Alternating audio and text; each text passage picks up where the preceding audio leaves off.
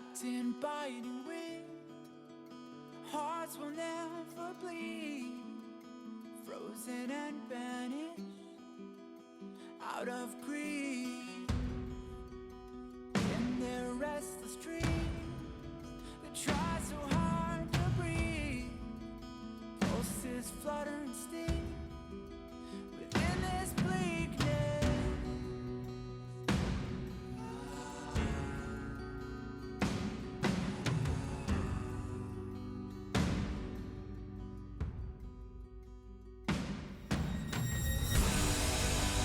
Pain will come with the blade.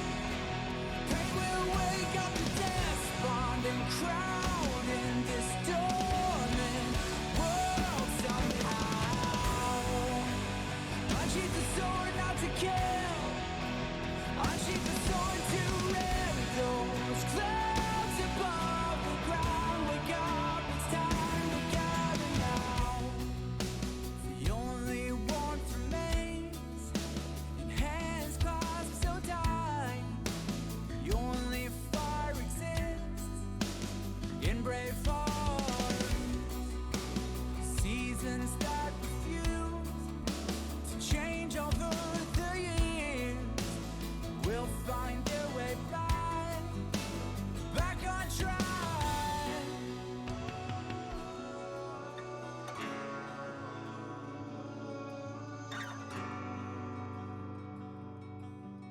We made a choice, go fight against your fate. Pain will come with the blade.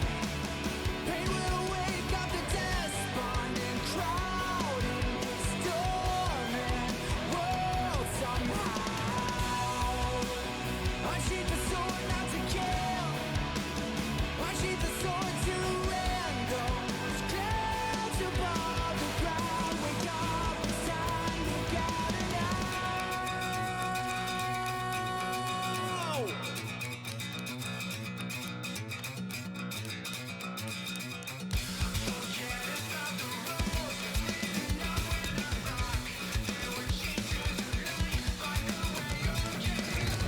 We have nowhere to know where they are headed for. See and lights on the fire, just blaze through the storm. We know it's right over there, something to spare. Whatever is arriving, we'll be prepared.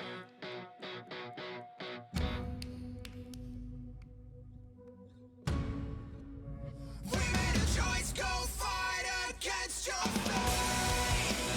Pain will come with the blade. Pain will wake up the despondent crowd in this dormant world somehow. Unsheath the sword not to kill.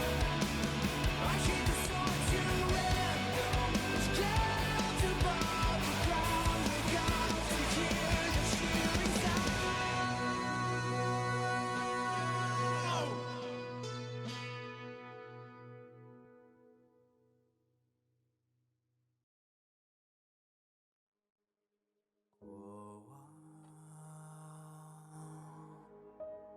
潮汐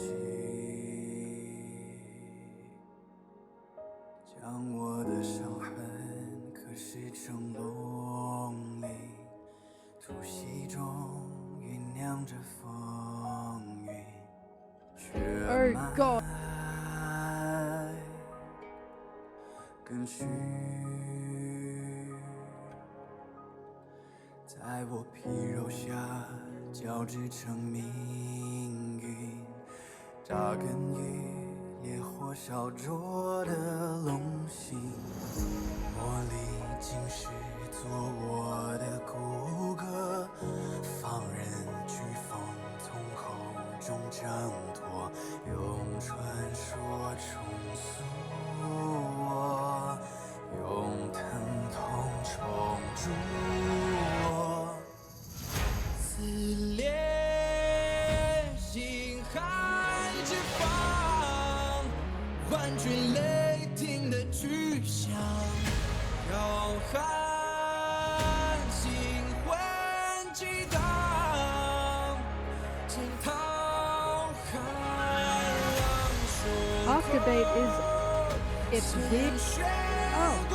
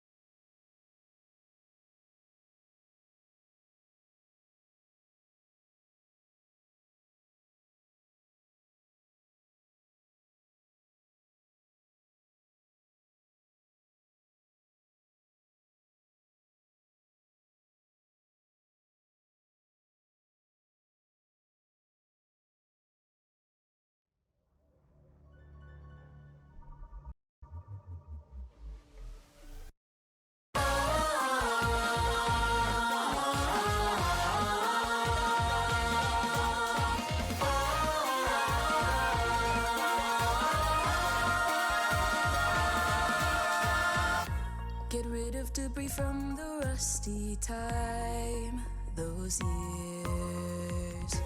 Don't stand in a daze looking for a sign, starting a drive. Run across fields of ice, bathing in the starlight. Be well aware of roads we've gone by. Put yesterday's aside, meet the future head on. Now trailblazers keep credos in mind. I won't say it twice. 1, stop staying within the lines. 2, we always align. 3, Even if we don't get the upper hand, we'll fight for right.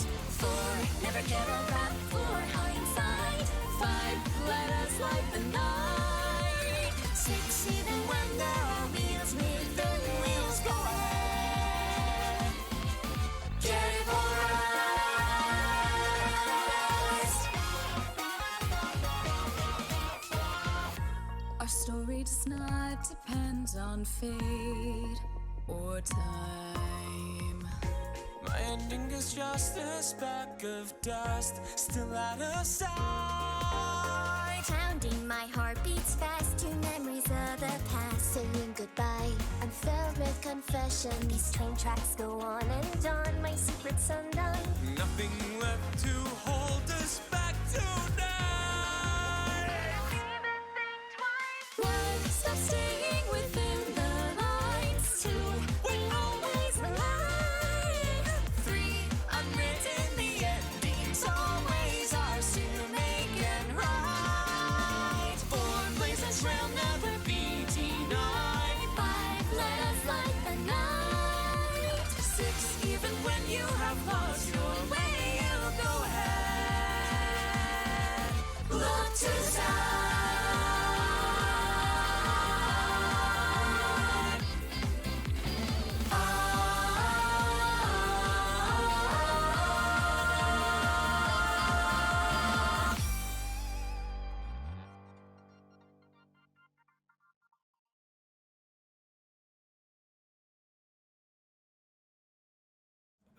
Okay, all right, I'm here. All right, everybody, calm down. Everybody, calm down. I'm here. Thanks for joining. Hello, hello. Hello, hello, hello, chat. Thank you for joining me 2 days in a row.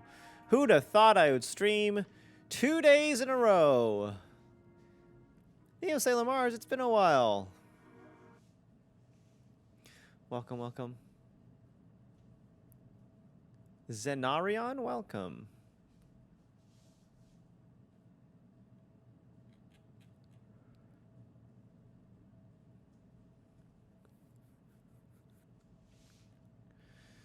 All right, so nothing really crazy on the agenda. Well, there's really nothing ever crazy on the agenda. I'm just playing the game. I might do some Swarm Disaster, but I don't know. Most of my shit's done for the week.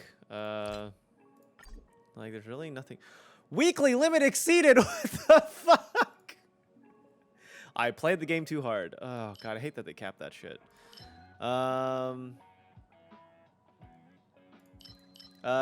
But yeah.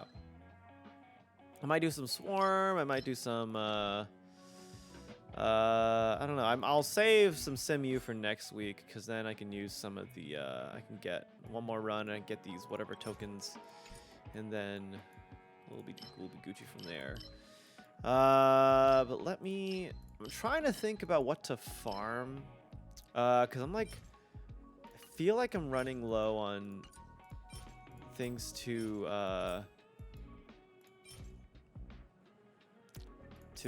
level characters with. There's a weekly cap. Yeah. How are we supposed to reach 50? Oh, well, we're only halfway through the month. We have 2 more weeks.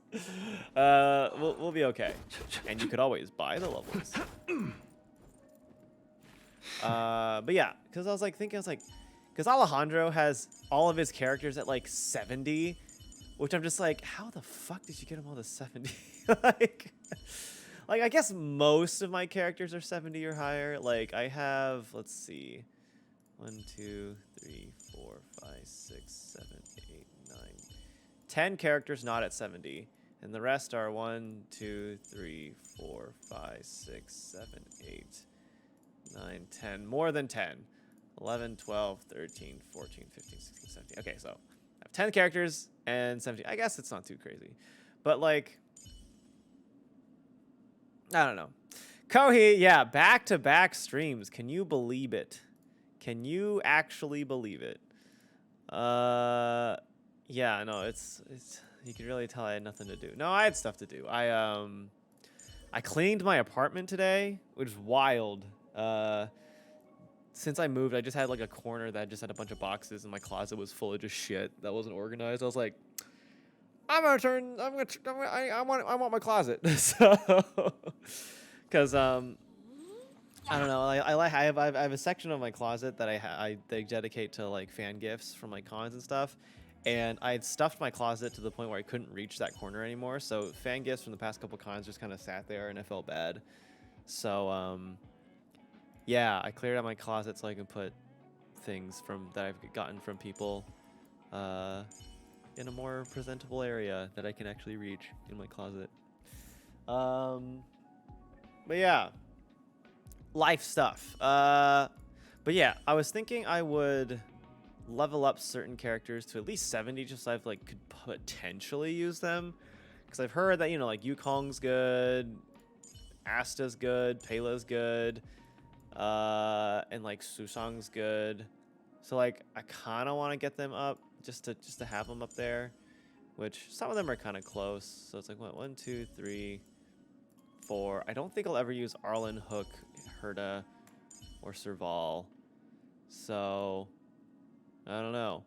Try out Mono Imaginary or get Mono Quantum ready? Yeah. Well, I mean, like, Mono Quantum's ready. I have Boink and I have Boink. And then the 2 other characters from Mono Quantum aren't out yet. So, you know, I'm chilling. Huh? So I think, let's see. So I've seen teams where Asta's really good for Kafka. So I might try a team where, like, if my weaknesses are set and I need, I guess, speed, like, I could try swapping Silverwolf out for Asta, but, like, eh. But also, I'm starting to use the Danussi more, just because he's absolutely busted. So, like, mono imaginary is I only need Tingyun or Yukong to have my mono imaginary ready because I have him ready, I have him ready. I could buff him up a little bit, but he's kind of just there for the slows. And then I just need Yukong ready. So, you know, I'll do that actually. For the morning.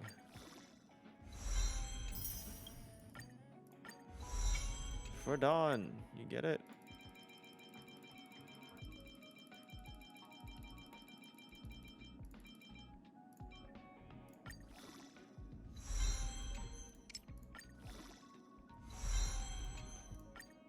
Ah, fuck. Ah, fuck. I can't believe. All right, let's do it. Yeah. Because I was thinking, I was like, I'm just spending so much time grinding for, like, materials for, I don't know, like, Ascension of something or whatever. Like the little broken swords. I can't believe you've done this. And, I was thinking, I was like, here. But yeah, I figured I was like, there's gotta be a more efficient way to use. Stand still. The punch Use is my decided. stamina. Step out of it. Good times. Time to say bye. Game's a bit loud. Boom. Yeah, there we go. Is that better? I have no idea. The game audio is at like in my audio like settings. It's at like 30%. And but I've got a raid to get I guess to. it's just how Time for a this bite. game is. It's just loud as fuck. Wait, I've heard other people say that this game's super fucking loud. Alright, I think we need to lower it even more. TBH. 25%. 25% game. Genshin is the same. Never Don't go get below 20 myself. complacent. That's fair. It might be. I don't know if it's like because like different countries have it's like this for like TV and like other entertainment. Divinity. But It's new. so different countries have different loudness standards, which means it's like, you know, like finding, oh fuck, which is like, you know, hitting a standard loudness, like consistent loudness You're too good to me. for whatever. Small fry. So like I don't know if it's like maybe is it China's games are like super fucking loud, because I know for Japan their stuff sits a little bit louder, at least for like anime and your little, oh shit, you're right. But at least for like anime and like TV and stuff, their loudness standards, like broadcast standards, are louder than American standards. So I wonder if I've got a raid to get to. oh, shut up. Yeah, I wonder if China's May as well hitting the kill 'em same all. standards, which is louder, but Punch then is decided. you come to America and it's just like everything's More Good enemies. too loud. Never time to say bye. Paladin Sorceress, thanks for the raid. Welcome. Holy shit. Do I not have a raid notification? I don't know. Anyway. Welcome raiders. Thanks for jumping in. What were we playing? Shout out. Ah, they were playing Honkai Star Rail. Very good. We're normally swear. I believe you. But welcome. I'm Howard. I'm the voice actor for Luka in old Honkai. And we're just starting up here. Just started streaming. Oh yeah, exclamation point VA in the chat. If you want to see other stuff I've done voice wise. Big fan of Luka's voice. Holy cow, you did something good. Thank you. He was a lot of fun. Say bye to breathing. Yeah, I don't get to play super weird happy boys like Luka a lot, so he was You chose the wrong real enemy. good. And Stand still. yeah, his lines are real stupid. So yeah, I very appreciate it. But yeah, we're just getting started today. Just kind of hanging out, just kind of Good chilling. times. Never last. Time to say bye. Boom. Played you say run for the for the versus Svarog. I mean, he gets his fucking ass kicked, so I guess that's appropriate. Agility. Oh god. But yeah, like Kohi put up there, I have prints. If you like Luka, I have a prints available online right now that I could autograph prints. You could order and I could sign and you could get available right now on my store on Streamily, !Streamily to see the link of things. There's a shirtless Luka print. There's a normal Luka print with clothes on. But you know, it's whatever you fancy. Luka. He really does have that shirtless advantage.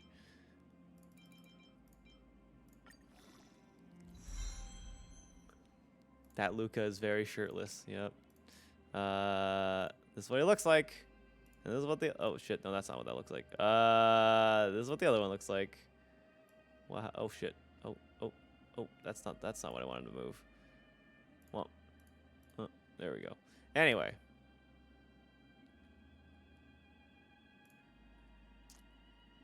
That's stuff if you want it.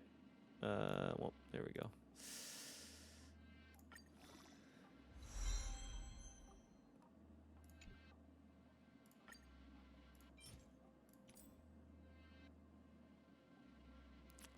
I guess ascending to level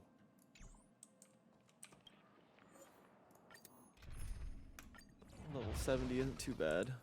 Does that hurt?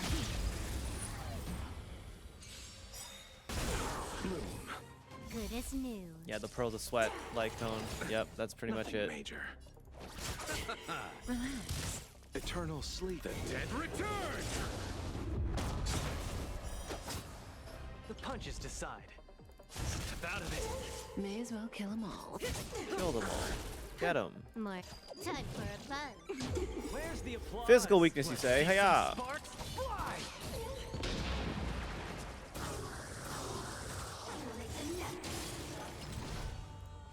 He's dead. Alright. The passing of time. Don't get complacent. Stand still. Small fry. Get cocky. Receive divinity. Thanks. You're Can too I have good to fun me. this time? Time for a fun. Good times. Time to say bye. Okay, so because my brain I'm gonna do this thing again.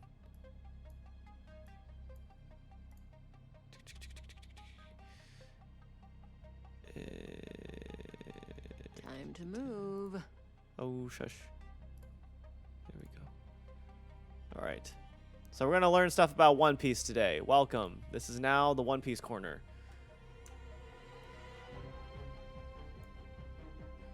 One Piece spoilers ahead. We're gonna be watching more One Piece videos while we do random stuff in this game. Let's see. What should we learn about first? We should learn. Let's learn about let's learn about Robin for a bit. Kid girl core time. I've talked about too many men with issues. It's time to talk about women with issues. Sanji may be a freak, but swooning over seeing Robin holding a skull? Yeah, he was a real one for that one. Because me too. She's this sexy archaeologist with a lot of hands and a lot of fingers. What will she do with them? Well, that's up to you. Her calm collection truly juxtaposes her dark sense of humor. Mainly because, is she just Really need to get into it. joking? I just Well, finished my third watch of the One Piece live action earlier today.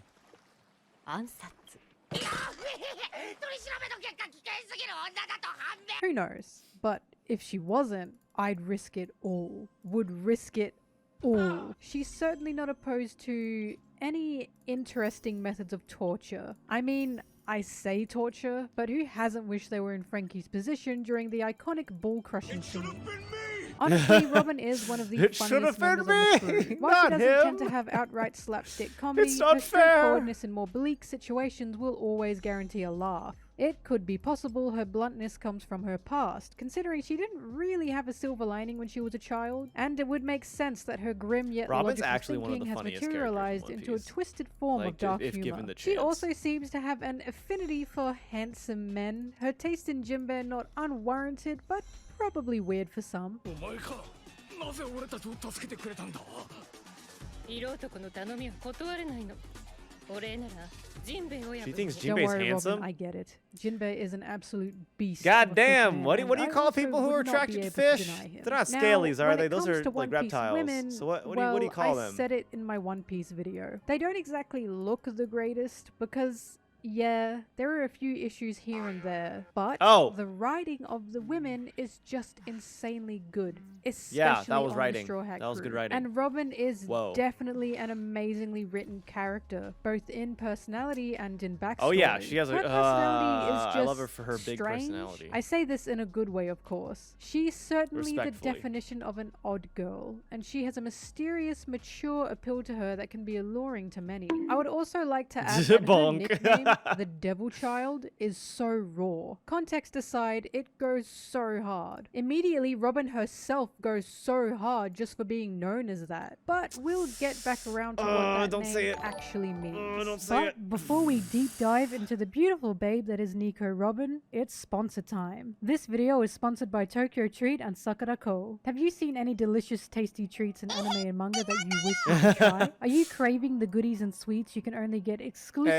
Hey, from Senpai Japan Golden, and thank you for the nowhere else? sub. Well, look no further, because Tokyo Treat and Sakura Co. are inviting you to experience the Oh, goodies of fuck. Japan from I the can't comfort believe of your you've own done home this. through the delicious snack boxes. Tokyo Treat is a monthly pop Japanese snack subscription Yeah, box, where you will same. get up to 20 of the latest, most exclusive limited edition and seasonal flavored Japanese what's snacks the, that are only what's available the in best Japan light for a cone limited here? time, such as Sakura Pepsi, gonna stick Japanese with her- sake the Kit one that Kats, looks ramen, like her, and much more. 'cause Sakura Co. I'm is just that also a kinda- monthly Japanese snack that kinda subscription player. box, but it supports local Japanese snack makers. And each box comes with 20 traditional, authentic, and artesian Japanese snacks, including Japanese teas and a special Japanese tableware. I'm personally a fan of all the sweet treats myself because no one does candy and chocolate quite like Japan, especially in Osaka. Both of these boxes do monthly themes, with Tokyo Treat currently having a My Snack and Valentine's theme, where you can experience a true Valentine's Day in Japan with heartwarming sweets like Kit Kat Lucky Daifuku, Super Mucho Sour Plum Chips, Karai Spicy Ramen, and many more. Sakura Co, on the other hand, has a Valentine's Bliss box. This is an extra special box, as they're partnering with the Osaka Prefectural Government to introduce you to Osaka's easy-to-love treats and tea in a special design box. These artesian a Japanese long-ass treats sponsor include strawberry section, holy dorayaki shit. video. Okay, back to Nico Robin. From the beginning, Finally. Robin had a very curious introduction, considering she was introduced to us as a villain, going against Vivi no less. But the most interesting part about her is she didn't want to kill the Straw Hats, when she probably very much could have. After all, she disarmed Zoro in literal seconds when they met up again.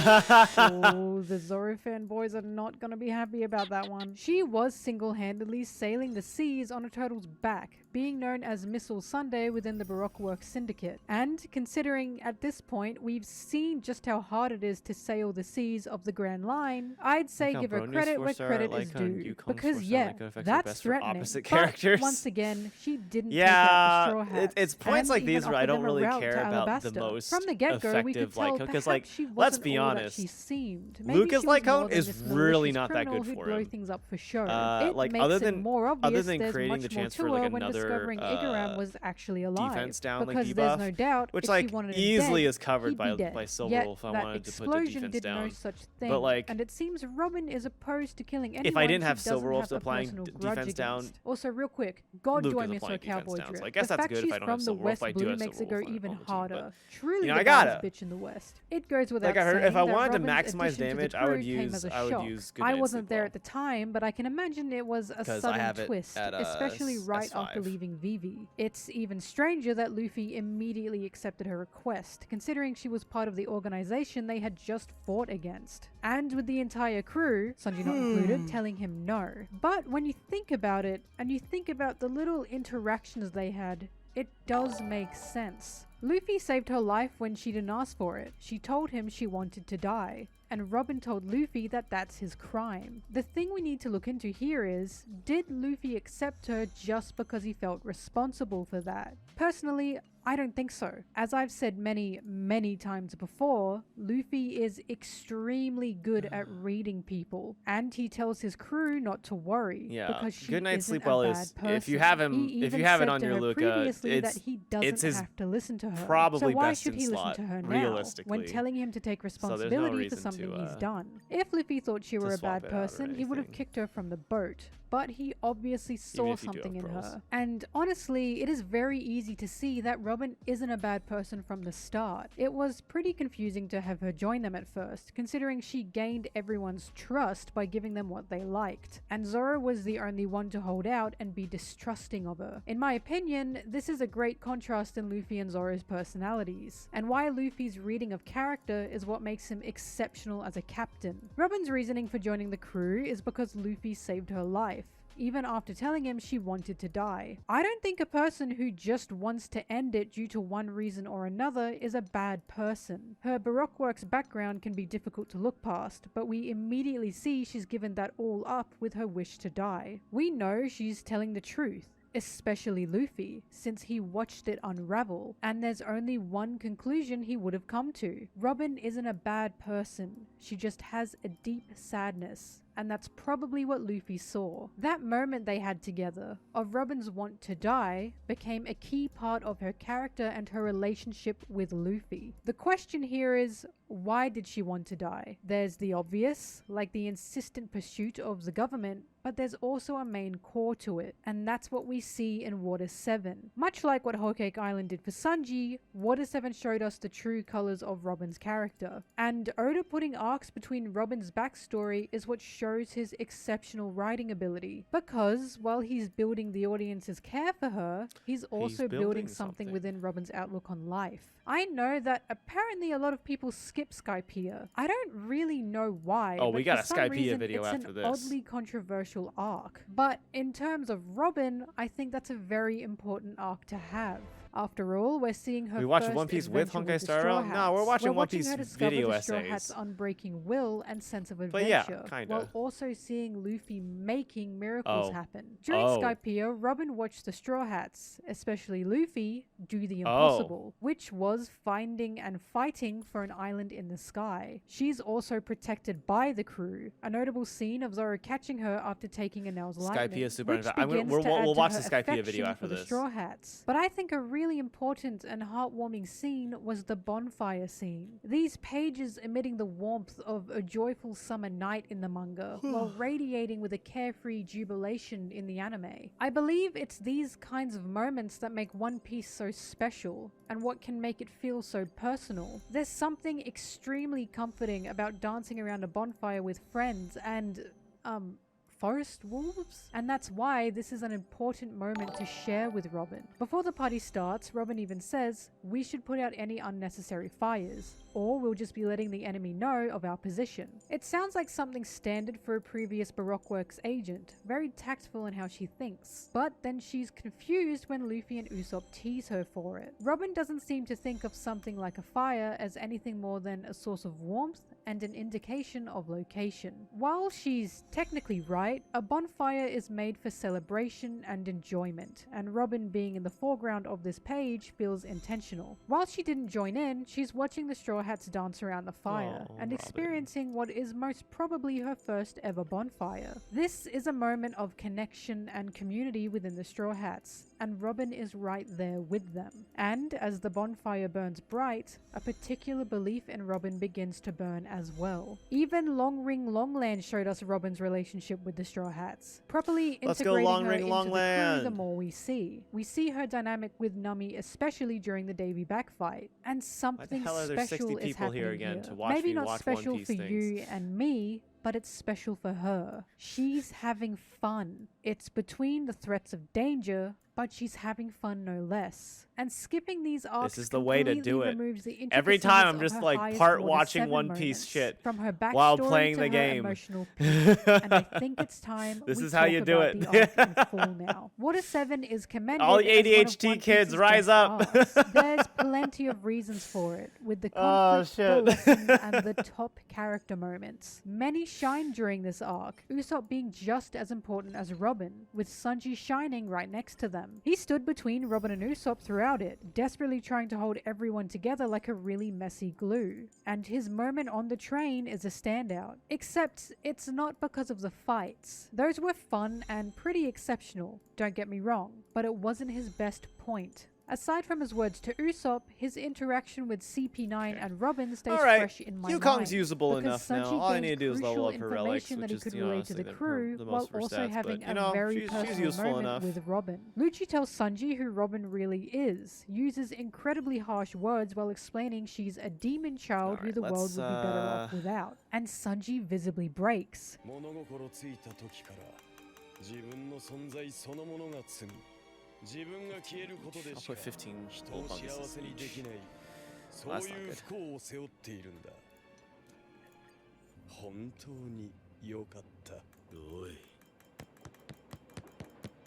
いい加減にしろ That's right, Sanji, get He's him! outraged to hear this, completely uncaring of what she's ever done to receive that title, and begs Robin to come back. It's here Sanji discovers the Buster Call, discovers CP9 are using Robin's trauma to manipulate her, and Sanji calls them scum. And he's right. You have to be the lowest of the low to use someone's trauma against Ramen them. And Kempo. Robin's care for the Straw Hats shines Dude, what a through when we fucking discover weird-ass she's character actively that dude facing her was. What was his trauma name just again? to keep the Straw Hats safe. Oh my god, One It sounds Piece. very similar to Sanji's whole arc, doesn't it? We also discover Robin would let the world burn so long as the Straw Hats are out of harm's way. Which is Wanze. genuinely incredibly touching. Yeah, Robin fucking isn't someone who wants to Wanze, sacrifice dude. life, What a but if it's to weird-ass keep those she loves character. safe, she will do all she can for them. From there, the Straw Oh, Hats fight with God. all their Love One might to Piece. get her back, refusing to let such a despicable thing happen to their crewmate. And Robin seems totally placid in accepting all of this. It feels as if she's trying to disconnect herself, readying herself for her imprisonment and death. Whack character until design even for actively One panicking Piece. when hearing the Straw Hats chased her to Ennie's lobby. Upon facing Luffy again, Robin screams to leave her alone. She tells them she'll never return. Just that like she with doesn't want to fucking see Nami, their dude. faces again, and she just wants to die. This is, of Except- course, a direct contrast of Robin's moment with Luffy and Alabasta. Luffy refusing to listen to her when demanding he let her die. But this time, instead of refusing to listen to her, Luffy asks what she's talking about. He can see it's an outright lie, but he still tells her, if you really want to die, you can do it after we save you, as if challenging her words. Luffy pushes that he's fine with whatever Robin wants. He'll let Robin pursue whatever wish she has, but tells her to do it by their side. 頼むからよロビン死ぬとかなんとか何言っても構わねえからよそういうことはお前俺たちのそばで言え It's kind of weird having a captain say, it's fine if you want to die, but Luffy is reading right through her. Of course he doesn't want Robin to die. Of course he knows Robin doesn't truly want that. And this emotional tension in God, Robin it's so is just good. about ready to snap. But before we get to the moment, I think it's time we discuss what that thing inside Robin is that I've been talking about. And for that, we need to dive into her backstory. As we all know at this point, Robin was born in Ohara. She lived on an island of scholars, archaeology being the main Ohara. point of interest within Ohara. And this is how she learned how to read poneglyphs. But apart from her educational past, this also shows us her importance of family and relationship. Her mother, Olvia, wasn't present. and her aunt hated her guts. Kids all around her called her a monster and a freak, Robin honestly being labeled a devil even before government intervention. And this was a derogatory term that stuck with her for as long as she can remember. The only sanctuary she had was the Library of O'Hara, Professor Clover and the other scholars being more of a family to her than anyone else. Until stumbling upon Saul the Giant. This giant has a peculiar laugh Robin asks about. And he tells her that whenever times are tough or things are hard, to laugh it out. I also think it's interesting Saul's laugh is dead as she, while Luffy's tends to be she. It's very possible there's no connection, but Luffy certainly embodies got that Saul's D in belief him. of laughing it out. So from what we can see, Robin was an unloved child. She had no friends, no loving blood family, and only the scholars cared for her. That is, until the Buster Call hits, and Robin only gets a few bittersweet moments with her mother before needing to run to safety. Between Saul and Olvia, she's told two very key things, both these things sticking with her forever. As Robin is torn away from her the mother, off, thanks for the Olvia, raid. she yells that Robin needs to live, no matter what. これからは私の分まで You need to live. And then Robin just said like, nah. Her mom was like, you have to live. And then Robin's like, no, I don't want to. Saul sacrifices himself for Robin, and his final words are genuinely tear-jerking.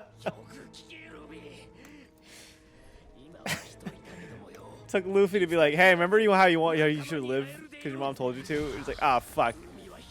You're right, I do want to live.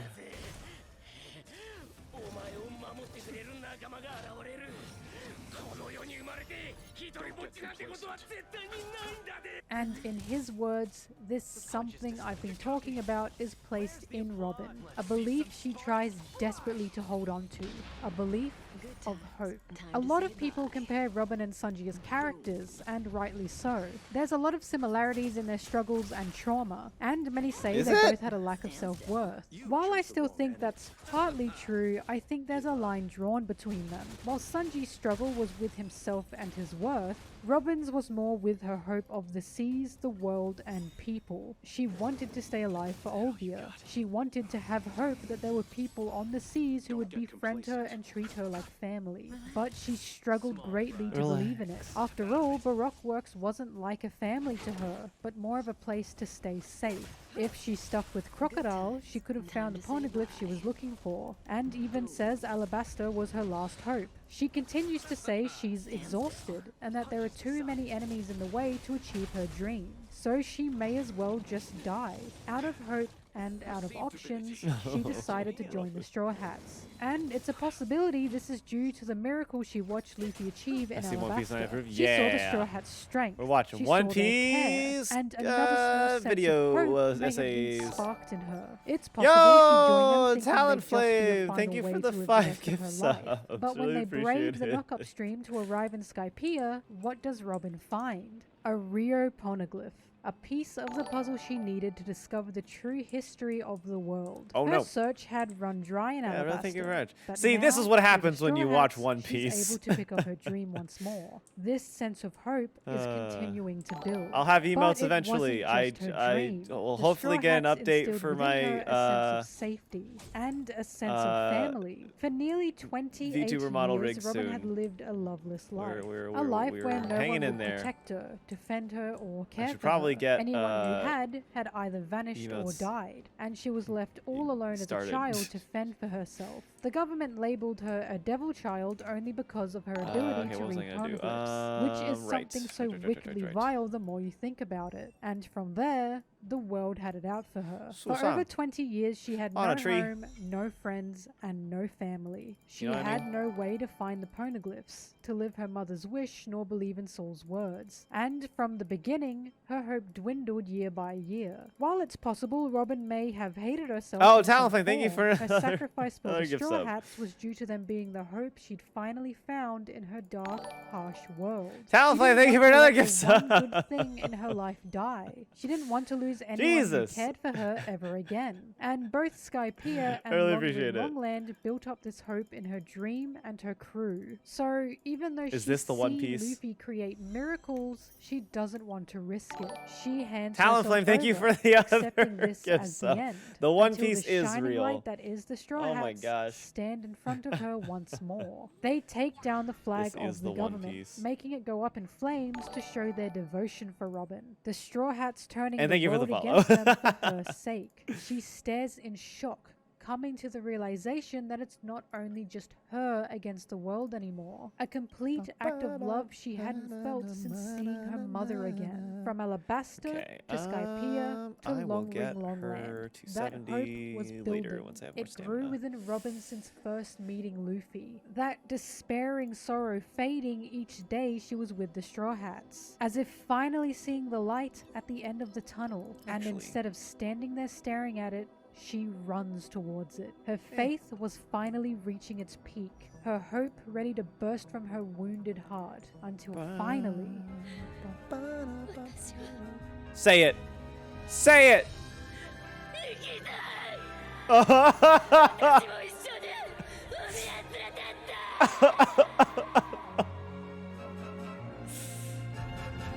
It explodes in a Oh, beautiful scene of I love acceptance. Robin. Her tears and her words washing over the audience with a sense of relief. Oh. And in that moment, she shines with the Straw Hats. It's masterfully done, and we watch Robin grab her dream and Oh. her life once more with a new. Robin's so good. And it's all due to the Robin. hope her friends, her family. Man, I have gotta given rewatch her One through their Piece. care. Shit. Water 7 had Ah. probably one of the most therapeutic endings to an arc. Every broken I love point One being Piece. mended back together in a healthier, stronger way. Through Holy all of shit. this, Water it's 7 was no such wonder a lot of fucking people see arc, Water dude. 7 Like as One Frankie, Piece's best Robin, arc. Robin's Usopp, development the from here Mary, on like out comes so from her much love shit for her happened for crew. the Straw The Hat Straw Hats crew. continuing to Like, be the oh source my of her God. passion for her life and dream. We must remember Robin is not a fighter. She is an archaeologist. And any new moves and strategies we see from her in battle comes from the strength to protect her crew. Wano was especially a strong example of this. Her will to protect Sanji leading her to fighting Black Maria. I've explained in my Sanji video why this moment was so important for Sanji. But for Robin, being relied on by those she loves most makes her literally radiate in a pink glow.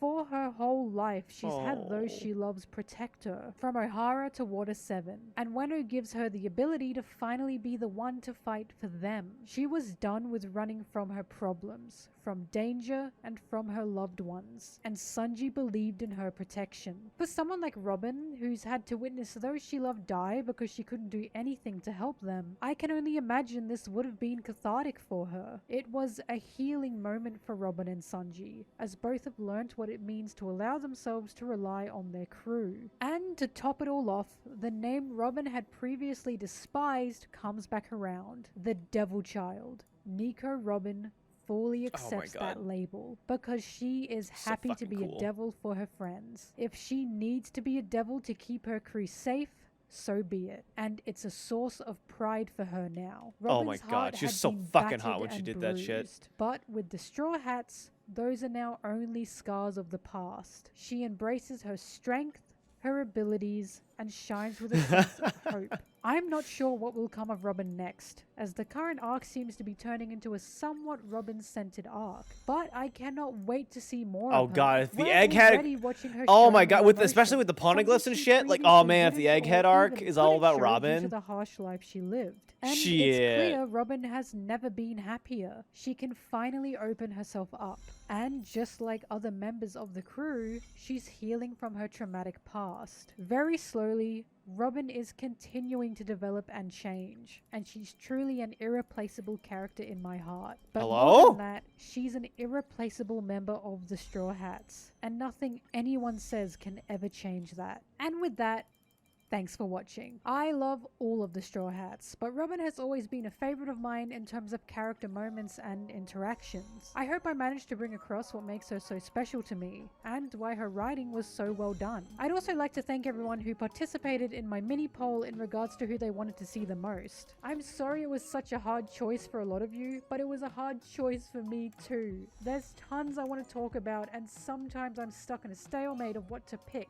So that poll really helped me decide on what to do. As always, let me know what you think. All the Robin fans I've talked to tend to be lovely, as they just want justice for their favorite cool lady, which I totally understand. Just a quick reminder that I do have a Patreon, and if you would like to support me there, I'd really appreciate it. However, I know not everyone can support me in that way, and watching and sharing these videos does more than you can imagine for me. Have a great night. If there's anything you'd like to see me cover, One Piece or otherwise, please let me know, and I'll see you in whatever I make next. See ya! Alright.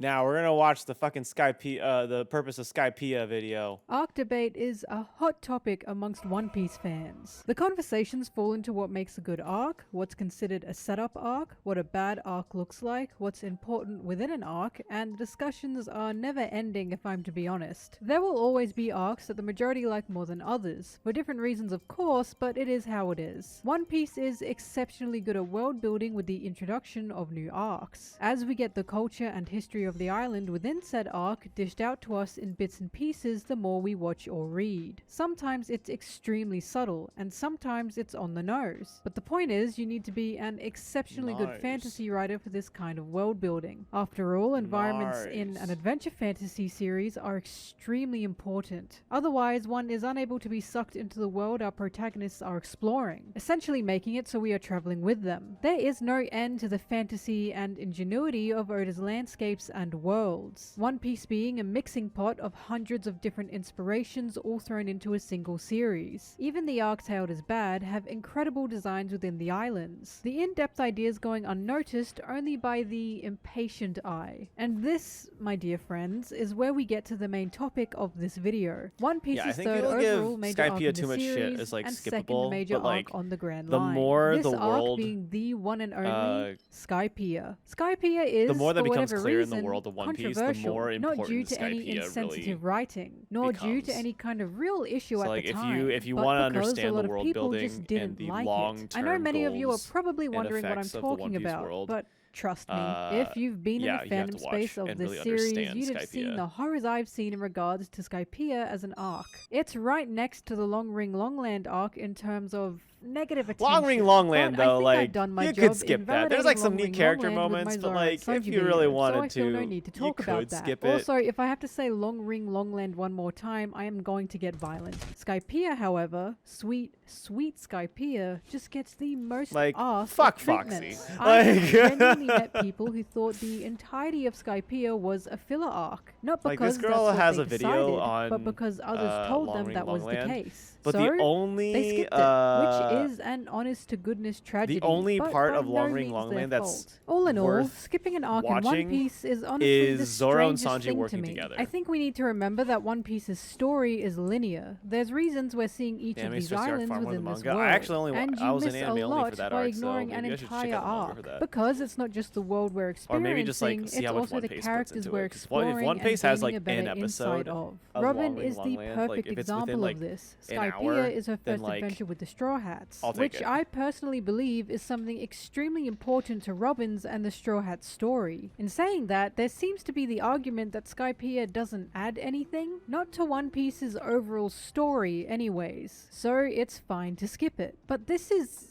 blatantly wrong. There's plenty in Skypiea that loops back around within the series, such as Sanji being from the North Blue, later discovered to Oh be my an god, like that extremely drop was important just like, detail wait, of his Sanji, you're from the character. North Nolan Blue? It's like, being oh yeah, I never introduced, told you, later okay, shown to anyway. have been And I was a like, real oh, well that was explorer that the weird. Dressrosa 15 years Honkai later, tribe hailed oh as a yeah, savior. so about the Luffy's North immunity Blue. to Wait a electricity. minute. This was more of a wait, small detail Sanji. that came back around in Wano. Blackbeard being introduced, and I'm sure I don't even need to say why this was important. Doflamingo also being introduced along alongside his Jolly Roger. GA? This Yeah, goes I remember hand in GA hand being with like Bellamy and his the filler loyalty arc when people towards the watch Doffy One Piece. They're like, pirates I in didn't the even think that was future. filler. I Robin thought that was like, it discovering was a so poneglyph good. It in was Skypiea, with they thought it Roger's was own canon. writing carved Unlike into the Long Ring, poneglyph. Long Land. They looped back around in Wano as we see Roger's travels and why he could read poneglyphs in the first place. And a lot more regarding gods and fruits that I don't want to fully disclose for spoiler reasons. But case in point, Skypiea Anyway, certainly hit a lot of beats I might that'd be take care followed of up in the some future. random Mainly little Dressrosa missions, ones, interestingly enough. while I'm However, around. I am going to say something controversial in itself in regards to Skypiea. And this may be damn confusing, but hear me out. Sometimes One Piece arcs don't have to directly contribute to the ongoing plot, and Skypiea's important points were not plot-based. What could that possibly mean? I'll tell you, and I'll tell you right after this sponsor. This video is sponsored by Tokyo Treats.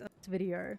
And now it's time to dig into Skypiea. Let's deconstruct Skypiea before really getting into the grit of what I'm talking about here. I personally believe Skypiea is an extremely solid arc. It somewhat deviates from One Piece's usual formula, which is Zoro and Sanji take on big bads 2 and 3, while Luffy takes on the number 1. And who knows, maybe that's why a lot of people didn't feel for it. But in that same way, Whole Cake Island and Punk Hazard also did the same in regards to formula deviation. And Skypiea really brought forward the idea that One Piece isn't as it seems. It began subtly pushing that One Piece will be a series that can do whatever it wants, and we will not be limited to broken kingdoms with grieving princesses, although that does happen a lot. Either way, Skypiea completely jumped to newer themes and questions that completely deviated from the ones presented in Alabasta. I mean, it even somewhat starts with Luffy asking if there's a god.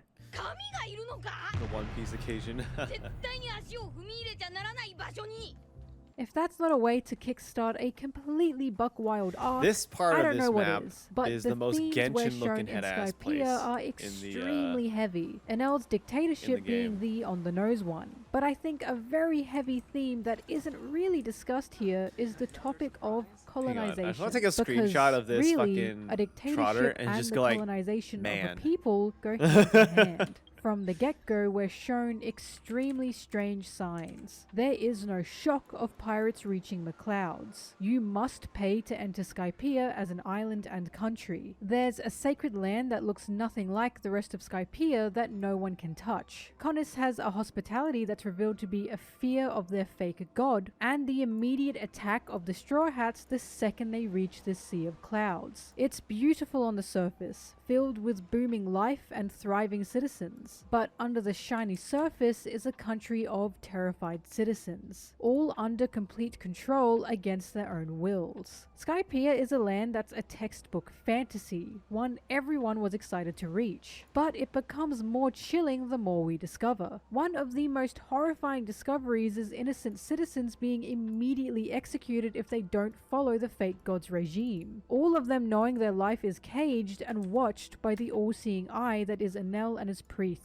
And in turn, this puts the citizens against each other, as no one wants to risk their life for the smallest of mistakes or any taboo associations. Every single person within Skypiea is under Enel's thumb, and all anyone can do is execute his orders in hopes of staying alive. And if that weren't enough, we're then introduced to the Shandia tribe, and this is where the real struggles of Skypiea are presented. Skypiea is a battle of the skies, and the Shandia tribe have fought for literal centuries to get their homeland back. As we were told, the land of Jaya was lifted into the skies by mystical means, and the Sky People claimed that land as their own, forcing a rule that it must be untouched and unable to be lived on. In the skies of One Piece, we witness a genocide. The Shandia tribe forced from their land and wiped out by the hundreds of thousands to take over Jaya. The current day citizens do not overall agree with such an idea, but they are unable to speak out due to the dictator that resides over them. There's even a stunning line from the previous god of Skypiea,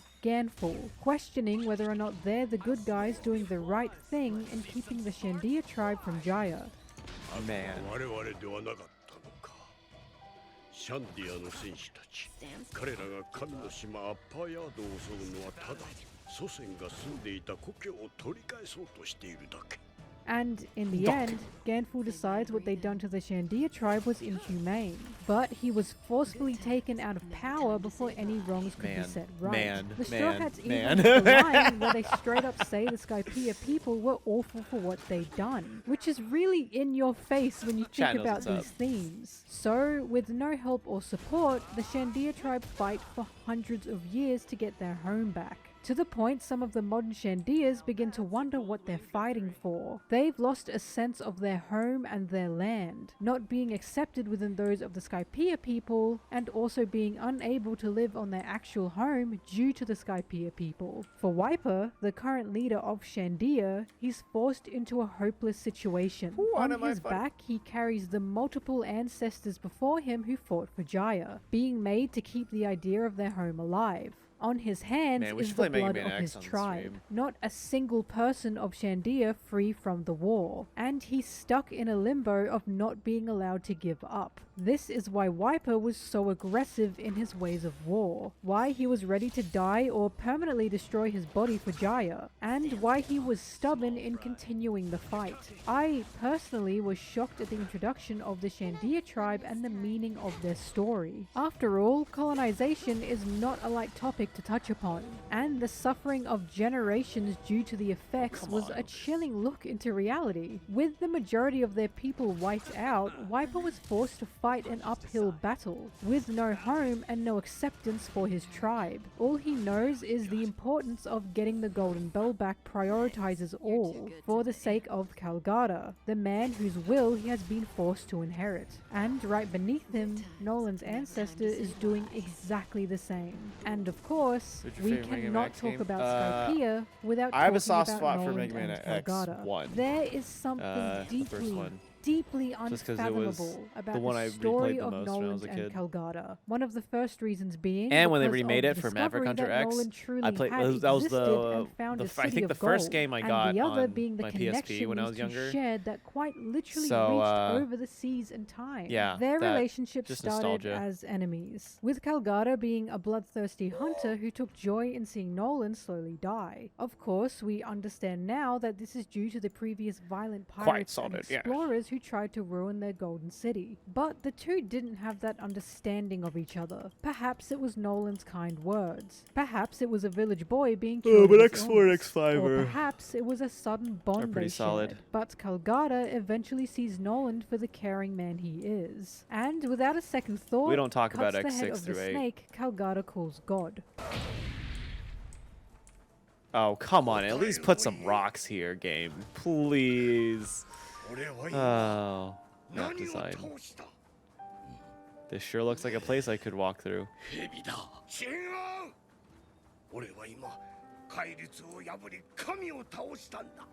Already, in both a literal and metaphorical sense, Calgada has killed God due to the faith he has in Nolan. And the idea of a fake God continues to be pushed through this made story. the new I do not believe that this is structure One Piece trying to force of the how idea they tried that to the make faith Mega Man others X have is wrong, but is showing us a bond can be so true and trusting that one will even smite God for it, which I have is bad news for you. really romantic for some reason. With mixed feelings, Calgada allows Nolan to help his people, and the bond between them only grows as Calgada realizes he made the right choice to save Nolan's life. We even get multiple lines of how Nolan and Calgada understand each other like no other, of how the Shandia tribe has never seen Calgada so carefree and happy, and how there must be an understanding between them that no one else can fathom. Unfortunately, with a later misunderstanding of the Shandia's sacred ground being ruined, Calgada ostracizes Nolan and his crew in a fit of rage. Nolan does not speak back, aware that he has done the unthinkable, and is prepared to sail with this relationship torn. But thanks to Calgada's daughter, we find Nolan was, once again, only doing what he believed was right to help the tribe of Shandia. With heavy regret, the Shandia tribe ring the bell for Nolan to hear, informing him of their remorse. And with that, we get what I think is one of the most tear-jerking scenes in One Piece, as Calgada yells Nolan his apologies.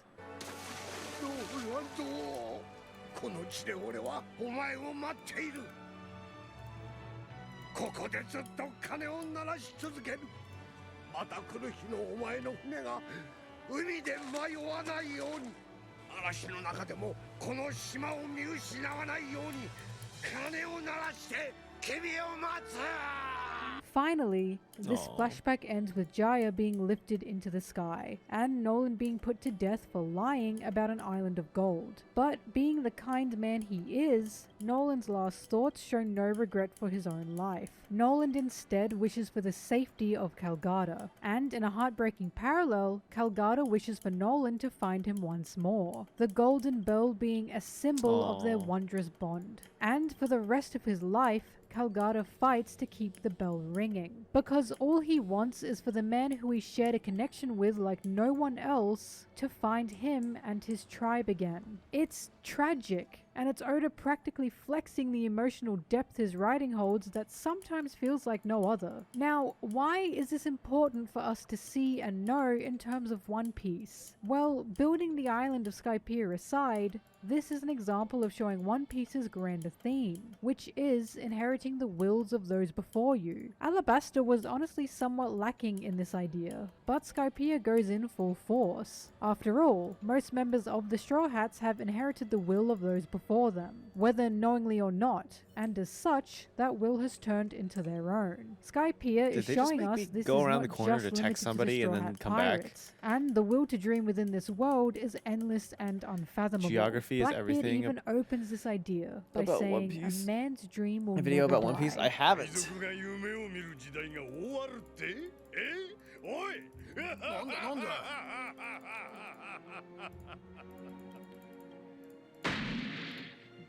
人の夢は終わらねえ And what the hell was Skypiea all about? It was about the dreams of the Shandia tribe, the dreams of Wiper and Calgada, and the dreams of Cricket and Noland. But on top of that, Skypiea is an example that relationships can indeed span over time and space itself. The connection Calgada and Nolan This shared NPC is was really so pretty. powerful They, that it they didn't have to go this influenced hard people for an around NPC. and connected to them 400 years into the future. Really, really think about that. Is that not something that just makes you want to hold yourself and cry? Is that not something so excruciatingly beautiful? As an arc, Skypiea is showing us the endless dreams of man, reaching land and sky, with the profound connections people share that are unknown even to them. It's why Skypiea wasn't just a story Wait, of why the fuck taking is down Serval? Enel, beating the big bad, and freeing those caged by his dictatorship, but the struggles of will and impossible dreams being reached due to the bonds that are shared. In this place in the sky, we are watching someone else's centuries of dreaming come to fruition, and on land, the dreams of another have been met as well. And these Wait! dreams are ignited because of how much We're Calgada going to and Nolan Bellabog? cared about each other. The Golden Bell was the end goal, not just to free the damned, but to set us alight with hope. With all the struggle and strife we see, with how much pain everyone has quest in gone the through Shinzo in takes this us to arc, Bellabog? that bell is nothing short of the sound of miracles. Hey, And sorry, most Papa, didn't know you had importantly, Twitch. this Just like bell love is from the east side of sound Canada. of love. Say very, very well done. Voice from Luka. Welcome to the Thank you. Really appreciate it. Luka was very fun. Good lord.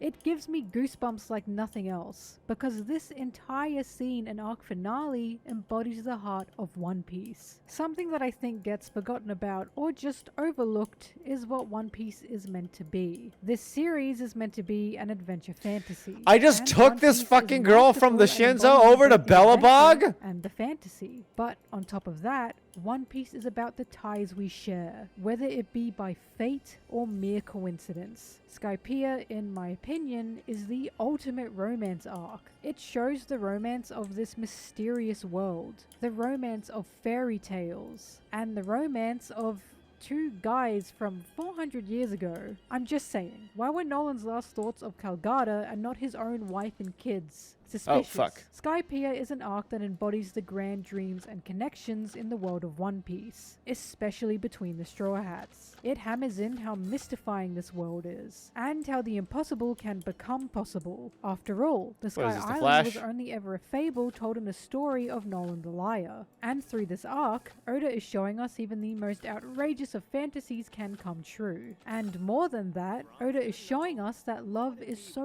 wonderful and astounding it fills this entire universe. I feel I need to state, I am not talking in a strictly romantic sense, but overall the care everyone shares, no matter how long or short they've known each other. Skypiea is truly the early beginnings of One Piece's beating heart. It's an arc that makes it be known Luffy's will is as strong as it is due to the relationships he has. I did this to And myself. just like Helgata, Luffy defeated a version of God due to the bonds he found. I feel the reason Skypiea Destroy is God, skipped is because find the there's One this Piece. notion that a better arc is coming up, and it holds a lot more. This arc being Water 7, which I have previously stated is sometimes hailed as One Piece's best arc. But when you skip Skypiea, you miss these important lessons of friendship and family. You miss these ideas of the will to dream, and you completely miss the significance love has in this What do world. you think will be the most This challenging is thing One Robin's Piece live action first production adventure with team the will have to Straw do? Hats. And it is Make nothing Chopper but look fitting good. that her first adventure be the importance of relationship and love. That's, Because when we that'll go be to a Water tough 7, ask. we discover her story is all about the family she has found on the ocean. And Skypiea has taught us it doesn't matter how short their time together was, because she has found a love that reaches across the seas itself. Skypiea is also like no other arc in terms of the fantasy it brings, because island issues aside, what could possibly be more romantic and miraculous than a sea Yeah, I've of seen clouds? the little Upon Photoshop seeing the thing of heavenly making imagery, Chopper the Straw look like Hats' Detective amazement Pikachu, and joy is or infectious. Detective Pikachu And looking we like get a Chopper. scene between Usopp and Luffy that's one But the of thing my is, personal for a favorites. series regular, having to do that is going to cost a lot of money. And you can tell from, even though they spent a lot of money on the first season, like they spent a shit ton of money on the first season, they still had to do all these things to work around the budget.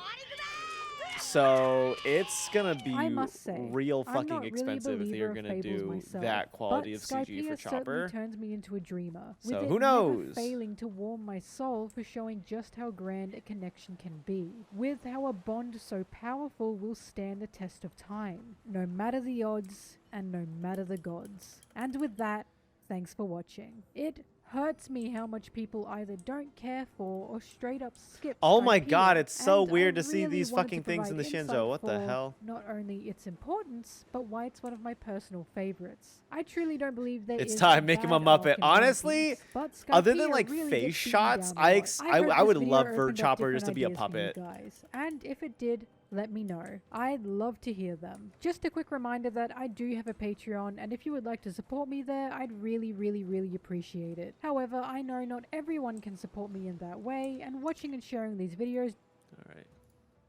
it's these guys, Tweedledum and Tweedledummer.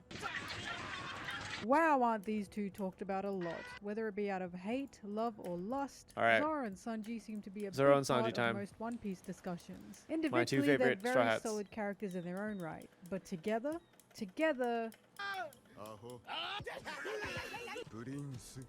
ぶっ飛ばすぞてめえマリモ俺がマリモだこら安い夢だな God, are they annoying. They are so annoying. They're loud, they're childish, they're violent, and for some reason, Toei has made them nearly kiss twice.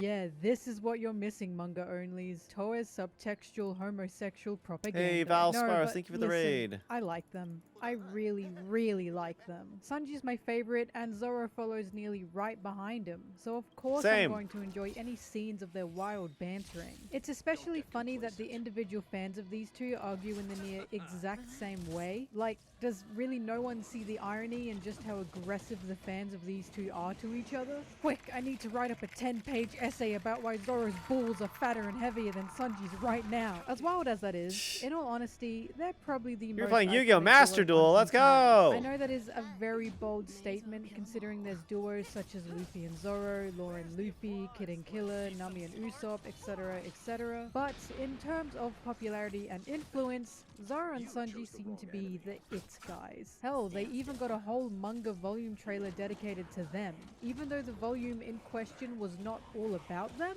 After all, lest we forget, Sanji was pregnant, Zoro has been locked in. I am not making this up. This was a mistranslation from the official One Piece Instagram that for some reason mistranslated multiple languages like this. Good job, team. Sanji was Keep it pregnant. up. But before we get into any of that, it's sponsor time. Sanji and you'll was never pregnant. guess who we have today. Do you seek the thrill of a win against opponents while having a totally platonic...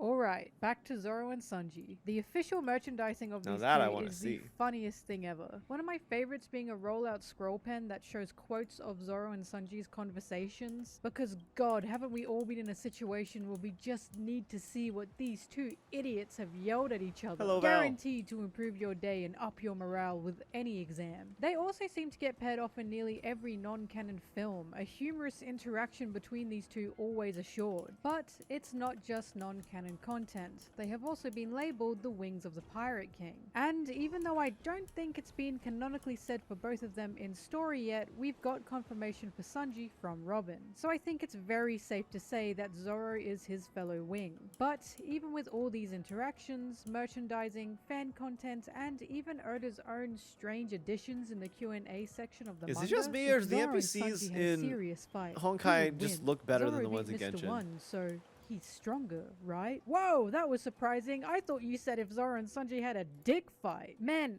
what? There still appears to be a misunderstanding in regards to these two. It seems a lot of people just don't get them. They don't get why they work, they don't get how they work, and they don't even know if Zoro and Sanji even like each other. To me, and maybe to you, it feels very obvious that they clearly don't hate each other. But I've seen many opinions online of how Zoro and Sanji apparently legitimately just can't stand each other. It may be due to the constant scaling of them. It doesn't tend to come down to the personality with discussions of these characters, but the power. And god, doesn't that just seem to be a hot topic amongst fans. But listen, as always, I am not here to power scale. This video is not about who's stronger, not on any imaginary scale anyways. Any mention of strength within this video will be due to story and writing reasons because, and let's not kid ourselves here, sometimes the realm of mathematical power scaling must be bent for the convenience of story purposes.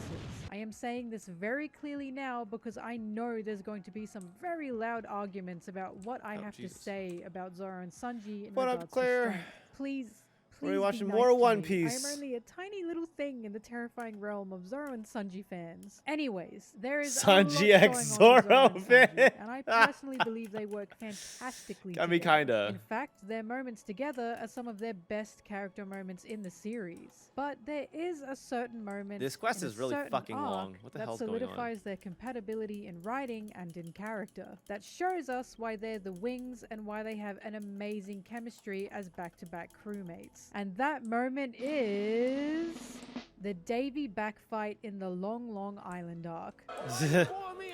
It seems to be a wild statement to say the Long Island arc was important, but stay with me because I do indeed have my reasons. These I lady promise NPCs I'm are not so breaking the pretty. What the rules fuck here. is going It's on time over to here in the dissect Shinzo? What are they goofy feeding old these people? swordsman and the sad little man. One thing that seems to cause confusion with these two is why they fight in the first place. After all, the fundamental morals of Zoro and Sanji don't seem to differ too drastically. They're a lot alike in plenty of ways, actually. This is most prominent in Water 7, with Sanji agreeing with Zoro in terms of allowing Usopp back into the crew. They both hold a heavy love and loyalty towards the Straw Hats, especially to Luffy, so both of them saw Usopp's leaving as something serious he needed to make up for. This same idea follows Sanji into Whole Cake Island, as Sanji They says do he have can't thousands come of back years to to the perfect crew hair and because makeup. he's disrespecting Just the like real captain, China. which Zoro would have no doubt agreed with at the time if he were unaware of the circumstances. It's actually very rare rare that they disagree with each other, perhaps apart from stupid competitions and other smaller things. But they ultimately agree on what's important. They also both heavily protect the crew, and both have an understanding that their strength should be fully used for the safety of the Straw Hats. Neither of them will ever question Luffy in regards to orders. This has maybe happened once or twice between them. One of those moments ironically being Zoro disagreeing with Luffy's decision on allowing Sanji to run rampant on the Water 7 train.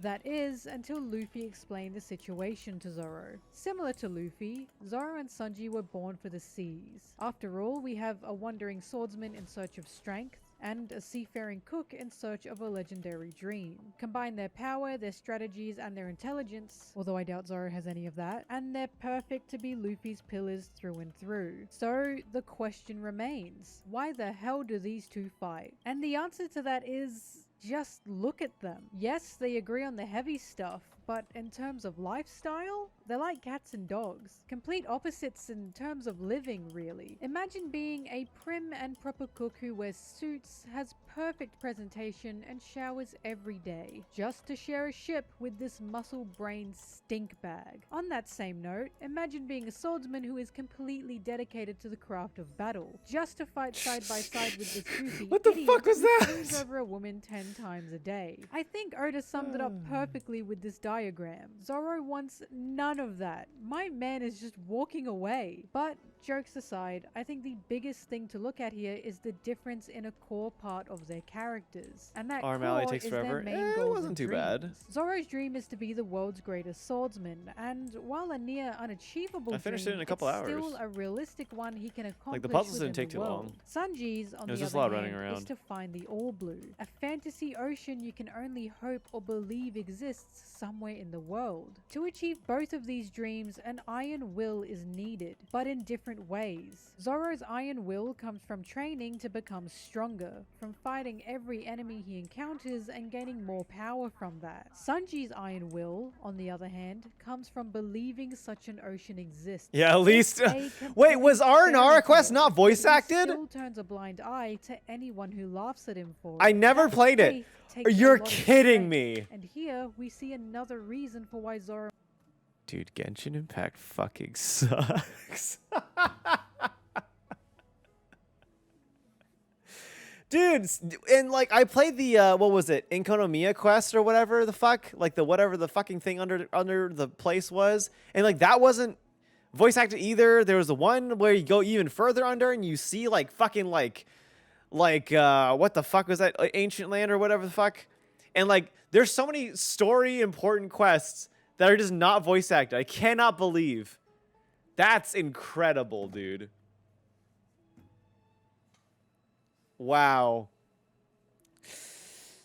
Listen, I get it. There's a lot of shit to uncover and to voice in Genshin Impact, but if parts of the map are barred off, you'd think, or unlocking the entire portion of the map, you would think they would voice act that scene, like that quest. Anyway. and Sanji stand either side of Luffy. Luffy's dream is to become the Pirate King, and what does that take? That takes physical power, to be able to beat any and all enemies in the way who may be going after that same title. But it also takes an unbreakable spirit, a faith that the One Piece itself is a real treasure that exists. Can you see where I'm going with this? On one side, Luffy has Zoro, who perfectly mirrors his need for strength with the will to become the world's greatest swordsman. On the other side, Luffy has Sanji, who perfectly mirrors his romanticism and belief in the fantasy of the world. Luka's really just working out while doing puzzles. They perfectly balance Luffy out, but more importantly, they perfectly balance each other out. These two exist as complete foils of each other, Zoro having a grip on a harsher reality, and Sanji having a love for a grander fantasy. Zoro is a realist who's dedicated his body and life to what even he acknowledges is a crazy dream, while Sanji's more of an idealist, a dreamer who loves childish fairy tales and stories of noble princes and beautiful princesses. And of course, with them being on opposite ends in terms of lifestyle, where one lacks, the other makes up for. Zoro is fantastic at keeping his head in emotionally charged situations, Luka's companion making quest is good sure storytelling. to be the rock Yeah. in such circumstances. It was real good. While Sanji knows when to prioritize heart over mind. Water 7 truly showed this, as we see Sanji kicking Luffy when about to tell Usopp to leave. Sanji showing Luffy what weight such words hold towards his own crewmate. そんなに俺のやり方が気に入らねえんなら今すぐこの船に Oh. サンジ。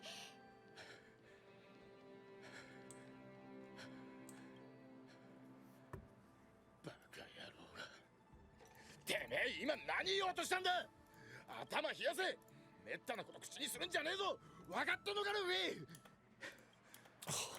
At the same time, we had Zoro helping to navigate Luffy through a difficult situation, being completely practical in his approach with it. おい それがキャプテンだ。迷うな。 Don't get complacent. お前がフラフラしてやがったら俺たちは誰を信じりゃいいんだよ。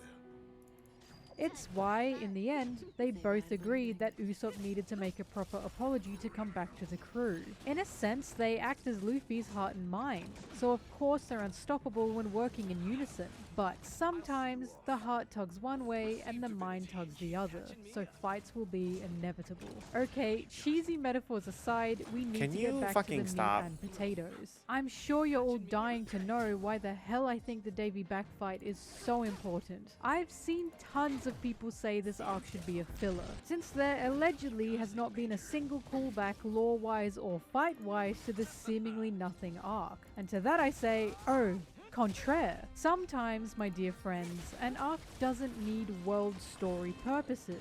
Sometimes it doesn't need to be about the lore or the big bad, but about the character. The Davy back fight was exceptional at showing character relationships and dynamics. From Robin's relationship with the crew, to Usopp and Nami's amazing chemistry, to Luffy's ridiculous resolve. But the biggest thing to focus on here, and what I truly thought was the most important thing to take from this arc, was the fight between Zoro, Sanji, and the Foxy Pirates. Before the Davy back fight, we'd seen Zoro and Sanji work together. Yes, it had been in interesting ways, but we never really saw them work off each other. The closest we got was Arlong Park, their mutual care of Luffy driving them to beat their opponents. But they still didn't really do it together. They fought back to back with their own opponents, not really having a single shared target. That is, until the Foxy Pirates. Unless you watched God, the One this Piece is live so action. Satisfying to watch. Wasn't So this a why filler? did they Long Ring fight Longland? here? Why did Long these Ring two find Longland it was so not hard filler. to get along considering the situation? Well, It just was the think most about filler it. seeming Think arc about of who all these of guys canonical are. One Piece. We have Zoro, a previous lone wolf swordsman who believes he needs to do everything on his own. And then we have Sanji, an emotional cook who refuses to get in the way nor be a burden to his crew, seeing every fight as proof of his worth. How could they not butt heads? It wasn't because they hated each other, but because they both believed it was all up to them. It's how they lived their entire lives, the two of them equally self-sacrificing yet in different ways. You mix self-sacrificing with self-sacrificing, and what do you get? Two suicidal idiots. And the push and pull of this fight only prove that. We are actively watching them jump in the way of the other throughout the entire game. The swordsman, in other words, the protector of the crew, needs to make sure the cook doesn't get injured. And the cook, in other words, this emotionally charged mess of a man, needs to prove he isn't a burden to his crew. They continuously yell, "Don't get in my way," or "Do as I say," because they're both trying to do their job, Still feel albeit Long- with probably Long Island too is much very stubbornness.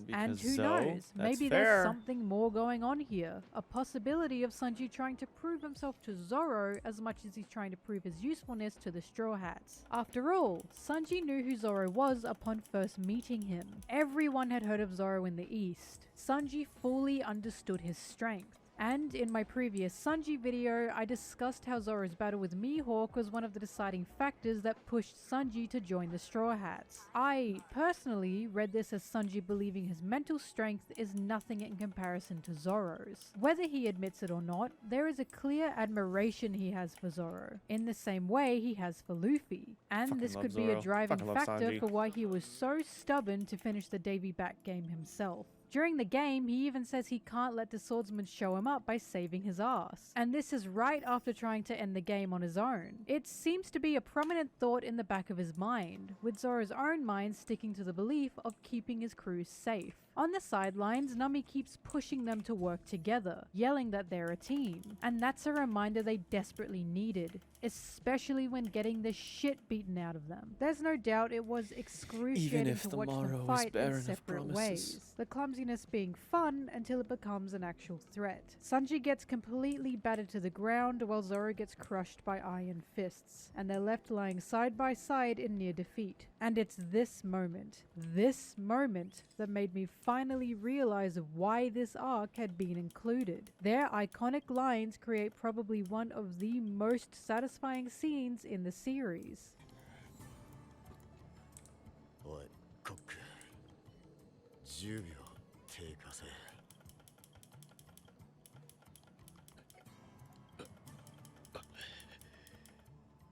妥当な時間だな。 What are these lines doing? Why is this tiny bit of dialogue so groundbreaking within the ever-expanding world of One Piece? Because this arc was a setup. It was a setup that began to truly present Zoro and Sanji as the future wings of the Pirate King. And this dialogue is the base of it all. Consider this. Before the Davy Back This man is really One Piecing while doing his dailies. Asked for anyone's help in battle, especially Sanji's. He didn't ask for it in Arlong Park, or Alabasta, or Skypiea. But Arlong Park is the most interesting one because while Sanji did jump in front of the metaphorical bullet for Zoro in that arc, Zoro didn't ask What the for fuck it. is Yet going with the on? Davy Back fight, Zoro finally asks for Sanji's assistance. It's in his own cool boy Zoro way, but he's asking for it got in trouble. nonetheless. And remember, Sanji is someone who wants to be useful. He wants to prove his worth. So of course he accepts Zoro's request. Within this moment, they have solidified two things. Hey, thank you for the first thing raid. is respect. Okay. There were hints of it to begin with, but the differences between them left their relationship on a more shaky ground. To cement they needed a moment of total We're just doing random shit mutual respect. while The watching second One thing, Piece video and essays. This is the most important, is the confirmation that they are Hope you had a good stream. equals. Yes, their strength can be argued, whatever. But to these two, in the other's eyes, they are equals. I'm sure I don't have to explain why it's such a big deal that Zoro specifically was the one to ask for Sanji's assistance. It's not because Zoro himself is weak, nor because he believes Sanji to be stronger than him, but because he can respect Sanji on equal ground. After all, if you have two wings, Just what celebrating good are they if one is birthday. bigger Hey, than happy the birthday. other? You need Hope you had a great total one. coordination, total understanding to function with your fellow wing. And that is exactly what they give us. Because what happens when this trust and respect is established? They begin to fight in perfect unison.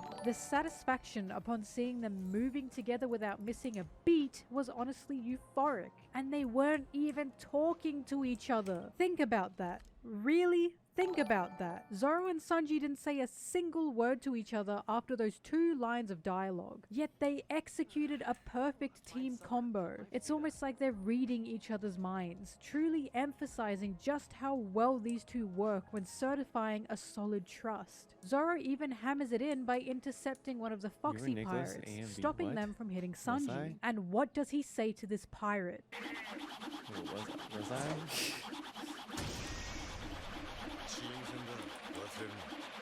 Don't forget, this Oh, is a Ancient team Magus battle. Bride. I just Oh. don't understand how. Yeah. How anyone can think of this arc and these moments as should have been filler when we're seeing Zoro allowing his crewmate to have his back in battle for the first time. What a I'm specific sorry if role that word you was heard incredibly here. gay sounding. I'm just far too excited about this, and I am shaking in my goddamn seat. I think this moment is huge because man. Zoro, being the first on the crew and the swordsman, has had to be Luffy's pillar. His job is to take care of wrong the video. Oh, shit, underground you're heavy right. shit, so his captain call. can take care of the above ground heavy shit. But then a question pops up from this. That question being, I'm who glad the I got hell Luka to is E6. going to It's help been a lot of fun. Zoro Let's when he go. needs it? Sanji, of Good course. choice. Davy Back has shown us Zoro and Sanji are each other's pillars. They support the other when no one else can or will. And we see this in action time and time again. It's no coincidence that Water 7, the arc directly after the Long Long Island arc, shows Zoro and Sanji talking to each other on mutual terms regarding the money situation. As Luffy thinks of what to do with the Mary in the distance, Zoro and Sanji talk over what to do about Frankie. And if we jump arcs ahead, Sanji literally carried Zoro partway through Wano. I don't know how much more obvious and blatant you can be in showing Sanji as Zoro's support, because Sanji throwing Zoro over his shoulder is pretty on the nose. Then in Thriller Bark, there is a lot going on in Thriller Bark, but a particularly interesting moment for me was when Sanji jumped out to save Zoro when no one else would, refusing to stand and watch Zoro take on someone like Kuma alone. No one else would do that, because no one else would challenge Zoro's pride in that way. But Sanji is a complete non-threat in that regard. Zoro is happy to have Sanji's help because he acknowledges Sanji wholly and truly, and Zoro actually panicking upon seeing Sanji screaming on the ground in pain proves his faith in Sanji's abilities, because this shocked him.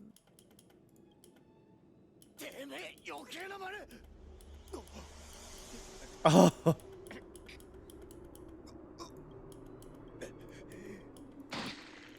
Sanji.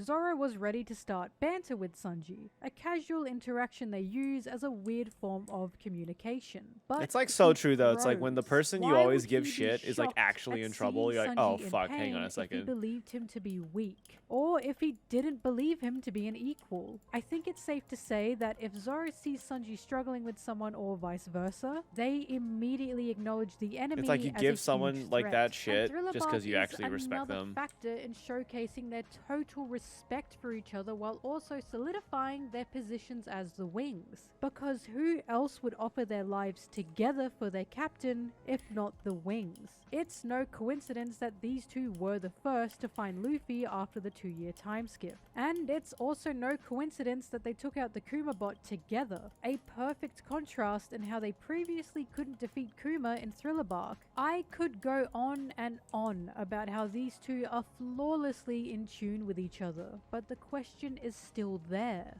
Why do they fight so much if they literally breathe together in battle? Again, they don't hate each other. There's plenty there to prove that they actually care very deeply about each other. The answer to the fighting is, and honestly it's really anticlimactic, it's just fun. We can see it's just a friendly banter. Guys being dudes, if you will. You want to know how I've come to Just this the conclusion? boys. Because Zoro and Sanji mirrored just two dumb. giants on Little Garden. These two giants started as rivals, and for the past 100 years they fought every day over and over again. They talk about how they have fun, how they respect their rival, and the kicker?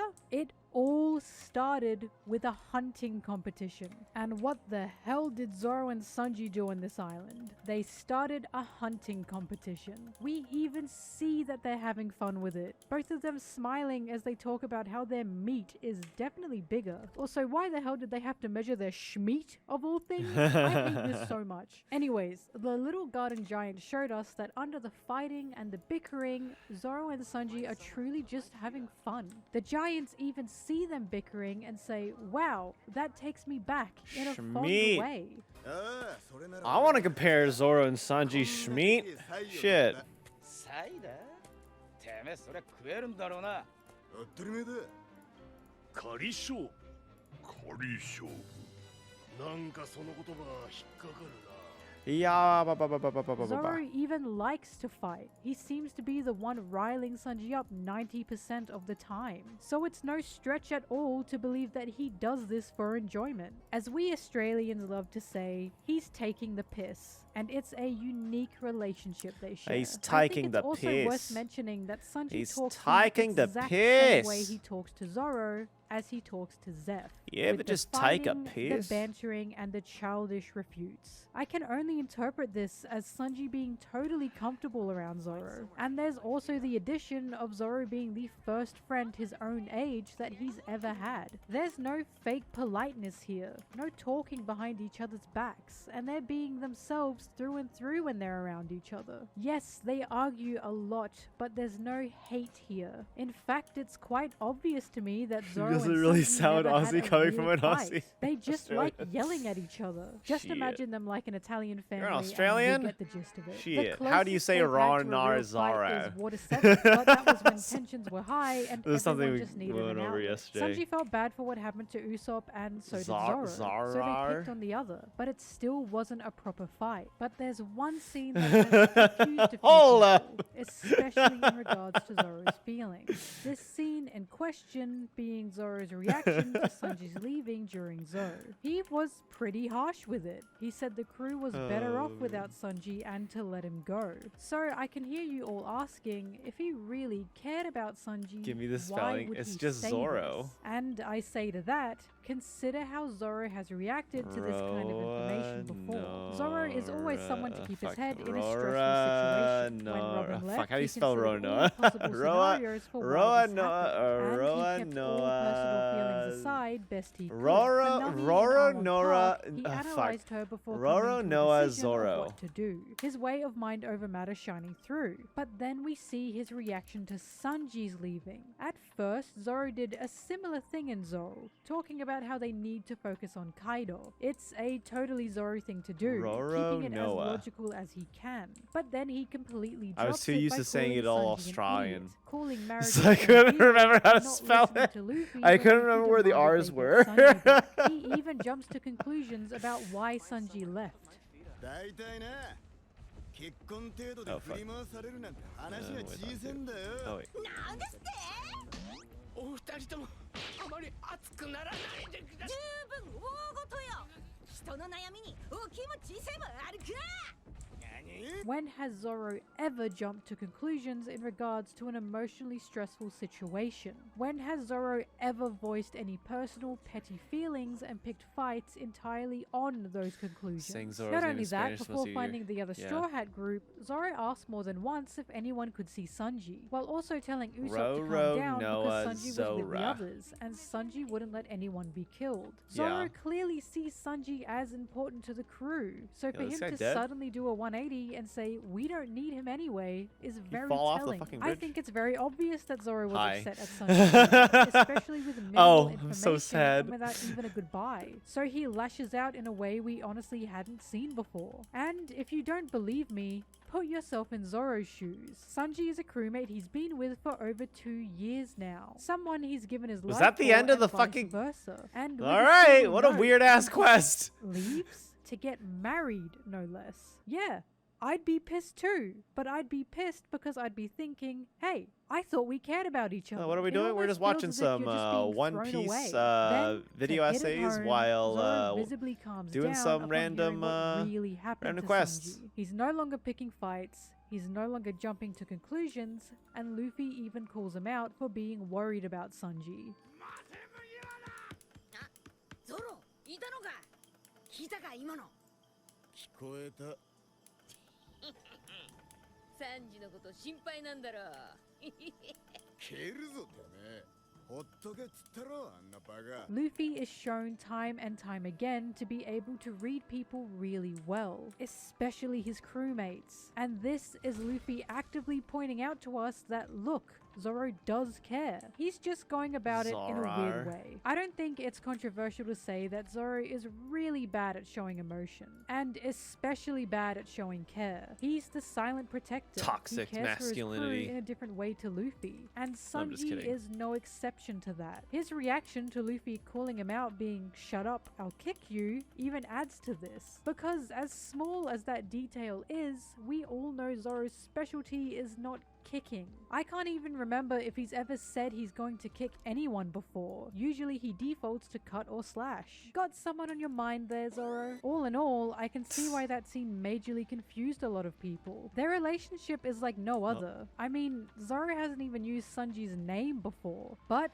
Sanji never called him out for it. And as we know, Sanji likes being referred Alright, have to a great as night, cook. It's Okanoke. also bizarre to me that Zoro uses everyone's name except for Sanji's. It's certainly a Thanks for special chillin'. treatment, but I don't believe he's doing it due to having no respect for him. Once again, it mirrors the way Sanji and Zeph treated each other. Zeph only using Sanji's name once, and that's when he was leaving the Baratier, which showed just how emotional of a moment that was. Did I choose for the him. right This question? name calling, as strange Ask the right as it question is, for acts more Kafka's like a companion quest when we got the childish text. form of endearment Yeah, I haven't than done the anything actual else. quest yet, but yeah, And I if did you choose still don't believe the me, correct if option. you still think Zoro and Sanji don't really like each other, Kohi, I are have you still one here? more card up my sleeve. Watch out, because we're getting into Wano now. It's no accident that Zoro and Sanji went up against King and Queen, Kaido's own metaphorical wings. And let me tell you, the individual strength does not matter here. What matters is the contrast they present as duos. Why? Because we're seeing how wings who actually hate each other would act. There is absolutely no synchronization with King and Queen while they're fighting the Straw Hats. Well, I mean, And there's an especially when option they're fighting Zoro and that, Sanji. They even tell each you other know, to we get out of the benefit from way. King greatly. and Queen saying they can deal with it themselves. And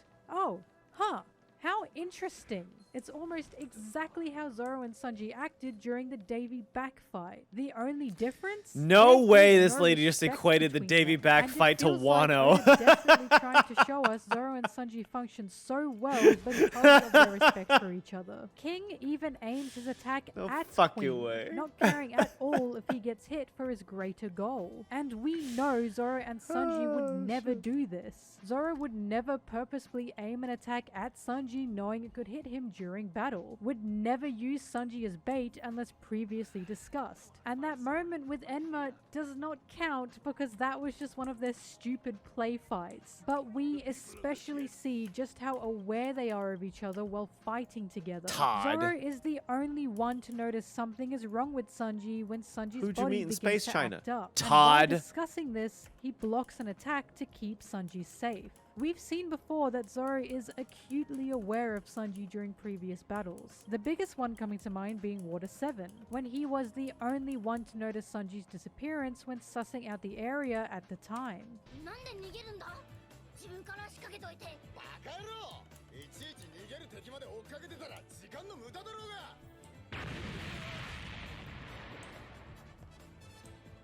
うるせえな確認だ It's no wonder King and Queen were taken down by these two, because in the end, wings cannot function without that mutual respect. And together, they are an incredibly dangerous force to be reckoned with. There are tons of other scenes that show Zoro and Sanji's care for each other, such as Sanji running to help Zoro during Saboti, or Zoro worrying Sanji was going to be killed against Oars. But I digress. I think the funniest detail talk is to you? how, even with their shadows taken and put in zombies, they still fight with each other. A core part of their personalities is to fight. If that doesn't scream affection, then I don't know what does. So, with everything we've now seen, yes, I do believe the Davy Back fight was important because it cemented who Zoro and Sanji are today. Wano especially ended with a bang, with Sanji making Zoro promise to kill him if he ever fully mutated into an emotionless soldier. Zoro, of course, is shocked at this. Rewatch but One he Piece tells now. Sanji Do it. He has something to look forward to after defeating King. And what does he end it with? You better not die before then. Once again, this is Zoro's weird way of showing worry and care. To put it simply, and in the worst possible way I could, they're both tsunderes. Wild. I know. I am so excited to see how their I relationship know. continues to develop, because it's definitely not done yet. I personally would love to see them have a proper fallout, and I'm hoping this promise is going to plant the seed for bigger things. So here's to future arcs and more angst between Zoro and Sanji. And with that, thanks for watching. Zoro and Sanji mean a great deal to me because I believe they work better with each other than they do alone. Their writing is expertly done in being simultaneously witty and emotionally intricate, and I'm truly invested in how two characters can be so connected in such interesting ways. If there are any new developments with their dynamic, I will certainly be making a video on it, and I am so excited to see what comes next for them. As always, let me know what you think. Alright, I always love so seeing everyone's what, how long of trying to get you to do another tier video. I finally got you back for another one. What are we tearing? I hope it better be something fun and something that I would enjoy. Ranking One Piece So video villains hearing in this video. One Piece villains. I've found that a lot of people cannot get enough of that. They love ranking One Piece villains. Understand, like power scaling. I know all your videos are about that. They're all about power scaling. I love when they hit each other and one is better at it. I think it's really good. Exactly, and that's, as we all know, that is exactly what One Piece is all about. But we will not be ranking these villains on you know, how strong and how big and muscly they are. We will be ranking these villains specifically on sex appeal, because I feel like there's an untapped market in terms of the No fucking way. sexiness of like One Piece villains.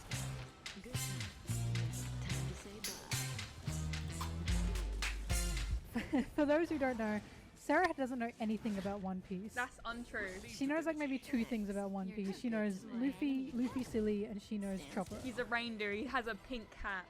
So for those who don't know Sarah, Sarah is Kohi! my Discord mod, my friend, a companion, Uh, a beautiful.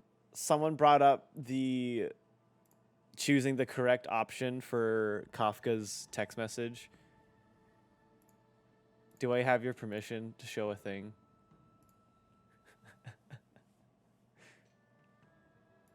You know what I'm talking about?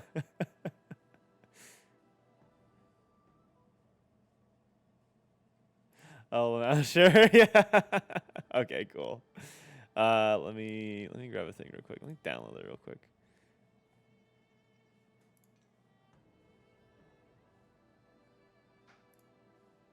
Can I open this and can I just come to divination confusion? I'll send in the coordinate. Don't tell anyone since it was Kafka. I don't believe you. Ah! Oh shit, that might be loud. Ah! Come to divination confusion. All right. Anyway, there you go. Kohi graciously made that for me. The booba jump scare.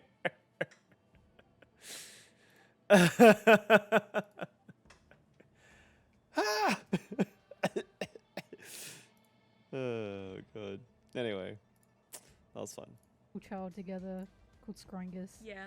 We've been through a lot. Mel's a terrible parent. So what we're gonna do is we're gonna rank these. Like, okay, well, you know what? Actually, before we get into the ranking and before we talk about anything, I need to do a bit of a sponsor segment. So I'm sorry I have to kill you for like 60 seconds, Sarah. I hope that's okay. Oh no! Oh my goodness! You'll be back in 60 seconds, I promise. While we cannot all be pirates in our current day and age, we could this boy. Go, hit me. All right, here is our first guy. So. I think you know of this man. Have you seen Fucking this Buggy! His name is, you know this man? His name is Buggy. This man, this clown, Buggy D Clown, infamous, stunning, just legendary. This bad bitch was introduced in like the single-digit chapters of One Piece. So he's been around. Everyone knows him. He's a staple for One Piece at this point. And I need you to know that his entire crew, circus people, More like Buggy D's he's nuts. got like a first mate on a unicycle and another first mate that has a giant lion. And the whole like bit of Buggy. Because They I really think, just you know, we have to take severely in, I nerfed think Buggy's entire personality crew. is They the just sex like appeal, right? Like, that's a gave big part. everything to Buggy. Like The whole who bit of for like Buggy is Momoji? he Like who? fails Kamaji? upwards Whatever? Like no, constantly. get the hell out of here. So he No, we don't have a budget currently- for a so let lion. me show you what he Every looks like in the like time fucking skip, right? Comedy doesn't even fight. So like this is 2 years And then later. it's just him. it's just He's Buggy gotten larger. doing Buggy things. Because Nobody his else is power around. he can detach his body apart like anywhere. He Oh, can we're just done. detach any part That was of a his good easy body and quest. make it fly to the heavens, but his feet must always stay on the ground. So what he's doing is he's wearing a huge, Okay, so all like, I have tent, left is like, companion missions. outfit, and he's just That's nice. expanding his body parts to make himself look huge. Because our king is insecure about his like power. He knows he's not the most powerful, but somehow he I'll has save found these for another himself day. as not only a warlord, which is a huge title, he's somehow also now in our current day found himself as an emperor of the sea with 3 other huge pirates. So basically the whole thing is he's not very powerful, but somehow he keeps failing upwards. And Yep, he doesn't failing fucking know how upwards. we got Fucking here. love it. But he's here. It's and so he's funny. Scared, and he has to face big, powerful people, and he gets beaten up all the time. But this is where he is now. So after your big important speech about his self-worth and stuff like that, I have a few questions. Number one, and these are cool, so answer them seriously. Number one, if I like pinch his nose, would it go wah, wah, like would it make a noise like squeaky? Well, we're not meant to talk about his nose because he's very self-conscious about it. So that's actually really rude of you to say. I think to even bring that up. And that really puts him down in my books because That's a real nose. That's his real nose, Sarah. I forgot to mention that. if I squeeze his real nose, does it go wah, wah? That's sexy to me. Answer the question. Well, I don't know. It's never been considered. Does your fucking nose go wah, yeah, if you pinch your nose? I don't know. I'll try it right now. It does not go wah, yeah, you lying bitch. One other thing I need to mention before we do our ranking. See like the tassels on his hat there on like either side? Yeah. That's his hair. That's not part of the hat. Yeah, no, Those he's are got ponytails. like Hatsune Miku pigtails. See, that puts him up, but him being insecure about his nose and not letting me know whether it goes wah when you squeeze it is a point down. You're not a fan of an insecure man? Not when you're a clown. Well, he's not like a clown by choice. He was born with a clown nose, which is such a wild The thing to clownessy say. Kohi. A clown. Clown at birth. So his backstory, he's a clown and God he ate damn one it. of those fruits and became an by expanding accident. clown. By accident. He accidentally ate a fruit because he was stupid about it, and he's got like a frenemy that he like absolutely hates, which is Shanks. I don't know if you know him. He's not very important. No one really knows Shanks. Okay. I feel like I vaguely heard that one. I'm gonna get murdered on the spot. Someone Yeah, wants he's to like honk that Luffy's nose. I mean, main who mentor doesn't? And whatever. Okay. But yeah, he accidentally ate like a fruit because of his frenemy scaring him while he had the fruit in his mouth. It's a long story. Buggy's got a bit of a history. Okay, no, that puts him up in my books. Because he ate a fruit on accident. Yeah. Have you not ever done that? That's relatable. And That's I can relatable. kind of understand why he's insecure after doing that. Because one time I ate pineapple and then found out I was allergic to it. And like that was an accident as well. You know what? I'll let you have that one. I'll let you rank him first. So what are you gonna give him? Honestly, no offense to Honestly? the clown. Not a good start. He's not gotten better with age. He's not gotten better with age. He hasn't got the Hatsune Miku pigtails Yeah, but he's got long blue hair. Oh, put the pigtails in the photo. I'm not putting the pigtail. Put I'm the not putting the pigtails back. The pigtail. photo. If you're God, putting this that- If you're lady. not putting them in, then he's not going to be a high ranking. They're That was in a the photo. massive Just redeemable point. use your imagination, which you do not have. I don't have a visual memory. What's he in, and why are you putting him in there? He's getting a D tier. He's in D. A what? D. A D. Wow. His nose doesn't go wah, wah, apparently. The fuck? Are they making this Yeah, but thing in pigtails- Photoshop? I don't have a visual memory, so Just I'm make a imagining tier pigtails, list. and now I'm, Oh like, my god. Go to struggling tier remember list if pigtails maker. even exist or if they were a Holy figment of shit. something. I need you to know, a lot of like One Piece fans go buck wild crazy for this clown, like insanely crazy for Was this this clown. video uploaded He not that long has ago? an 2 weeks audience ago? Of thirsty people. So I am going to advise you to not ever give out your location because you will be hunted down for this opinion. What city do you live in, Mel? It's wherever Mel is. For me, I'm putting him in B. Okay. Because B I'm not for a clown Buggy. fan. I'm not a clown fucker. Like that's a thing. It's not really for me. That's what they start with, isn't it? That's what everyone says when they actually are. However, his like blue hair Hatsune Miku moment, that's gorgeous. I love that he does not cut his hair. He's got beautiful blue hair, but apart from that, doesn't really do it for me. But I do like me a pathetic, sad man who just doesn't understand how he got where he is, and he's insanely scared of where he currently is. The sex appeal of that to me, through the roof. I'm a big fan of that. It's sad that Sanji isn't a villain, isn't it? For me, Buggy is in B. B for Buggy. B for Buggy. D isn't bad for me. You'll see that I'm a harsh critiquer. All right, are we ready for the next man? Give me him. So, there Oh he fuck. is. Arlo. Oh, I felt something visceral. Have you ever seen this guy before? No, I don't think so. Nar. Sorry, let me get comfy. Yeah, I need to know about this one. This man's Nar. name is Arlong. I realized I didn't tell you what Buggy actually had done to be a villain.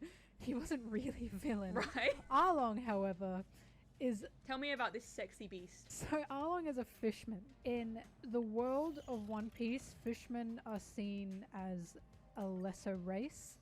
So fishmen are like put below, you know, human beings. So they're like the Kens of the One Piece universe. They're kind What of the like fuck? the Kens, but they get absolutely no respect. The world is not nice to them in any capacity. The thing with Arlong is he's awful. He's really fucking awful. So he enslaved Nami's village.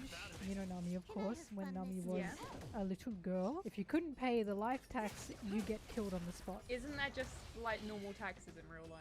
Basically, Oh my subdued God. Nami to like a life of like torture and enslavement ever since she was 10 Abundance years old. path is Oh, and I busted? forgot, his Shit. fighting style, he doesn't have a devil fruit or anything. He's just a fisherman. And his fighting style, and this is like one of my favorite things ever. See those things that he's Are those holding? clams. Or Those something? are his teeth. So the whole thing is, he's a sharkman. Like he's a shark fishman, right? So the whole thing is, Oh! he can take his own teeth out, and they immediately grow back, because that's what sharks do. They just grow their teeth back, and I think that was the funniest thing ever. And honestly, I think that like we need to consider this, you know, his sex appeal. I think his personality, yucky, disgusting. You know, absolutely yucky, disgusting. However, his appearance, I am not going to lie, I kind of really dig it. I kind of very much enjoy his physical attributes. He's in hot. terms of I don't know think how to. he's- Damn, hot. they I love think his sense of Arlong's hot. fashion. Holy I shit. love the little chain he's got. I love that he can take his teeth out and use them as weapons, and then the teeth in his mouth regrow back. If you had a teeth, like you're into teeth, you know, like some people are, like dentists. If you're into teeth, they say, holy Uh, shit. He's unfortunately incredibly physically attractive to me, to us. We might just be freaks, right? I'm all for his physical traits. Do you have any questions for me before Good we rank lord. this man? So, I guess, does he have a crew, or is he just a guy? He's got a crew. 'Cause- He's got a crew of all fishermen. Because that's important, I think. You know, you love a guy that is a good team player, and would score well in a job interview. He's like half a team player. I don't know how to explain his story. I've honestly skipped a lot of his story because it's like, look, we don't need to get into the complications of him. He's like only a team player if you agree to him completely. I feel like he's very much Ken. Like this guy, he's bringing in life tax. Ken brought in patriarchy. So, is this sex appeal based on like a long-term romantic partner? The sex appeal is whatever you want it to mean. Because like one night stand with this man, would I be in fear of my life? Yeah. But I think it would be really good. And you could get his teeth out and stuff. That's an awful visual image. I know you do not have an imagination brain, but to those of us who do, that's a really awful visual imagery that you've just put into my head. I think I'm Oh, gonna fuck. put him. He's gonna go in B. B, that's very generous. Over Buggy. Like, I think he's very attractive. And I know he's got a bad personality, but I'm willing to look past it for a one night stand if I'm still alive by the end of it. He's a bit of a difficult one. I think I'll put him in C. I like him. Balanced. Physically, I like him. I think he's very physically attractive. He's a bit too nasty, icky for me. Just a bit too much. He's like a hit it and quit it kind of guy. He you needs a know? All right, dentist. are you ready for the next one? Have you Yes. seen Arlong regrow his Let's see what teeth? you have to say. So here he is. Oh my god, his mouth is huge. Is he gonna eat Luffy? That's Luffy's One little head. rare blessing, His 3 blessings. devil No, I'm gonna fruit. get 3 blessings of ability. Is quite literally Oh, fuck. raw. I got a 3-star anyway. I wish Hell yeah, I buddy. were joking. His devil fruit is he can eat anything. and Wapple F everything tier and immediately. transform into the thing he has eaten. So the first time we meet this man, he literally tries to eat Luffy and is unable to because Luffy is Gumu Gumu. So he was the antagonist of Chopper's arc. He was the villain. The whole thing with this guy, so his name's He Wapol. literally I didn't would've even eaten give the his guy. name. His name is Wapol. And the whole thing with him that makes me so goddamn upset is he gets bitches. Canonically, he has gotten bitches. That lady next to him, that's his girl. So my first question is, so he transforms into what he eats, right? Yes. Does he like look like it and stuff? So like he had a house or something, and he turned into like a physical house shape. but his face is still there and like his body's still a body. So like if he ate, like just hypothetically, if he ate Angelina Jolie when she was in Tomb Raider. He's eaten people before and they basically just become like a face on him. So important question. Did he consider Chopper a doctor? No, he did not, because Chopper was a monster at the time. Right, I know what I'm ranking. Alright, where's he going, bestie? F. F. F. Yep. So, numerous reasons. So number one is that I was hoping that you would say yes, he would just become Angelina Jolie from Tomb Raider. And if so, it would have been an S, obviously. And also then the mistreatment of Chopper, because like I said, Chopper doesn't need to have any medical training to be a medical doctor. I think it's more like, it's not like he didn't consider Chopper a doctor, it's just that Chopper was a reindeer with hooves that no one knew was a doctor at the time. No, I agree. I fully agree with you. He's, for me as well, he's going an F. I don't like that he canonically gets bitches. He's got like a little cover story where like he makes toys for kids or something. But it's like, I can't forgive it. I don't care what he does. He's like, what's that celebrity? Arnie Hammer. He's the Arnie Hammer of the You mean Army Hammer?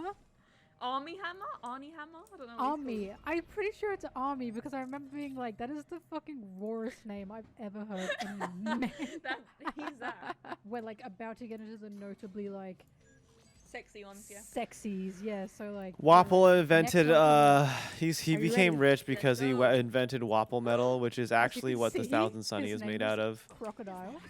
Is he Aussie? Or was he it Thousand Sunny? Or is it? No, it was General He's Frankie. dressed like an Italian. General gangster. Frankie's made out of Wapple metal.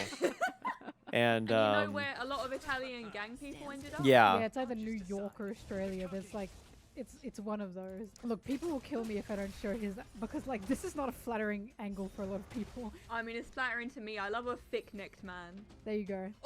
Oh! Your reaction is a reaction of many, many people. Many people love this man. Let me get into the nitty-gritty of the things he's done. He has a devil fruit. Can you guess what his devil fruit is? Crocodile. His devil fruit is sand. So he's a sandy boy. So he's like that Spider-Man villain. Guess how Luffy beats Luffy gets Crocodile wet to beat him.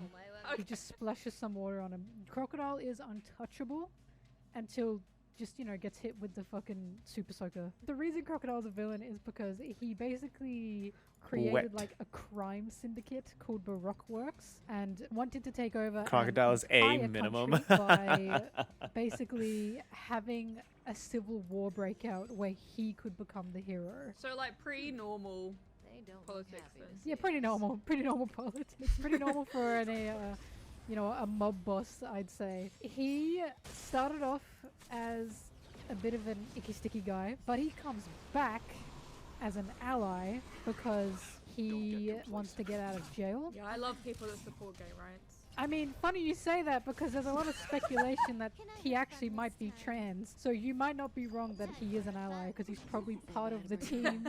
So I guess there's a few things here. So Real quick before you ask your questions, because this is very important. So remember how I said water is like a weakness to him?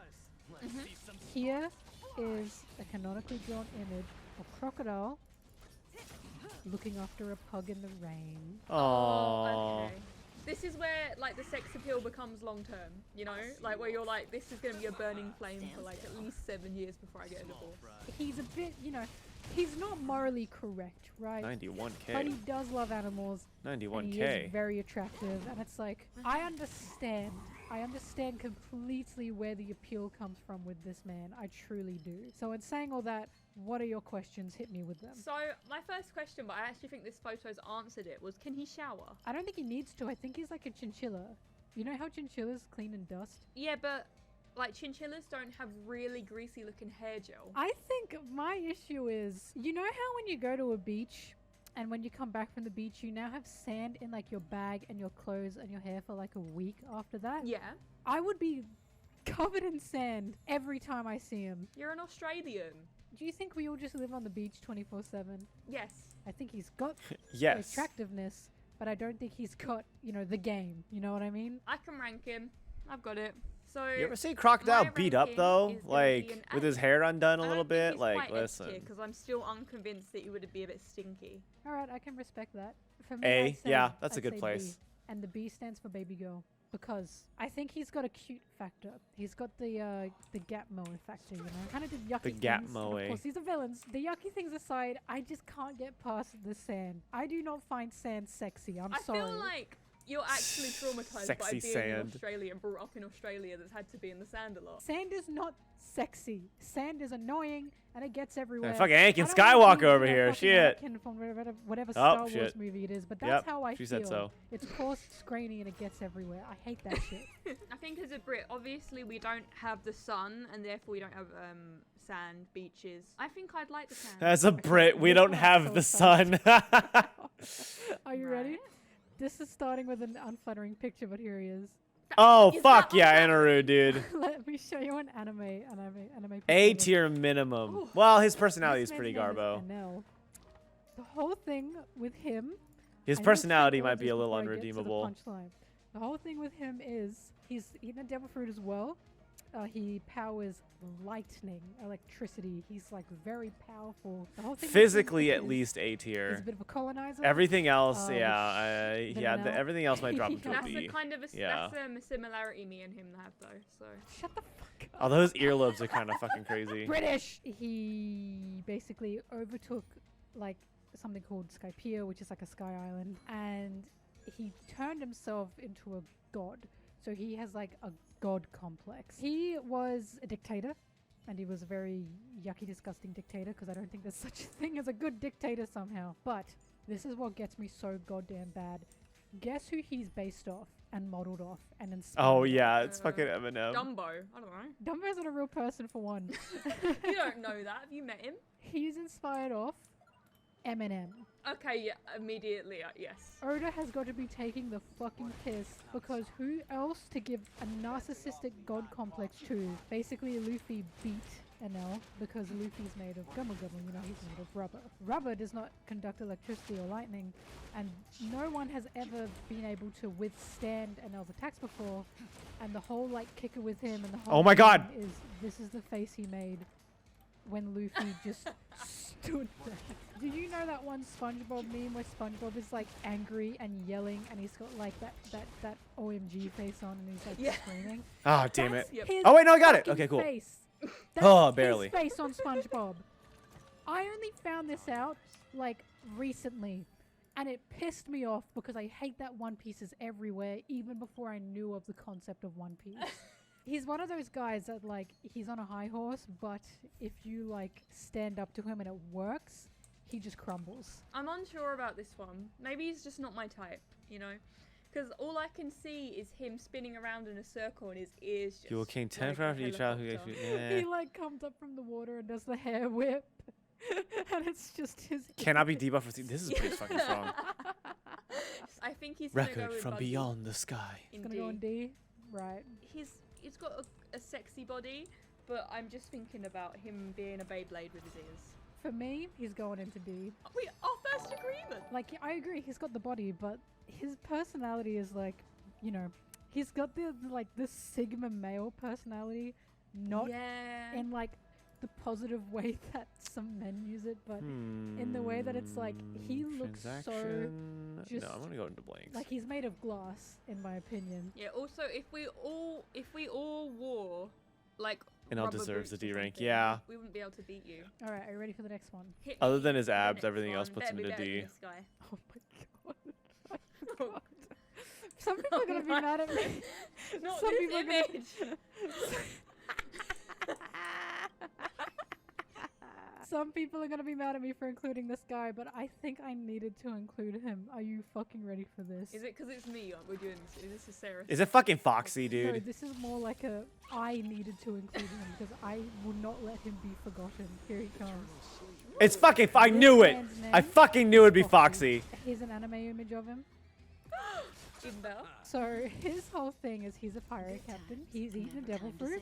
His devil fruit is like a slow fruit, meaning he can hit you with like slow-mo beams and it turns you slow motion for 30 seconds. So he could prolong activities out. I mean, I assume there's a limit because it would take up a lot of his... Well, I'll meet him and find out.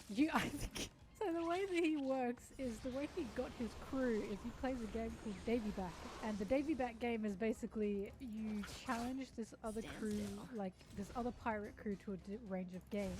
The captain of the crew that won the game gets to pick a member from the other crew and they are now your crewmate. I know this is going to be, this actually you might, I don't know if this is going to be like an L or a win. He won the first game against the Straw Hat Pirates and he took Chopper. Chopper. That's a huge W. What do you mean I don't know if it's going to be an L or a W? That's a He win. knows what he wants. And he wants the best. The reason it's an L is because Chopper was big sad about it. He made Chopper cry. Chopper just didn't appreciate what he got. It's like when you bring a little pet home. Loser. and they're You're like, a "Don't like loser." it." Okay, Chopper is a human being. Like, physically, he's not fantastic. However, when it comes to him, I have got to respect the You're a grind. loser. I think it's really amazing that he built, like, his crew is massive. It is huge.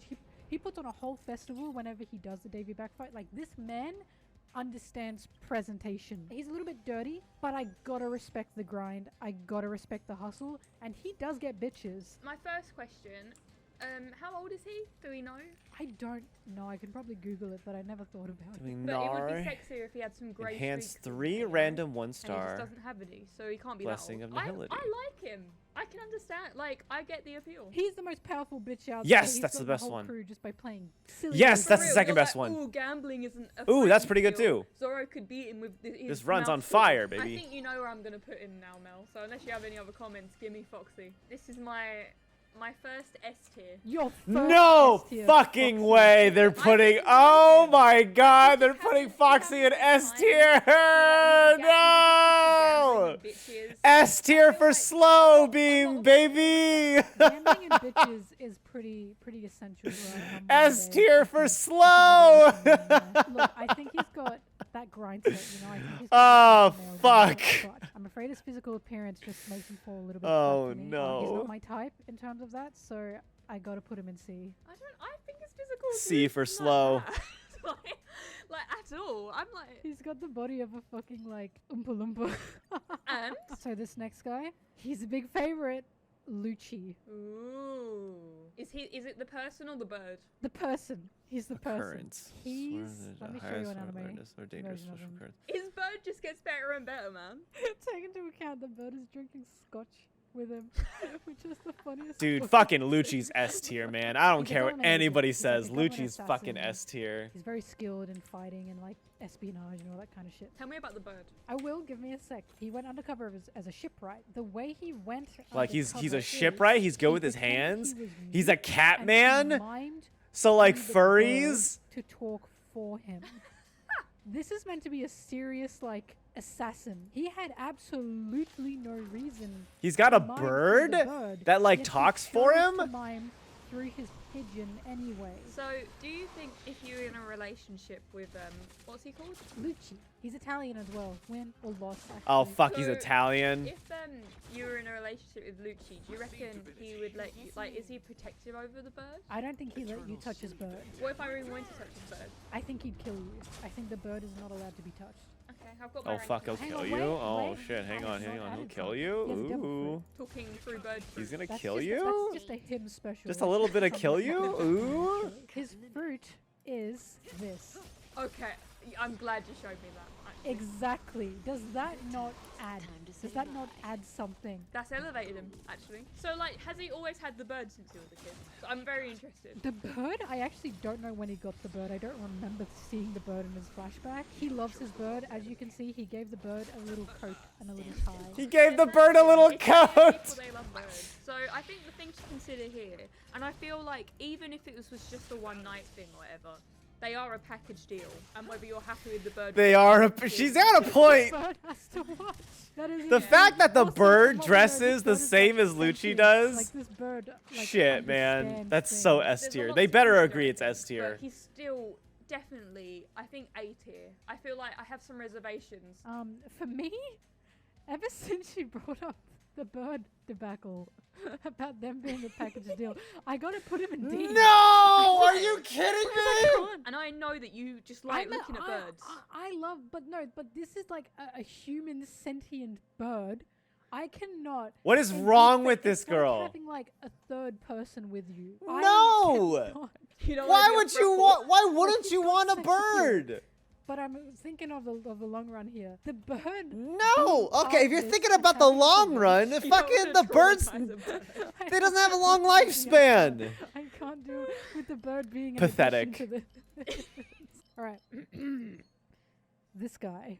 Oh my god, he's so large. His name is. They need to Gecko show young Moria because young and Moria this can is get it. him in the anime and his whole body. He. This is has a that's not huge fair. chip When they that's fought massive Moria, he was chip at like the the size of a lowest, lion like pool. kind of like You're gonna say his something. life like derailed, Stop it. right? He's got a huge set. Of Like, pieces. but like That's why, young this Moria. episode looks like he's like offering Mm. me, like this thing. He has like a zombie crew. His devil fruit, because he has a devil fruit, as they all do, is he can take the shadows of people, and the people whose shadows were stolen, if they see the sunlight, they just die. He's a bit insane. He's meant to be like a mad scientist character, and I feel like before we continue. Well, on, no, this is what he looked Vegapunk's like the when he mad was young. scientist character, but I see your point. So do you have any questions? I like the aesthetic he's got going on. So Shikamaru, in a way. If he was still looking how he looked when he was young, though, he'd be an A. For me, I gotta put him in E. Like I What is wrong with this girl? Show these guys. Are we on to the next one? Yeah. Now, Ooh. this one I need to explain. There were many villains, I'll say. So I know people are going to be upset about why, because there's like two guys beside him. Do you see that? I know people are going to be upset for why I didn't include those two. Because it's just too many. The power scale is going to disagree with you. The power scale. The is power scale. fucking like I don't love him, but good lord, do they go crazy for him? He's like the head of the navy of the marine. Do they go crazy for Sakazuki though? I don't know if they The do. fruit that he has is magma. Oh, I like that. He killed Luffy's I don't brother. know. He turned him into a donut. I He think blew his it back up, personality puts him in basically. like But D if or you talk F. about I really power don't like scaling, you just got people going, Sakazuki. oh my god, holy fuck, he can punch people just. And a lot of people go crazy. It's not just power scalers. A lot of people are attracted to him. I'll accept he's a dilf, but he looks so unfun. No, I disagree immediately. Look at his fit. Okay, as someone that knows nothing about his personality, loves his fit, thinks he's gorgeous, love that he's No, his repping personality's Jackson terrible. Marines, Don't fall for it. Football fan, that's cute. I am going to break him. Give me the ranking list. That's an S tier man. No! No, What is fuck wrong no. with these people? He's just, for me, he's going an E. He's going an E. Good. Not quite an F. but Finally, the he's first not good really call. visually appealing, I but just don't think you're attracted to villains. I'm attracted to villains, just not this one. Look at the top two tiers. But that's because one of them is made out Chance, of sand. and the other one's a clown, swarm and I truce simply being know cleaved, he's a just clown. crowd control And one of them debuffs has for a reduce. bird Wait, that we what? have to watch everything we do. I'll alright, recover one next skill every one. time. This man's She's a killing name? blow. Cody Jones. I like the tap. He is also a fisherman. However, instead I of don't think I taking am his struggling rage skill out on point wise. humans like Arlong did, If he started, I like a civil war, like is infight reduced- with like the other fishermen. Goodness. Like he's got If two I forms, can right? So he's got this reduce one. It's a long story. He takes a bunch of drugs. the and then crowd he takes control this. debuff There's percentage, a I lot think of that's appeal good. Here. He's gorgeous. But here's the thing. Hody? the stuff he You mean takes, by the end, Fishman he Michael eventually can't Jackson? kill him. Like he gets super old. So It's like a not C even- or I a don't even B. have to be committed. to Probably a this C. person, like, I can He's just hit him quickly. where'd they put So Arlong? can I have this? One and you have below this, Arlong. And he just died. I kind of like that. He came, he served cunt, and he died. Like he's just stunning, and like knowing that like he could be with me, and like when he's with me could be the moment he dies. Like it really elevates. Oh wait, yeah, after he was all drugged? I don't A know. lot of people either don't remember or don't like him. I like him. Where's he going? No? He's gone an A for me. What? Apart from his Oh my insane God. issues. I'm a fan. I understand. I understand why he had problems. Are you ready for the next guy? Let's go. Caesar Clown. Gas, gas. Caesar Clown S tier. His anime form. S tier. Caesar Clown S tier Like, immediately. crisis with this I don't guy. need to I I need to cannot know. Decide if he's attractive or not. He is. Is there something wrong with me? Why am I finding all of these villains wrong? This is just what a One Piece fan is like, Sarah. Welcome to the realm. Modern day Caesar Clown. He's kidnapped a bunch of children and he's trying to figure out how to make these kids giant because law stuff. And he's basically drugged all these kids. But he's got such an 80s moment going in. I'm going on here with like his jumpsuit. And there's something very slay about him also. If me and him were like together, he seemed like the type that would get distracted by science, like, and mansplain science to me. He's also gonna go in C tier. He's physically attractive. What? But not super special compared to some of the others. And I just don't think I could fix him. Right. For me, No, that's the beauty of Caesar. You don't want to fix him. he's literally toxic. I can't believe you've done literally this. toxic. I've seen the way he gets beaten up. I've seen the way he complains and cries. It's a little bit pathetic. I don't want to fix these guys, you know? You want to make them worse. I want to make them worse. Oh god, I can see the little picture of the next person. The name. Here he comes. The man who needs Doflamingo. He's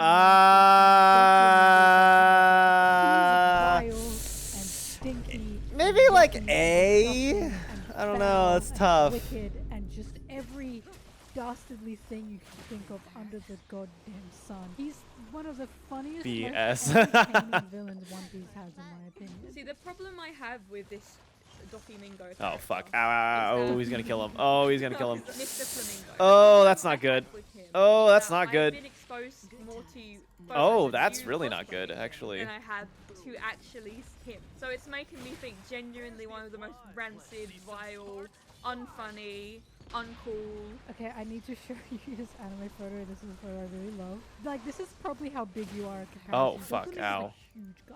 If we were to look up, you get nothing but just man boob. Nothing but absolute juice Ow. in your face. He's just, like, he's kind of the definition of the word majestic. I'm gonna butcher his backstory, but this man was basically born in, like, the Holy Lands. And by that I mean he was born in, like, the super rich, like, the Ow, fuck. 0.001%. Ow, fuck. Do And I his still dad lose? basically decided, I don't want to live here anymore because this doesn't No! There's multiple Oh, wait, no. reasons why this Wait, is I had the so curio. but Haha. Joffrey I was won! pissed That his dad I can't believe I basically won. was an Wow. upper middle class. He did get like What a great thing. tortured a little bit by the common person, considering. So he glad I was won of, that. like, a Fair and people that square. Literally enslaved the world. So he shot his blood. You saw it brothers, here. like, I won 8 that. times. So fair. He's a master manipulator. All right, it's time to He's get the Silver Wolf off definition my of fucking gaslighting. team. He's godless. I He need canonically your gets part bitches. now. Yes, It's I'm getting happy too about that. difficult. I do not like that he canonically gets bitches. Like, he's essentially a cult leader. You unfortunately need charisma to be a cult leader. I have no doubt that his charisma would indeed work on me, either because he'd Wait. just get me mentally, or he'd scare the shit out of me. Do you have any questions for me? I know all I need to know. There's this nice spot for him in E. Why E? Explain yourself. As you know, I am someone who very much thinks too Leave? highly What of do you- my wait, mental I thought I was- stability, and thus I don't think I would get indoctrinated. Oh, okay. I thought that was So for the drip, I'm world when giving him a you're point done to done. an F. This is a tough one. Okay, for me, he's gone into A. He's so yucky and so disgusting, but god damn it, he's funny. He's like someone you want to put in a cage and watch like run on a hamster wheel. I want to watch him. All right, are you ready for the next one? Hit me. You went past the This second one's out. Wait, interesting. what? Oh, Have you ever seen this man before? I don't think so. That's wow, I cannot believe I've never slapped you on the face with this man. His name is Judge. Judge? I don't know about Judge, y'all. I know this one. I've heard it in a dream. That's the blonde guys. Judge is D? The Yup. blonde guy. I'll take that. Sanji. It's Sanji's biological dad. How did Sanji turn out so different? Because his wife was hot. Oh, okay. He's a king of the Vinsmoke Kingdom. He biologically enhanced his own children. Basically, this man... he abused his wife. He forcefully injected her when Yeah, she was Judge pregnant is like with this EF chemical to tier. fuck up the kids. Great. I'm sure she doesn't feel crippling depression. Oh, she's dead. Oh. He was so ashamed of Sanji that he imprisoned Sanji for eternity under the castle in a dungeon. What? Sanji got out after 6 months, but he was in that dungeon for 6 months as like an 8-year-old. Elite What the Curio hell, dude? Trotter. Like, genuinely. Physically, he's a dilf. I get it. I totally get it. A deal? I need to However, beeline I'd like to this. show you. You know how I said he worked with Caesar? This is recent. And they got married. Oh! German 66. I can't believe German was the pastor at their wedding. So he met up with his old buddy again and they became an alliance. Allies, if you will. He low-key looks like, you know that wide Captain America meme? The one where he's like turned to the side. Yeah. I think that's a bonus. Pro number 1, from his sex appeal is that he doesn't seem to like children. And I don't either, so we've got that in common. Bro, he didn't even let Sanji grieve over his wife dying. He said, stop crying, gay boy. Stop grieving over your dead Jesus mate." Christ. Obviously, the hair is a massive pro. The thing is, if I wasn't involved in his schemes, then would I care? So, I think he's going to go in E. For me, can't believe this. Also E. We agree at Yeah, that's fair. He screams incel, this man. The only reason he's an E is because he's got beautiful golden locks. Yeah, like, for whatever reason, his hair care routine just goes so hard. Like, we know where Sanji gets like his strong blonde locks. 390k! Next woman, I should say. Are you ready for the next gal? I'm so excited. Big Mom. Luka just hit 3. I know it's Swarm Disaster. I know it's Similar Universe. I love her. But Luka just hit 390k damage. 391k damage. She's got a devil fruit. Her devil fruit is she can take people's souls. She has a family Big of Mom? like over 80 kids or something, and that's Young Big Mom can get it. Gets men, uses them, kicks them out. I respect the grind and the hustle. She also abuses her kids, but Oh. Terrible parent she's though. a good boss, but she's also When kind after of, her like, current swarm literally a slave queen. domains. So I have a few thoughts about Big Mum. So number one, absolutely love her aesthetic appearance. I do have a few things that I think could detract. So number one, it seems like she only, I can't impregnate her. I cannot impregnate her. we do have to take that into consideration. She probably would not be interested unless you can give her a kid. So yeah, so you can see I'm kind of having like an internal debate about Big Mum. Okay, I think I've got a score for her. She's going in B. Absolutely love her aesthetic, but I just don't think I could be enough for her. Sad, like she's got the appeal, just we cannot be enough. We don't. And sometimes you have to take that into account. Sometimes it's a two-way street. Okay, I'm putting her in S. What? Let me explain. I cannot pass up a pink-haired character. It's impossible for me. She's beautiful and she's pink. She's a little bit evil. Just I pink? gotta respect just to fuck. What kind of man. fucking I think nonsense I is coming out of your mouth, you bastard? Exactly. We're on the second last one, by the way, coming up. Show me the person. Here he is. Once again, huge. Kaido. So his name is Kaido. That's his name.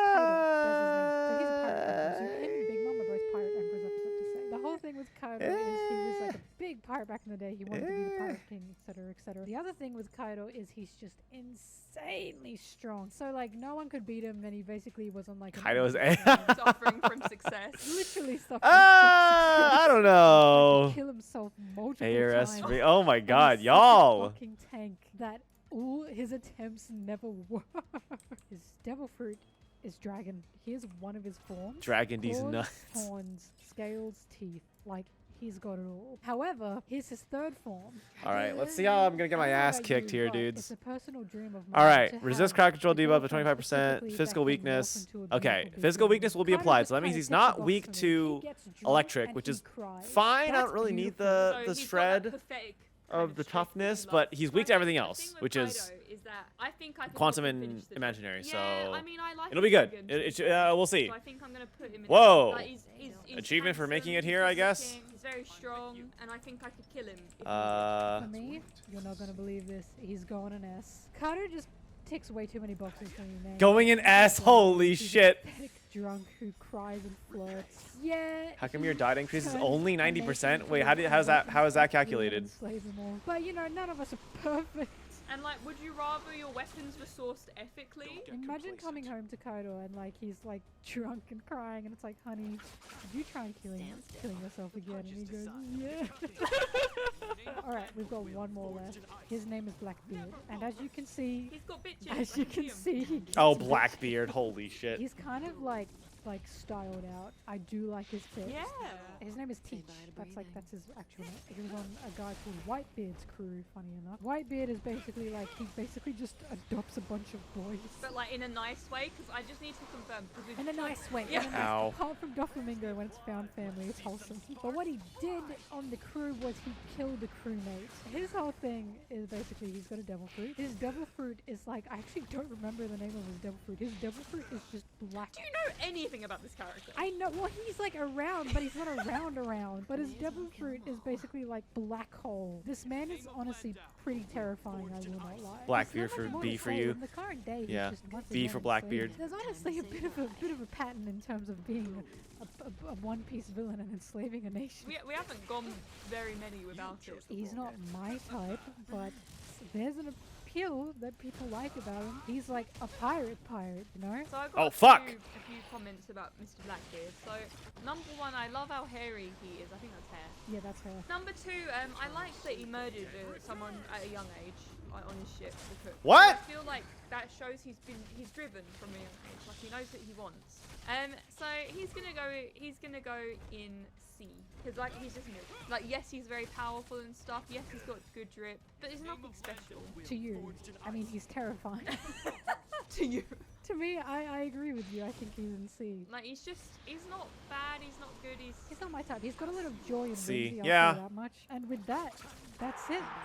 Those are all the anime only villains that we've gotten so far. The lists are looking good, I will admit. I think these are good looking lists. I'm gonna go on those. Is there? I've seen the subreddit, the One Piece power scaling subreddit. I'm gonna post it and say, look at this new power scaling video. Say that and put my screenshot of my list there. And because Akanu's an E, God don't damn it. explain. And then watch it just turn into chaos. Big love to everyone watching. Thank you, Sarah. Thank you so much for joining. Thank you for listening, even though you know virtually nothing about any of these people, any of these characters. Now you know. I feel like I learned a lot. Like nothing useful, but I learned a lot. This is getting dangerous here. Oh fuck! Oh don't. Ooh, he's got the ooze. Like, comment, subscribe. Okay. Smash that like button. Like you smashed Doflamingo and Big Mom. Dislike, negative comment, and unsubscribe. Okay. Nice one. Enjoy going through that. Yeah, I'm now going to lock you back in the basement, by the way. So thank you. That's a lot of bugs. Well, thank you everyone for joining, and I will. Locha needs to get the fuck up. Like, this is getting real dangerous. Oh man, damn it. Okay. Yep. Now I have to use this. Okay, hang on. All right. I need a. All right.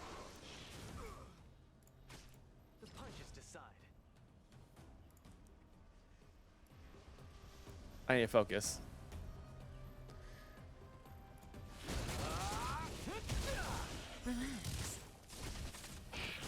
Oh God. Locha, wake up, please. Thank you. Chose the wrong enemy. Receive divinity. You have my gratitude. Repay. Okay, he's gonna. Okay, cool. Eternal sleep is not the end. I should have saved that. Oh, I'm being foolish already. Oh, never mind. Oh no! I'm still needed. In the name of Landau, a will forged in ice. Oh fuck. Okay, at least Locha stayed awake. Oh boy. Okay.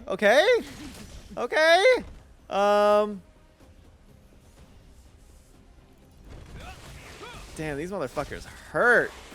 Ow. That's my entire shield! Don't hit Locha, please. Don't hit Locha, please. Oh my God. Oh my God. Oh man, that's tough. They're just ripping right through those shields. And those are like maximum shields too. Oh man.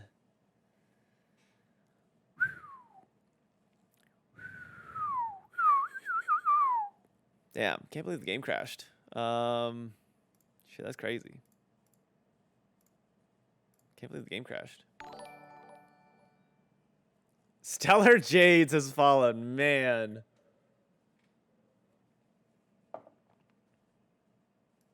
Okay, it's time to focus. I'm blessed by Stellar Jades.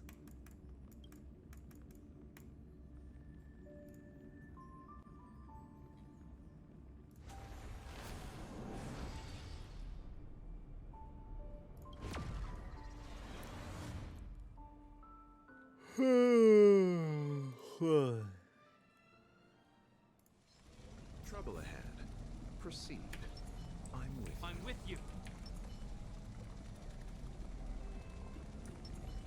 Strike first. You got it this time. Thanks, Stellar Jades.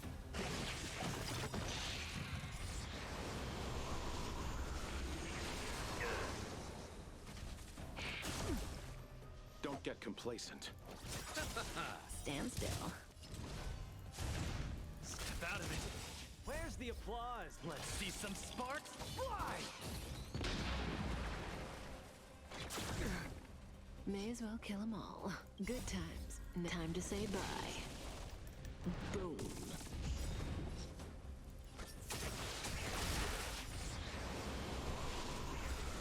The name of Landau, a will forged in ice, never falters. Oh boy. Freeze. Haha, stupid. It's these little fuckers. Like they're doing a lot.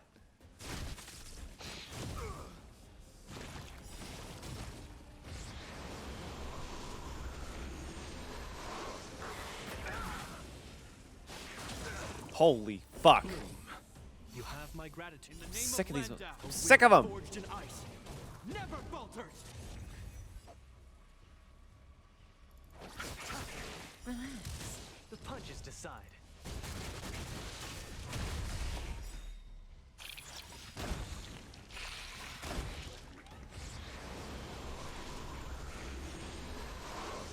Is that all?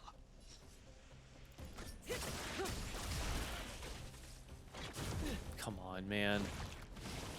Oh, come on, man. Okay.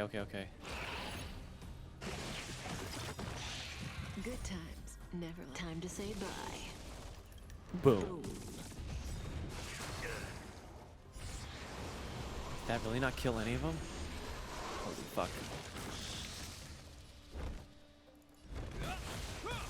You're kidding me.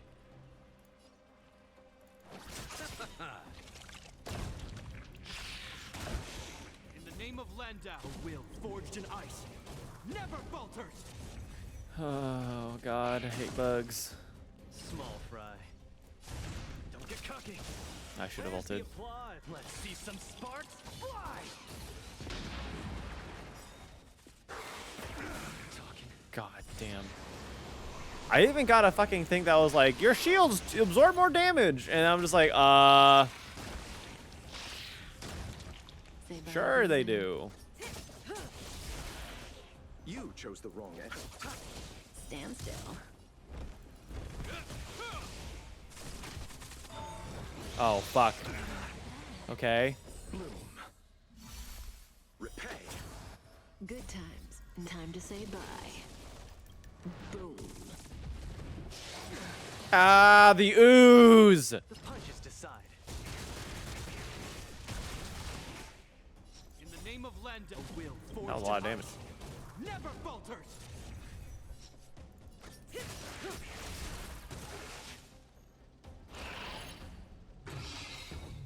Okay. I'm in a better position than last time.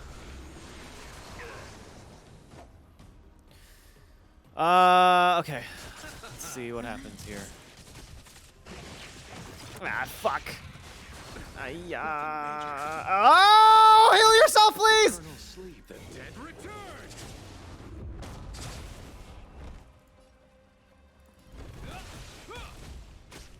Okay. Oh, fuck. Step out of it. Where's the applause? Let's see some sparks fly. Yeah, Jesus, indeed. Yeah, Little Shot might be dead. Yeah, unless he heals himself right now. But he's not self-healing.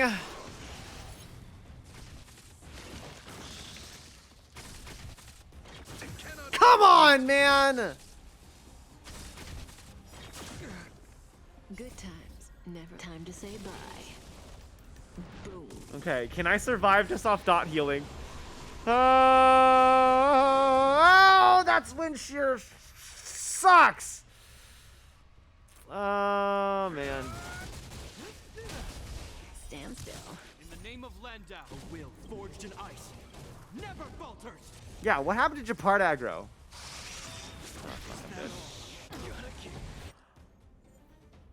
You've got to be kidding me. That was Luka's entire shield. That was Luka's entire shield. I'm still needed. That was Luka's entire... Oh, fuck. I didn't even have time to fucking Alt F4. That was Luka's entire shield and his health bar in one fucking shot. Damn, that sucks.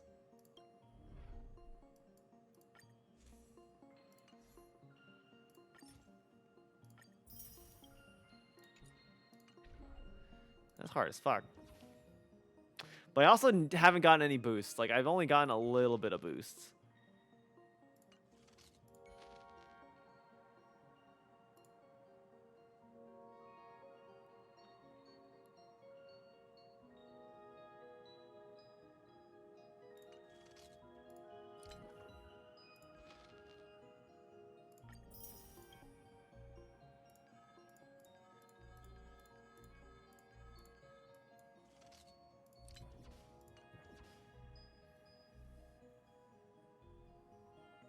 I feel like I had a pretty fucking good run too, though. Which is the problem. Like, oh shit!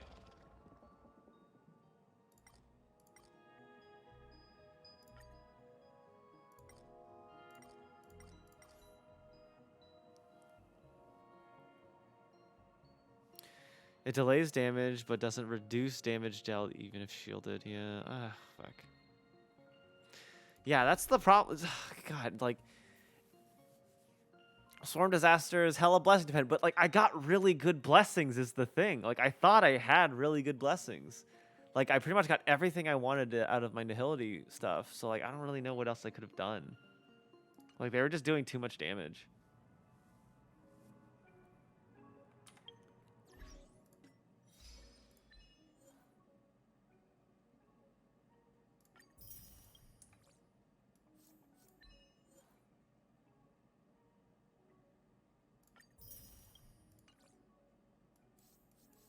Include the interplays? What are the interplays?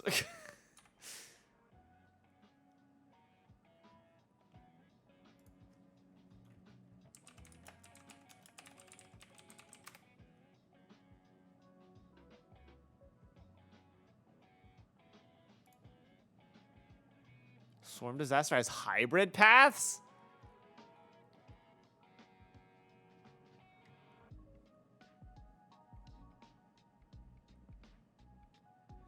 Nihility, propagation, interplay. What the fuck? I don't even know what interplay is.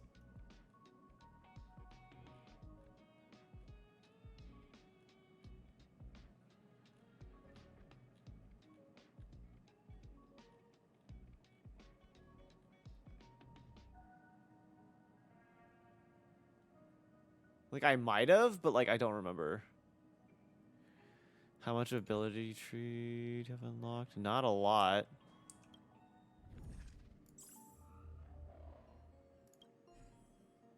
Not that one. You mean this? Or this? Yeah, it was this, right?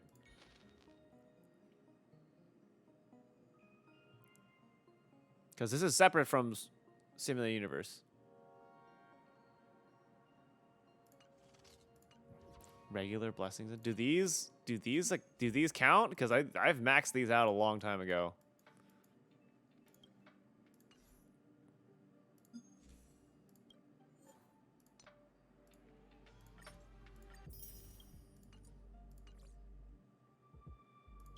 Yeah, I figured.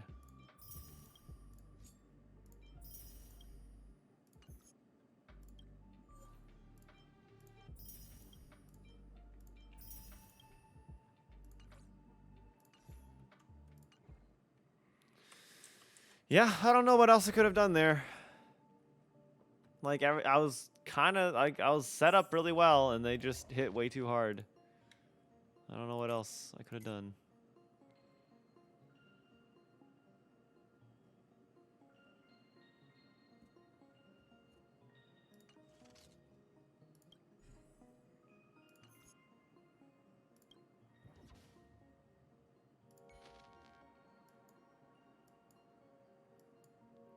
Yeah, I haven't done a lot of these.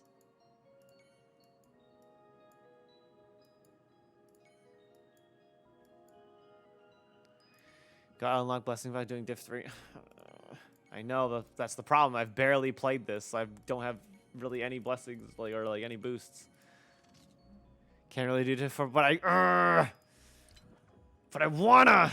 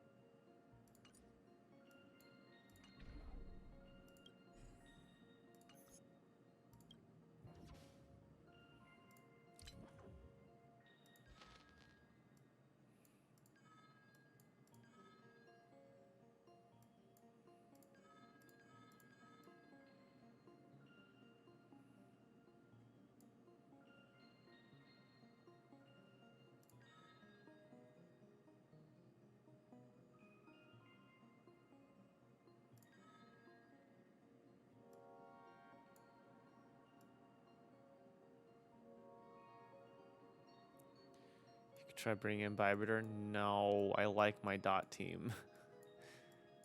I also don't think my Imbibitor is stronger than my Kafka right now.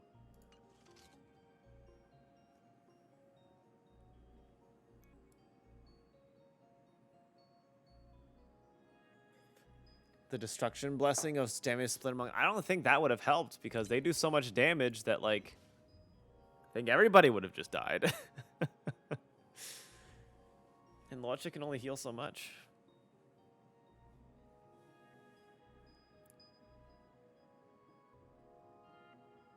Yeah, the damage is too high. Because, like, imagine the frickin'... Just need more buffs. I don't want to have to... I don't want to have to rely on more buffs. I wanted my team to be good enough on its own. But no, the game wants me to play the game and get the blessings and the buffs and stuff. And I was like, no. But what if I want to prove that my team can do it on its own? That's what I did for difficulty 3. Like, difficulty 3, like, I barely had any buffs, like, at all. And I cleared it just with the strength of my own team.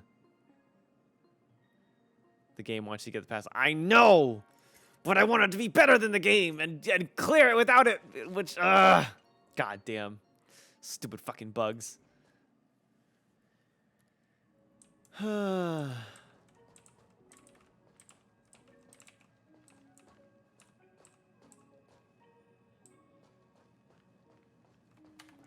almost had it for difficulty 4. It's always last phase of the fucking bugs that's always just like, all right, this is annoying. Like, everything else leading up till that is like, okay, this is doable. And then last phase is just like, all right, they hit like 3 times harder now, and there's 2 of them. And fucking, yeah.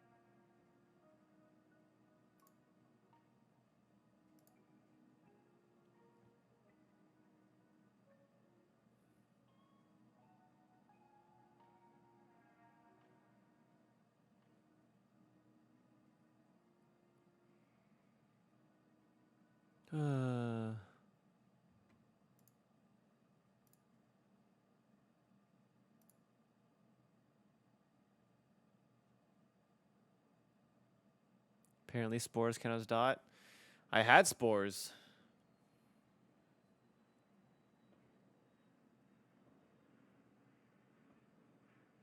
Are we breaking the... Well, I'm getting Fuxian. Like, that's not a question of if I'm gonna get her.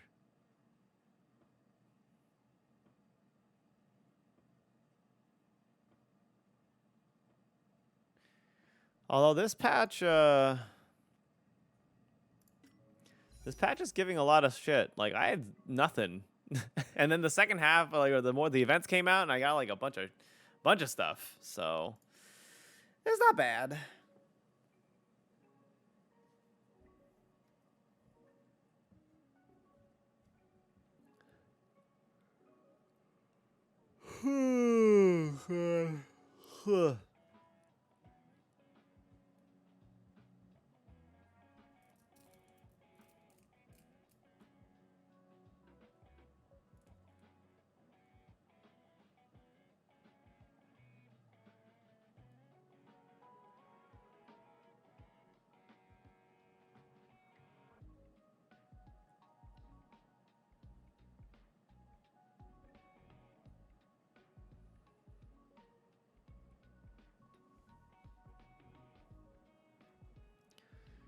Fushun seems too good to be true. Yeah. I don't even know what Kit does. To be honest, I didn't look into it.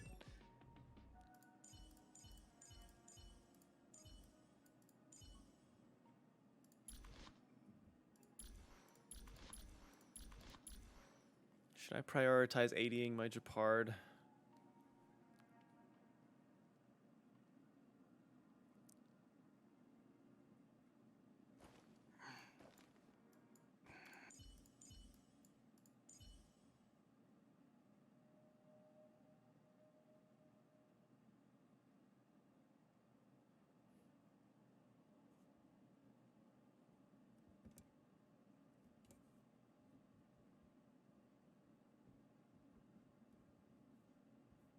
How do you push nihility damage? Like, how do you, like, what do you mean buffing nihility damage?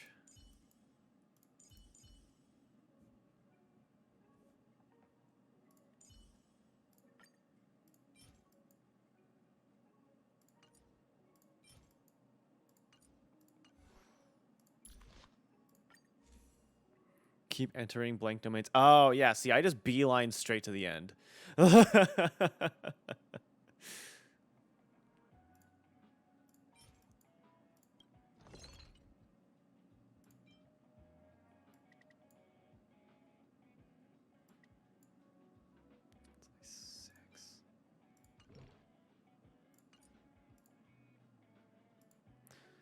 Yeah, I know Blink Domains still offer rewards, but like the planar disarray thing is like is scary.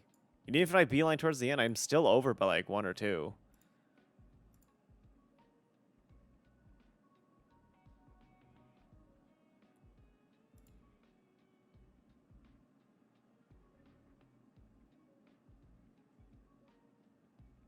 I think if anything, yeah, but even, huh? Yeah, I guess I don't really know all the mechanics of Swarm yet, so I'm just kind of fucking around and punching things.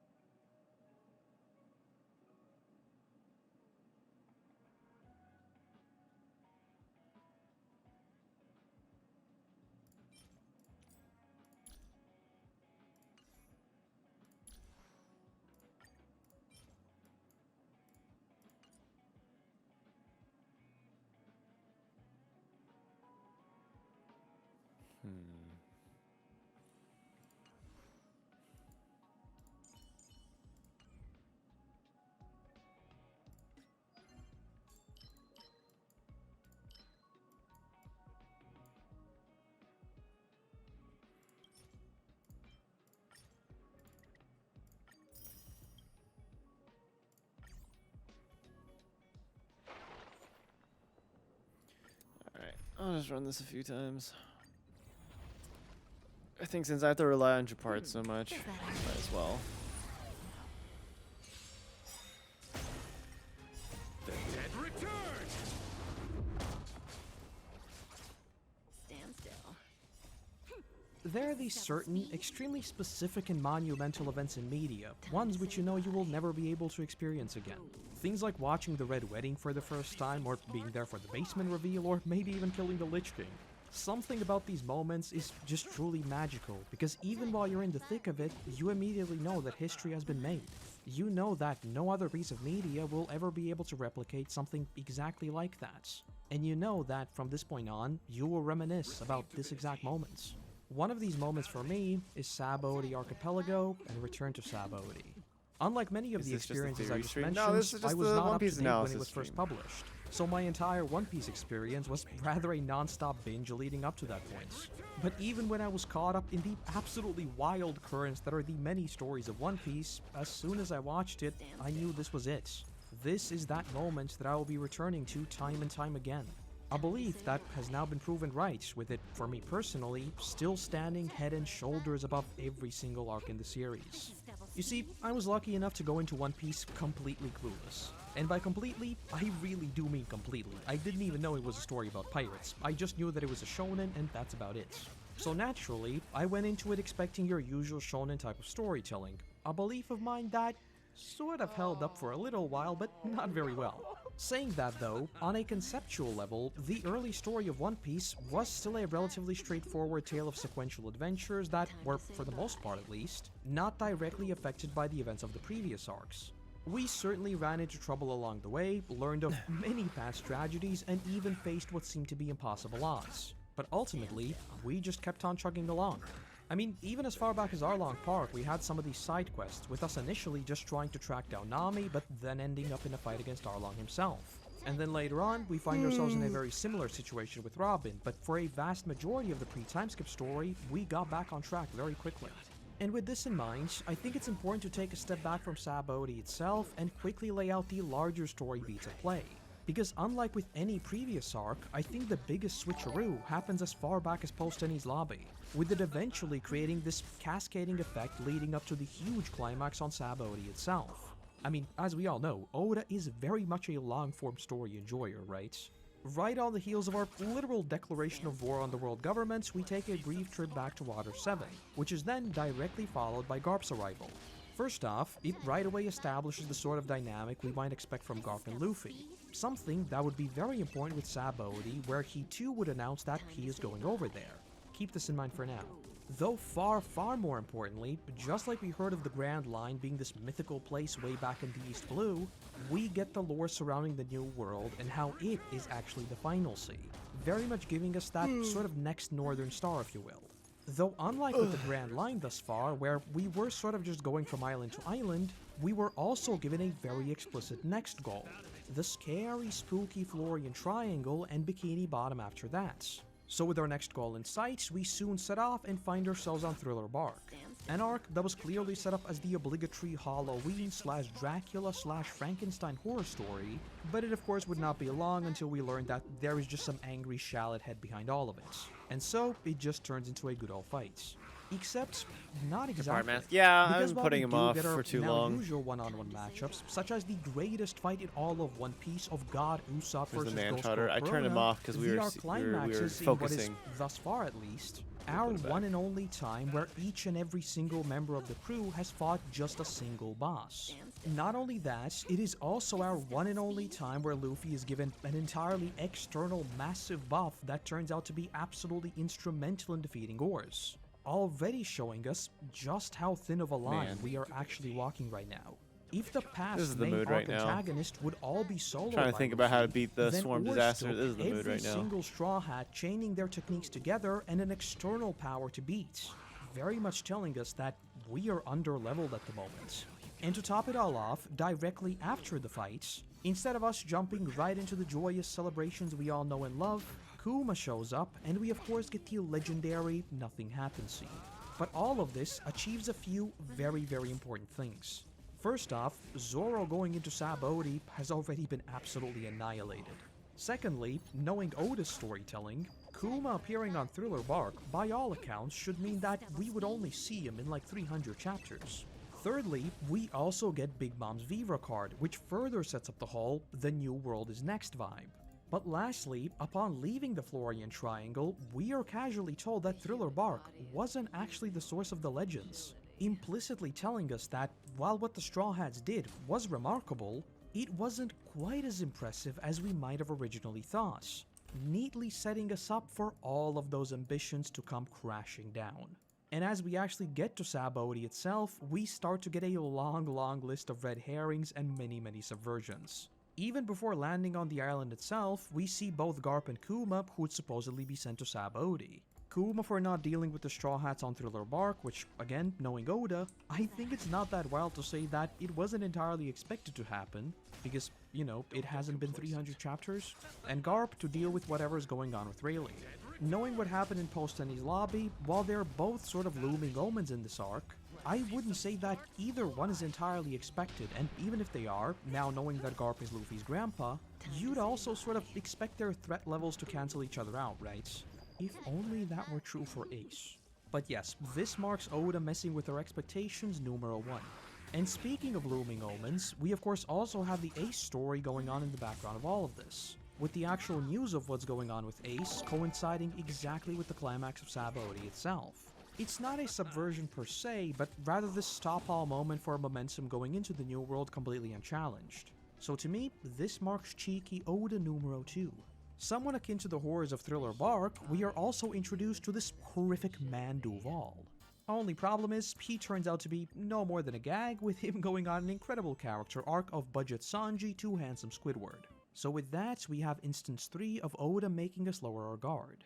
And it's then not long from when we land on Sabaody that we get to the auction, where, despite us hearing and seeing that challenging the Celestial Dragon is effectively a death sentence, Luffy punches Sharlos back into the manga, and immediately the auction is entirely surrounded by Navy forces. But the thing is, despite that, we escape and everything is fine. Not only that, we make contact with the right hand of the literal Pirate King, someone who casually showed off a power that we had barely ever seen before, and didn't even bother to help the now famous Sabaody trio, knowing that they just don't need his help.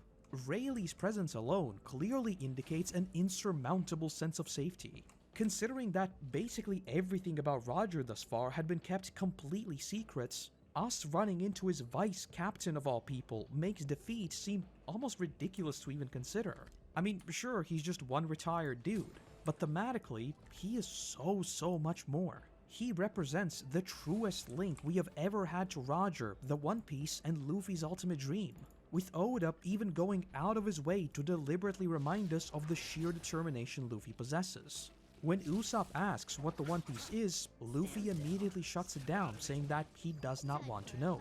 Just like that barkeep back in Logtown, absolutely all of this is setting us up for our entry into the final stretch of the adventure. We have overcome impossible odds before. I mean, our entry into the Grand Line literally involved Luffy casually announcing his death. So, with Rayleigh by our side, as well as the rest of the worst generation just hanging around here, we are just sort of vibing.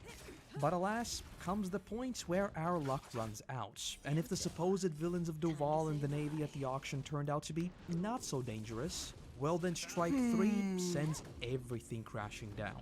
Remember how I said at the top of the video that the only thing I knew about One Piece was that we're just grinding now. Well, we're not missing anyone anything. Who's watched Shonen will know that there is just a trying to very figure out how to specific get sequence of stronger in this events that game. always happens in your typical 3-act fights.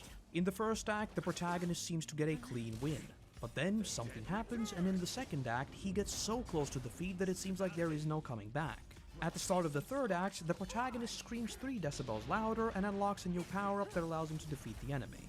Copy-paste to literally most fights in anime, and you'll see this exact formula. For me, that was always the biggest problem with shonens. There are no stakes, and none of it really matters. But oh man, no. It's as if this climax was specifically written to challenge every single one of those cliches from beginning to end. And all of that begins yeah, we with the finished pretty arrival much all of the pacifistas. Now, videos I'm I not wanted to watch entirely from the sure other whether this whole YouTubers, so we're surprise watching was a a result different of me binging the series and everything just moving incredibly fast, or was this intended?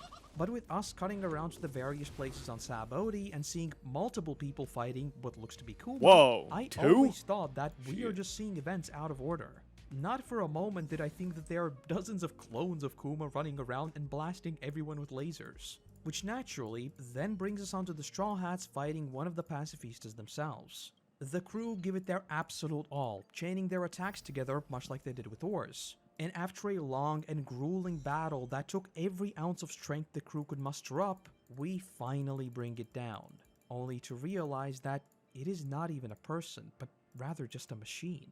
And then comes the bombshell. Just as they're catching their breaths, Sentomaru appears with another one by his side. And just like that, all of those fights we saw go down were no longer isolated incidents. They were all happening at the same time. The Straw Hats did not achieve the impossible. They didn't defeat some legendary big bad. All they did was take down a lowly grunt, not even a human, one of likely countless machines sent off as disposable fighters. Just like we saw with us leaving Thriller Bark, no, we didn't vanquish some legendary evil. This was just a machine. And with that, we get what I still think is one of the most powerful lines in the series that even today sends chills down my spine. Luffy just says, "We cannot win." The words neither we nor the rest of the crew thought to be possible coming from him. But he simply says, "We need to run." This is the man who challenged the worst of the East Blue and won. He challenged the worst crime boss of Alabasta that ruled for years and won. He declared war on the world government itself and fought the worst of CP9 and won. Not for a second faltering in any of those events. Be it stabbed through the chest and left in the desert or beaten into the ground. Not once did he show the least bit of doubt in his abilities. So the words of "we cannot win" are almost unbelievable. No more than a few hours ago, he denied the truths of the One Piece itself handed to him on a silver platter. That's just how strong his drive is, yet here, he simply announces, "We run." And as much as it is played up for gags just moments later, the absolutely chilling moment of Luffy of all people calling for a retreat is a very good indicator of what we should expect. And no more than a few minutes later, we see just that. Kizaru appears and in an instant shoots down Zoro, simply standing there as his identity is revealed to us. This is an admiral. Keep in mind that the one and only time we have seen an admiral fight thus far was Aokiji. Someone who wasn't even concerned with fighting the Straw Hats, but wiped them out while they were basically in prime condition without ever breaking a sweat. Well, now we have just faced what are two of our hardest battles nearly back to back. And on top of the ever-increasing number of pacifistas, we now have the strongest force of the Navy in one of the admirals showing up to top it all off. At this point, we are not facing impossible odds, we are facing no odds. Yet still, remember what I said about the usual shonen structure. We just defeated one of the pacifistas, so that was Act 1. So now with everyone else showing up, this is our Act 2 and our crushing defeats, right? This is to be expected. And to immediately satisfy that thought, none other than Rayleigh shows up, very much living up to his name, and scatters Kizaru's light attacks, giving the crew a much needed opening to run. So now we are back on track for our usual 3-act fight, with the crew now regrouping, probably defeating another pacifist or something and just escaping. But that's when everything begins to unravel at the seams. As we see Chopper and Robin trying to escape, every single one of the Straw Hats are quickly defeated by the pacifistas or Sentomaru, with even Luffy now laying in a pile of rubble. With no other choice, Chopper pulls his devil trigger and goes monster mode. A power so overwhelming and uncontrollable that Chopper annihilated a member of CP9 and then proceeded to attack Frankie. And with his monstrous roars now setting the scene, we see the completely decimated crew all laying on the floor while Usopp just tries to get them back up. And it is at this very moment that all of those dominoes Oda had set up begin to fall down. All of our fighters are defeated, Chopper has gone monster form, we have no means of escape, and Kuma appears, standing in front of Zoro, just like he did in Thriller Bark. This man, who seemingly spared Zoro but then still chose to put him through indescribable suffering, now simply asks what is the most One Piece question of all time. If you could take a vacation, where would you go? And as much as this is a clue to what Kuma is actually doing, I do think that the sheer randomness of the question is Oda deliberately messing with our expectations. Because just as the potentials of what this even means begin to swirl in your mind, Zoro simply vanishes into thin air. No climactic battle, no build-up, nothing. He simply disappears right in front of Usopp's eyes. The second strongest of our crew, gone in an instant with absolutely no explanation as to where he might be. And as if this wasn't already puzzling enough, Kuma then jumps forward and erases the Pacifista, seemingly helping the Straw Hats. So with what looks to be another opening, Luffy once again calls for them to run. But as Brook shoots out his one last pun, he too...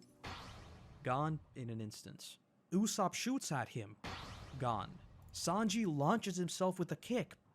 Gone. And yet again, we hear words from Luffy that seemed impossible. Not ones of encouragement or rage or anything, but simply, what do we do? And while we see Rayleigh still clashing with Kizaru, that much desired Act 3 power-up seems to finally be here, with Luffy popping second gear and going in for yet another match. But no, completely ignoring Luffy, he pops in front of Frankie and... gone.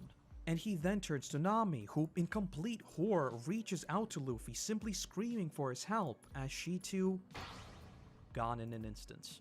Oda's writing here is simply immaculate, because to me, it seemed pretty clear that he deliberately wanted to wipe out all the fighters first. Sort of telling us, well, it's what you'd expect. They're always putting their lives on the line, right?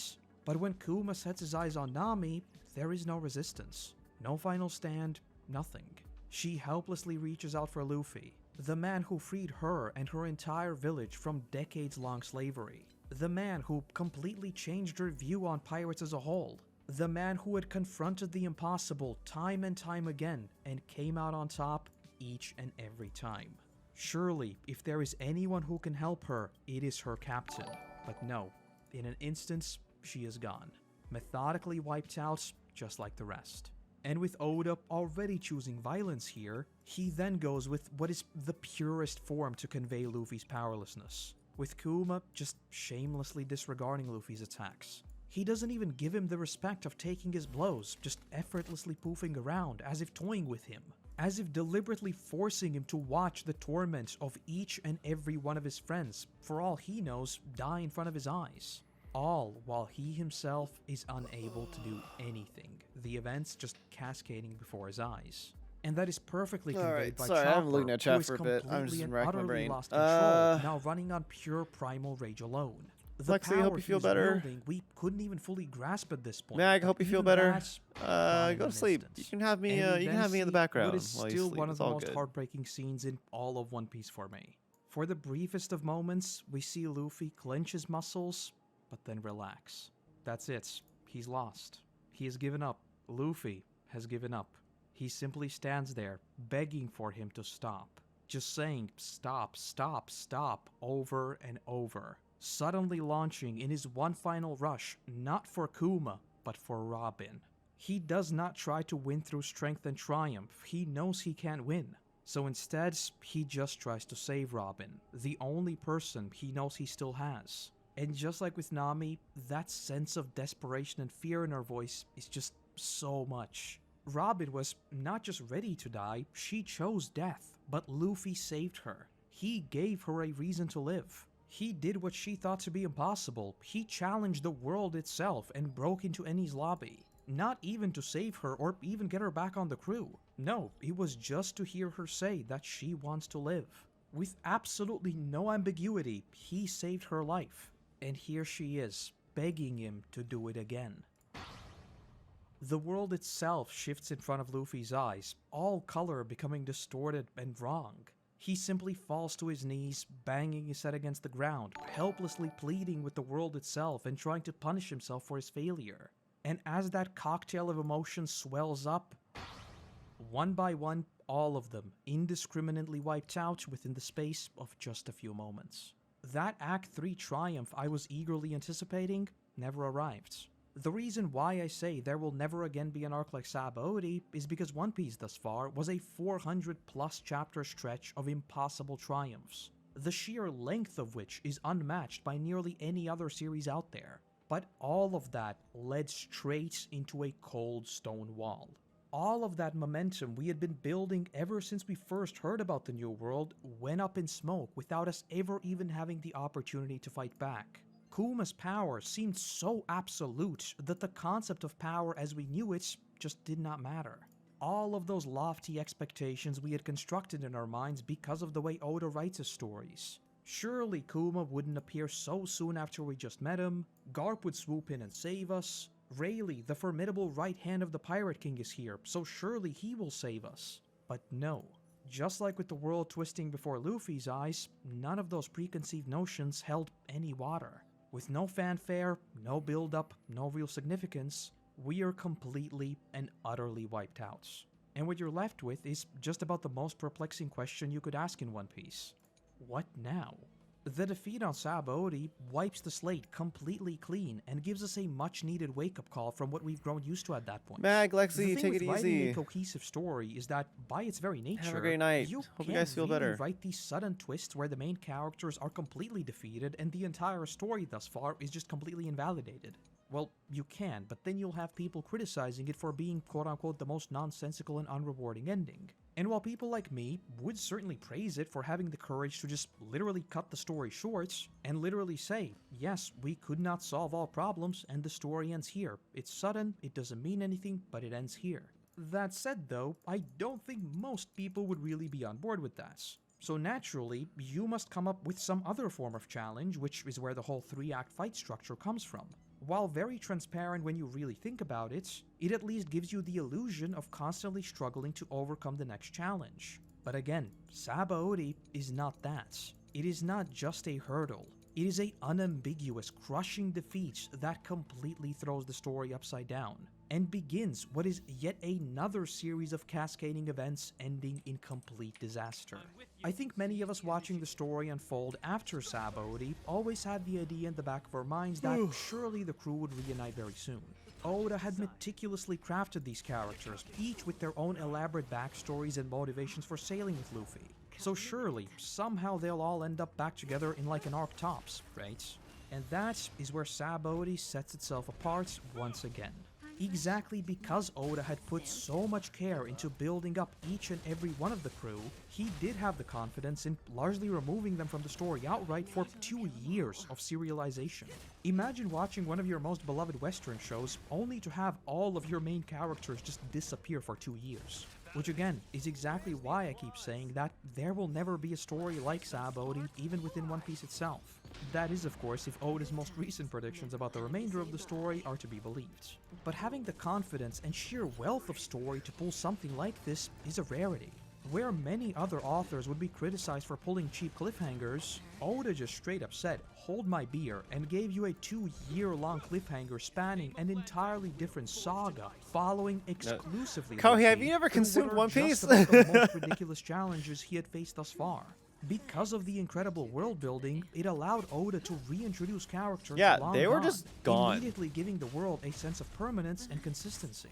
All of those journeys we went on are not disconnected events that we are now just supposed to forget because it was bad guy number 394. All of them bore consequences on the larger story, and arcs like Impel Down demonstrate that brilliantly. Again, Oda is a Saw that very, bro very guy when long-term Ramen- storytelling enjoyer. So not only does That's Sabaody fair. flip Luffy's story upside down, it largely also bleeds into resetting the entire world. Yeah, as we they knew just, it, they were with just nearly fucking all gone. of the antagonists we Like, faced thus far being unleashed onto the they were world yet gone. again. But all of that pales in comparison to what we see in Marineford. At this point, we are following exclusively Luffy for the third arc straight, with I think many of us expecting for the crew to just somehow, through some shenanigans, ending up in Marineford. But oh boy, how wrong we were. The thing with writing defeats, and more importantly character deaths in stories that are not inherently founded on the notion of characters will die suddenly and regularly, is that you can very easily alienate a part of your audience. A somewhat bizarre conundrum that began to transpire with the likes of The Walking Dead's TV adaptation. And so knowing that, many authors often consider killing off or just writing characters out of the story as a waste of potential that may eventually actually have catastrophic effects on the story as a whole. Again, keep in mind, One Piece is still a shonen.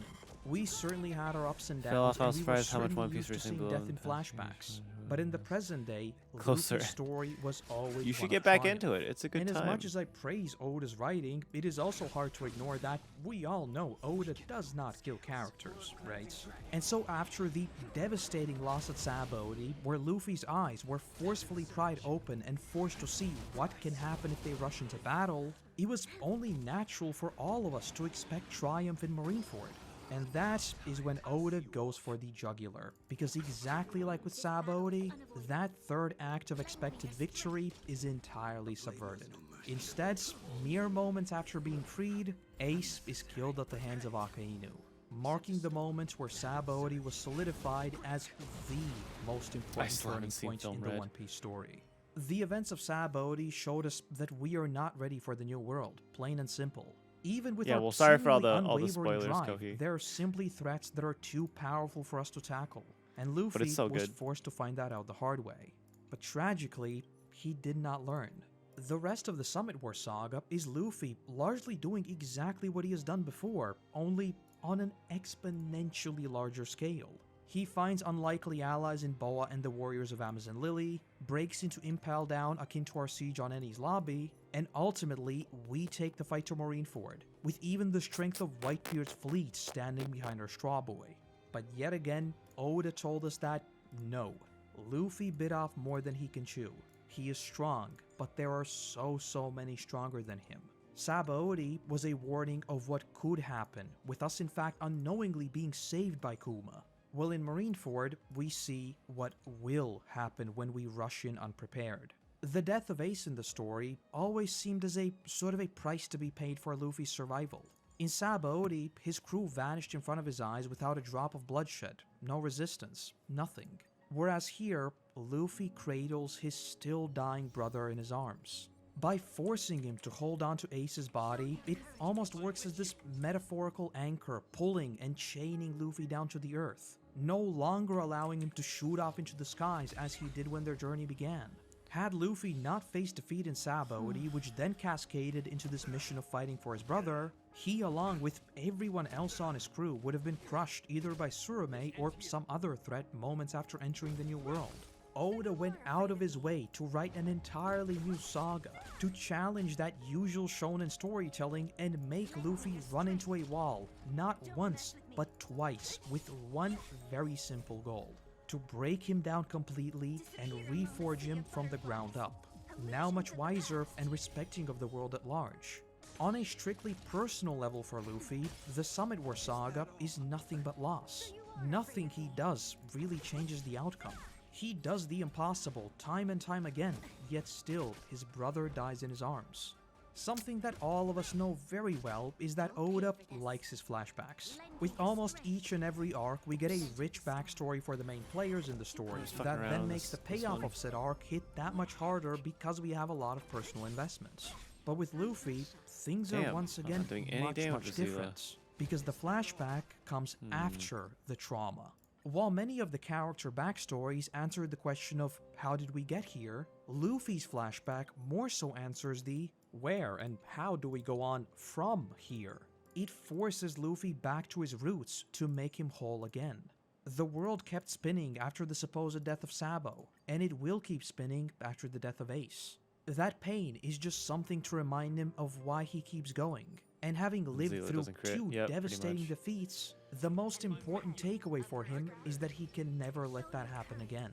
The death of Ace becomes this looming specter, a constant reminder of what could have happened on Sabaody. Something that pushes Luffy to become stronger, trying to figure out how to become stronger, with only one goal. He will never allow himself to be as helpless as he was back then. And so, he sends a message. Both an apology for what happened, as well as a very actionable solution. We will meet back up in 2 years. Until then, I will become stronger. And while clearly both Luffy, as well as us following the story, all knew that they'd be doing the same exact thing and we'd all arrive back with a huge array of new abilities, from purely Luffy's perspective, this is not a call to action. He doesn't tell them to train or to get stronger or really do anything.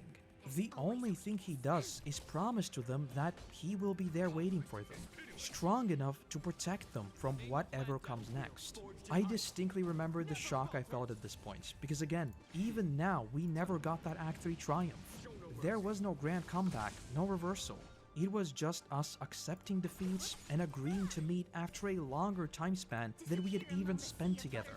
After 4 long arcs of following only Luffy, we ultimately returned to square one, the goal of returning to Sabaody. Which finally brings us onto the arc that should have just been named Catharsis. And if for a lot of this video, I've tried to stay away from my personal oddities and focus on the narrative itself, then with Return to Sabaody, I am sorry, I simply cannot do that. At the very start of this video, I talked about those monumentous occasions in media, ones which you share with your friends or even just others online. Well, with Return to Sabaody, I didn't really have that by design, as I tried to isolate myself from One Piece discussion as a whole out of fear of spoilers. But let me tell you right now, not once have I felt that level of anticipation while watching One Piece. To give you some extra perspective, and don't take this as me bragging that I'm some mega chat or anything, but I often meme about me having zero emotional capacity whatsoever. Like, I didn't cry once during the series. I just don't in general. It's Well, just you're a like fucking there is a sociopath. fundamental disconnect between media and real life in my brain. But do you know what got the absolute closest? Not Zoro's unwavering resolve and him saying that he'd never lose again. Not Nami's desperate plea for help. Not Chopper waving the flag, not Robin, not the Mary, none of that. It was simply the crew all reuniting. I will admit that I am oddly sentimental when it comes to any form of reunion, but with One Piece, it is not. He just sounds like a he has reunion, abandonment right? issues. Can you name another series that has like a 200 Sounds like he doesn't have a episode stretch dad. of non-stop tragedy, only to reunite in the same exact place where it all began with that first crushing defeat, and returning with such insurmountable power that it becomes almost a laughingstock? With the caricatures, there are the fake Straw Hats becoming a almost weirdly whimsical reminder of how it all started. The sheer catharsis moment of us seeing all the crewmates meeting each other one by one, as if not a single day had passed, but all Literally casually Zoro traumatizing in the of middle all of a people One casually Piece. stumbling into the bar It's like, first, I don't have announcing emotions. his return. Nami Bro, I jumping don't up with think that's a good excitement thing, to hug Luka. dude. Robin walking up to the Sunny and greeting Frankie. All of these seem like meeting your best friend from high school or something you haven't talked to for years. But somehow, you reconnect in an instant. It's this magical feeling that only a series with as rich characters and with such a long-running story as One Piece could pull off. And that's not even mentioning the mentor relationship of Rayleigh and Luffy. The sheer emotional weight coming off of my shoulders when I saw all of them meeting back up and not just fighting back, but absolutely annihilating the thing that tore them apart. It's a feeling that I don't think I'll ever be able to put into words. Just Even talk about the now, funny I'm getting pirate weird man, not the tingling in my spineless elbow about thinking behavior. about it. But it's exactly moments like these Oh, that make shit. me so glad that I That's experienced funny. the journey that is One Piece. The reason why I say that there will never be an arc like Sabaody is because the duology we see here is the perfect embodiment of what makes the long-form storytelling of One Piece so special. It uses all of the many adventures and triumphs we had seen thus far to entirely subvert each and every one of those expectations, 12 setting off a cycles. series of So I have 3 cascading turns to fucking disasters, kill the this thing. I don't likes of think I which can we do had this. never seen before or since. not good. It gives us the perfect caterpillar to butterfly story. From Luffy's crushing Zila doesn't defeats do and enough losing damage. a brother in his arms, to not him good. finally being not good reborn at anew, all. arriving back years later to where it all began and showing just how much stronger and wiser he had grown. It leverages the wealth of backstories and those inseparable bonds we had forged among the crew to give us the most indescribable feeling of catharsis. With them finally reuniting after God damn it, hundreds they're of healing. chapters apart, with each and every one of them now being stronger, wiser, and perhaps most importantly for One Piece, happier. The time apart only strengthening their unity and love for each other. There are arcs that are more complex from a character writing perspective. There are arcs with many more reveals. There are many arcs with better fights. But for me, a certified suffering enjoyer, the defeat on Sabaody set up... Bro, for what? me Yo, what was enjoyer? still the Bro, most what is special wrong story with you? of One Piece. A reminder that no matter how bad things get, there are still those friends who will wait for you and have your back, even if 2 years later. And What if is- that yeah, doesn't he perfectly guess really embody has the a story of One shit. Piece, well then, I really don't know what will. And that's the video. Considering I just spent 35 minutes talking about it, normally what I would the say hell is that this the guy's 5 minutes problem? Going on about how people are sleeping are the absolute gem that is the Sabbath. Oh my god. Hopefully this guy's not as fucking crazy. As a 1,000-chapter epic with literally Guys, dozens audio and quality's dozens dog of shit, story though. arcs, it's difficult to pinpoint which single storyline in One Piece stands out as the best. After all, so much comes down to personal preference and what has the greatest effect on each individual. However, no matter what you enjoy about One Piece, to this day I do not think that there has been an arc that has as perfectly hit so many levels of what makes One Piece as Enies Lobby. An arc that really feels like the complete package, deftly weaving together intense character storylines for the entire crew. Alright, have a great night, Val. I don't think I'll hit Swarm Disaster again tonight, but drastic expansion of the I'll world see building what will have happen. and maybe the best scene direction in the entire series. To me, Enies Lobby is not only the ultimate representation of One Piece, it is arguably the best written arc in the entire series, and by the end of this video you may agree one of the best written storylines of any work, period. Absolutely knocking it out of the park in so many different categories that it's hard to decide where to begin. Well, not that hard, we're starting with themes and characters. Enies Lobby had by far the most character work for the Straw Hats as a whole out of any One Piece arc. And I place emphasis on Straw Hats as a whole, because while important growth took place for individual members, what is often missed is what this arc did for the actual unit. Oh, fuck, Luka! You Weird to outrage, say, hit the but right more so than thing. for Thanks, any buddy. We individual did it. member of the crew. This arc was really a coming-of-age think I was story fine for regardless, the actual but- crew as a whole, the Straw Hat Pirates. So before we can get into that, we need to rewind Yeah, and understand it's fine. what He only the had like Straw a Hats few were like, percent. and He what had like the Straw 2% Hat health crew left. Like dynamic was I would have before had that. Enies Lobby. No problem. Because the drastic evolution of the crew that took place Anyway. in this arc was a long time coming. A major reason the Straw Hats are such a lovable group in the first place is because they really do feel like a family. I think One Piece is up there among the best, if not the best series in terms of having a main cast that just captures the essence of a happy-go-lucky family where everyone can just be themselves. It's not just comedic banter. Oda has a genuine talent for writing heartwarming party scenes where the characters can freely bounce off each other, and of course combining that with the other end of the spectrum, where this lighthearted, goofy group is absolutely resolute in having each other's backs through life and death, showing us over and over the extreme lengths that they're willing to go to fight for each other. Not to mention the fact that they're young adults setting off into the world on their own on a grand adventure, the charming appeal of life in essentially a traveling home with your best friends. The Straw Hat crew just feels like the perfect family setup.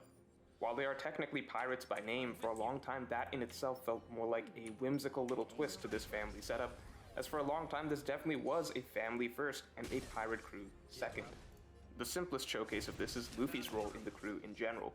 Luffy often acts like a kid in the crew rather than the one in charge, with Nami often feeling like the boss, or really, the mom of the group during day-to-day activities.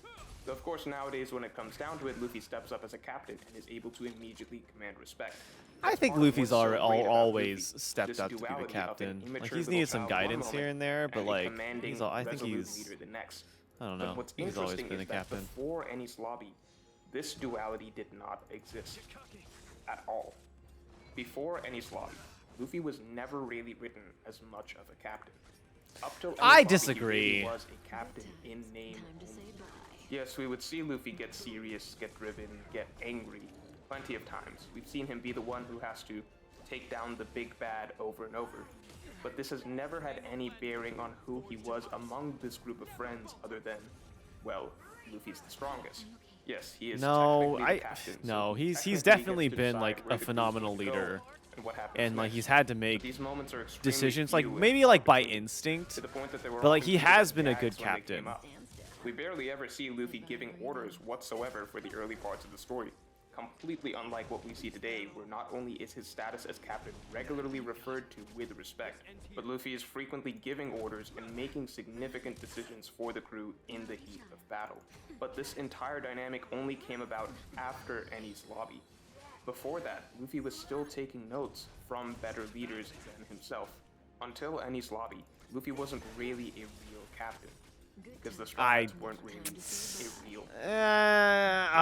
This video is an hour long. I already don't agree with how this guy's brain works. All right, No, I think he's intentionally downplaying events of the story earlier on just to like drive home his point, and you can't. I don't like people who warp events just to fit their argument. It's like people who fucking it's like you do labs in biology class and you fucking fake data. Like, yeah, it's not just to measure hypothesis. Like that's not what it is. Let's watch one more from the Melon Tree Girl. She was pretty good. I think this one came out not too long. I think I skipped this one, but yeah. Let's take a listen to it. I don't know what the fuck she's gonna talk about. It says One Piece, a queer retrospective. I'm like, I don't know what the fuck you're gonna talk about, but here we go. Comments of this video. Oh god. Hello, my dear viewers. I'd like to wish a happy Pride Month to all. And while I'm not exactly a partaker nor an enjoyer of the capitalist corporate rainbow, I thought it'd be a good excuse to finally make and release a video which I've been thinking of for a while now. I'd like to preface this by saying this video will not be an argument, nor will it be political in any sense. Oh, fuck. I am a gay woman myself, and I don't JK. like to think of my existence as political, nor do I want to see fictional LGBT content in that way. This video will essentially just be a look at how One Piece handled queer identities, characters, and themes. As the title says, this is a retrospective. That means we'll be looking at canonical queer characters who exist within the series and how they are presented. We'll be looking at what Bon Clay is involved and what characters it applies to, whether intentionally or not. And this will hopefully be something calm and insightful for all of us, as just making this has been an insightful journey for myself. There will be no shipping and no theories, but of course, some of this does open to interpretation. I just ask you have an open mind upon discussion. If this doesn't sound like your cup of tea, or you just straight up don't care, feel free to give this video a miss. I understand not everyone wants to talk about things like this, especially in regards to a shonen anime. So why am I talking about this? Well, it's just because I think it matters. I think it's extremely odd that One Piece is the biggest anime and manga in the world, while also being one of the biggest fictional properties to ever be created. And these kinds of studies don't seem to really exist for it. At least not in video format. One thing about me, I love a good video essay, and I believe it beneficial to have some kind of case study on the queer themes of One Piece. One Piece is an especially interesting one because it's like we've watched it evolve over time, for both the good, the bad, and the ugly. Oda seems to be a writer who wants to grow and wants to learn, and I found his journey through this property interesting in itself. But we'll get into the nitty-gritty of it all later, because before we start anything, I'm going to hit you with a quick sponsor. While we cannot all be pirates in our current day and age, we can still be pirates online, and we can do that safely with Atlas VPN. If you're not a tech nerd like me and have no idea what a VPN is, a VPN makes it so all your internet searches, browsing, and history is 16 turns protected. left, thank you. It's sure to hide your IP address, and it keeps you safe from spying, so especially 12 from cycles, the pesky no down FBI agent in your characters. computer who's watching you look up Zoro's big fat boobies as we speak. But Atlas VPN isn't just a VPN. It also protects you from pop-up ads and malicious malware. It can also give you access to any country's version of Netflix or Disney Plus. I mentioned Disney Plus specifically because did you guys know that the entirety of Bleach is Australian Disney Plus? And with Atlas, you can take advantage of Atlas's huge discount. You can get a 3-year subscription from $1.83 a month with a 30-day money-back guarantee. Even better than that, if you use my link in the description below, you get an 82% discount for premium subscription. Snatch that deal while it's hot, and thank you so much Atlas VPN for sponsoring this video. I won't let you down. Alright, with that introduction out of the way, let's actually get into it. If you're still here, I hope you're excited with me to talk about this colorful, queer world of One Piece. And let me tell you something. Upon first watching this series, I was shocked. There's many anime and manga out there that have queer characters. This is true. But I do honestly believe One Piece is pretty in your face with it. Very in your face. Which is why it's strange when people tend to forget about it. I have actually written a few papers in my university days regarding queer media, in terms of what it's been and what Howard it running is. the sub And DPS One Blee Piece within was Bibby's never included in any source material. No one talked about it, nor did anyone care about it. And again, this is weird. It's weird there seems to be a radio silence on One Piece existing within the scholarly media world when, at the time of this video, it sold over 516.6 million copies worldwide. For reference, Harry Potter is the biggest fictional literature in the world, and it has sold over 500 million during this time as well. Not only that, but Harry Potter and One Piece were released in the same year. Yes, Oh, One shit. Piece I is didn't know still that. going, but technically so is the Harry Oh, Potter fuck. franchise. So you can imagine how crazy it is to me that One Piece seems to get no pull nor respect in the Western world when it's honest to God been Ow, throwing ow. hands with Mr. Potter ever since its release. And it's not like there's been no cultural impact. One Piece has been with a generation of adults throughout its 26 years of existence. Luffy's Straw Hat iconic and legendary along with the Devil Fruits themselves. Most people know Luffy. Even if they don't know his name, they've seen him. He's no Pikachu, but he's definitely a fictional icon. He may as well be a king in the real world. Either way, my point is, One Piece is never involved in queer media discussions. At least, not from my experience. I assume the reason God, is the because speed most reduction's people outside annoying. of One Piece don't actually know queerness exists in the text. And with a series so long, it can be difficult to study unless giving all your time to it. Which I definitely, totally am not doing now. man. All this is why This I'm is so gonna- super I don't think I'm gonna excited make to it in talk 12 about it, within because 12 the queer cycles. characters of this I'm not series doing have enough been damage. itching at my brain ever since meeting them. And more than anything, I'd love to see how these themes have been introduced and handled throughout time. But before I really dig into anything, I'd like to start by saying Oda, the author of One Piece, is a big history buff. I'd say it's quite obvious he's into history, with One Piece not only having an emphasis on the importance of history, but with the inspiration included from real-world history. Oh, This effect includes the resistance, warlord baby! pirates, who were based on privateers of the 17th to 18th century, a famous one being Francis Drake. Ironically, the One Piece character Drake was not a warlord, but he is still a pirate working for the government. He also has characters based on real historical pirates, these being Blackbeard, Eustace Kid, and Jewelry Bonnie, to name a few. Another example is his writing of Wano Country, with the island being based on Edo period Japan. In real-world history, Edo Japan was closed off from the 17th to 19th century. In a similar way, Wano Country had been closed off worldwide in the series. It's also possible the destruction of Robin's home island, O'Hara, was based off the burning of the Alexandria Library. The situation's very different, yet similar in losing one of the largest areas of knowledge and records known to man, in both this fictional property and the real world. So One of my favorite close. examples of history being put into One Piece is with Sanji being forced to wear an iron mask, resembling that of the story of the man in the iron mask in French history. The mask was not only punishment, but existed to hide the prisoner's identity, as I imagine this was also the case for Sanji. So what am I getting at here? Why does Oda being a history nerd matter? It matters because this man clearly does his research when including any new islands or characters. It's more than just making up a fictional story, so I'm sure he knows the 16%, and then the pirate world. you're kidding me, After 4%. all, you have to have a pirates to make a 20 so close. series about them, and that's what brings me to my point.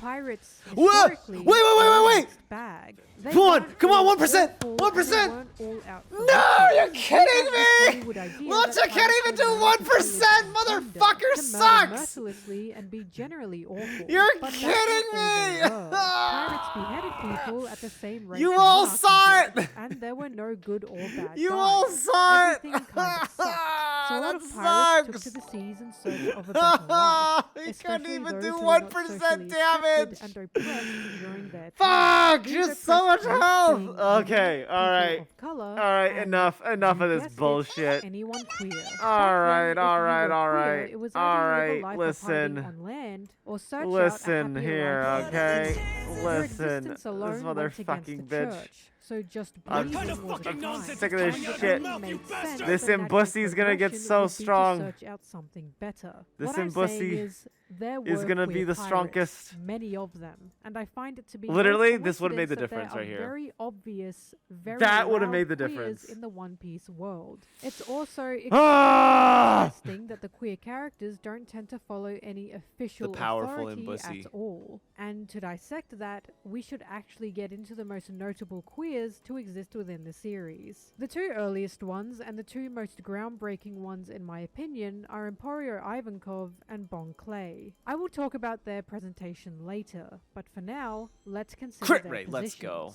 Bon Clay was originally a bounty hunter within Baroque Works, known as Mr. 2 Bon Clay and operating under Crocodile. Baroque Works was not government assigned, it was not legally handled, and Bon Clay was Expand the only one who Imbus. seemed to have their own crew. Put simply, Bon Clay was essentially a pirate, and they worked under a man they'd never met to be given the promise of paradise. We know now this meant taking over a country to create a self-made utopia, but Bon Clay was originally introduced as a villain. Luffy, while being a pirate himself, is our protagonist, so anyone who opposes him can be considered our bad guy of the week. Bon Clay was no exception to this. What is interesting here I need is, speed. straight away, Bon Clay formed a so- friendship with the Straw Hats. The fight they had with Sanji, fucking Imbusi, although dude. being a serious fight, was still in good faith, and Sanji even befriended Bon Clay after the whole fiasco was over. From there, Bon Clay sacrificed themselves to allow the Straw Hats to escape. And I immediately picked up that Bon Clay seemed to be the only Baroque Works member who Crit had rate no break real effect. ill intent. They That's even not deliver terrible. a brilliant line about being friends for life. with Strange Luffy. fake. Look at this And fucking Bon reference Clay over stands here. out These to fucking many as a weebs. fantastic, endearing character. If we get into Ivankov, also known as Iva, there are similar themes.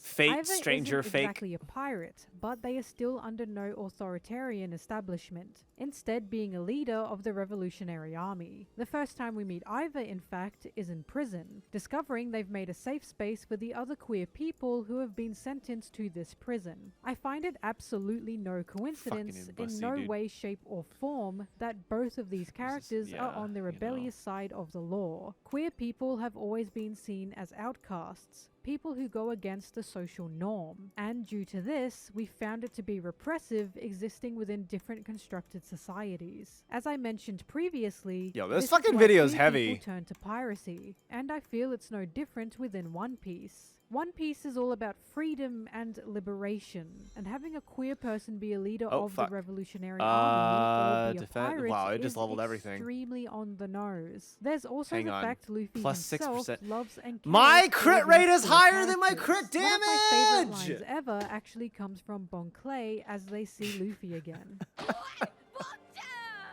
My crit rate's higher than my crit damage!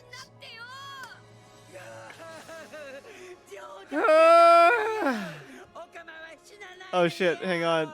Impel Down's Boink. arc was released from 2009 to 2010.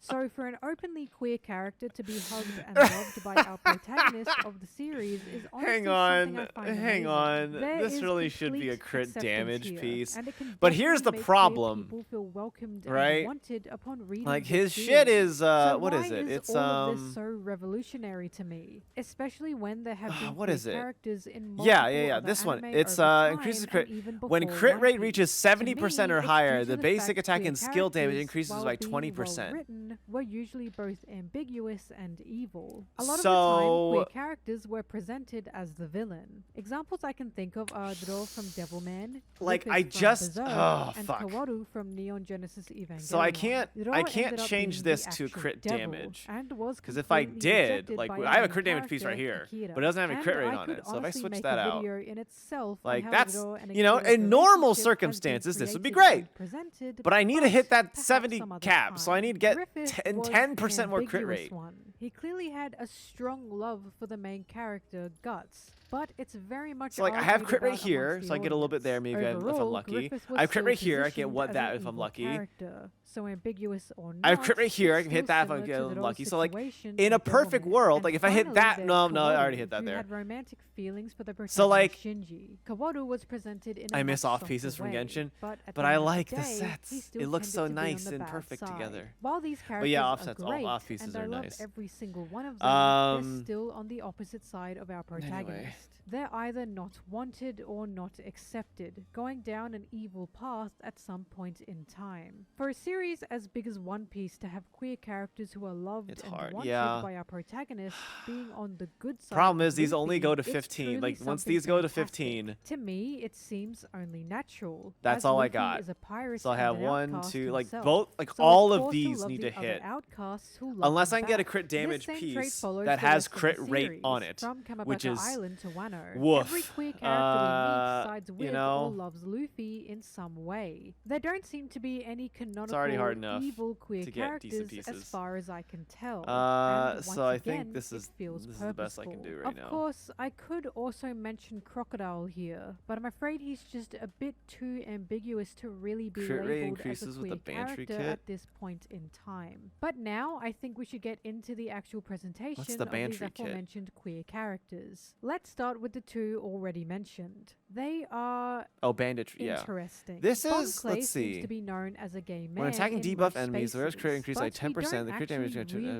imprisoned what enemies. their preferences are. Bon Clay's name, in fact, is meant to be gender neutral, representing both a feminine and masculine side. Upon their When it reaches- introduction, they say they are both a man and a woman. Their power in the series equates to this. So I as they can copy technically, anyone's body if I and hit, looks. Bon Clay was technically, if I definitely hit our crit first rate transgender once. character in One Piece, and it doesn't seem to be debated by So any I just need to means hit that crit rate this is once, the case. and then this. However, they are then this definitely body can stereotypical. Bon start Clay wears cranking. heavy makeup, ballerina shoes, and has the word Okama on the back of their shirt. For those who don't know, Okama is slang for a homosexual man in Japanese, and this is probably Huh. why most interpret them as a gay man. It's certainly a bit of an eyebrow raiser to have homosexual labeled on the back of someone's outfit, and this can be both a positive and negative thing. If we consider Bon Clay a gay man, Do this I is 100% go hard on the best damage dealer in the stereotyping of game? gay men. I think it goes without saying that a lot of gay Yeah. men do not present themselves like this, and the appearance Come may on. be found offensive to some. This is At the same terrible! time, stereotyping is a double-edged sword that can be difficult to find solid ground on. The reason for this is One more? because due Do to I do their one more? stereotypical appearance, All my it is resources. definite that this character is They queer. literally gave me the You worst cannot thing argue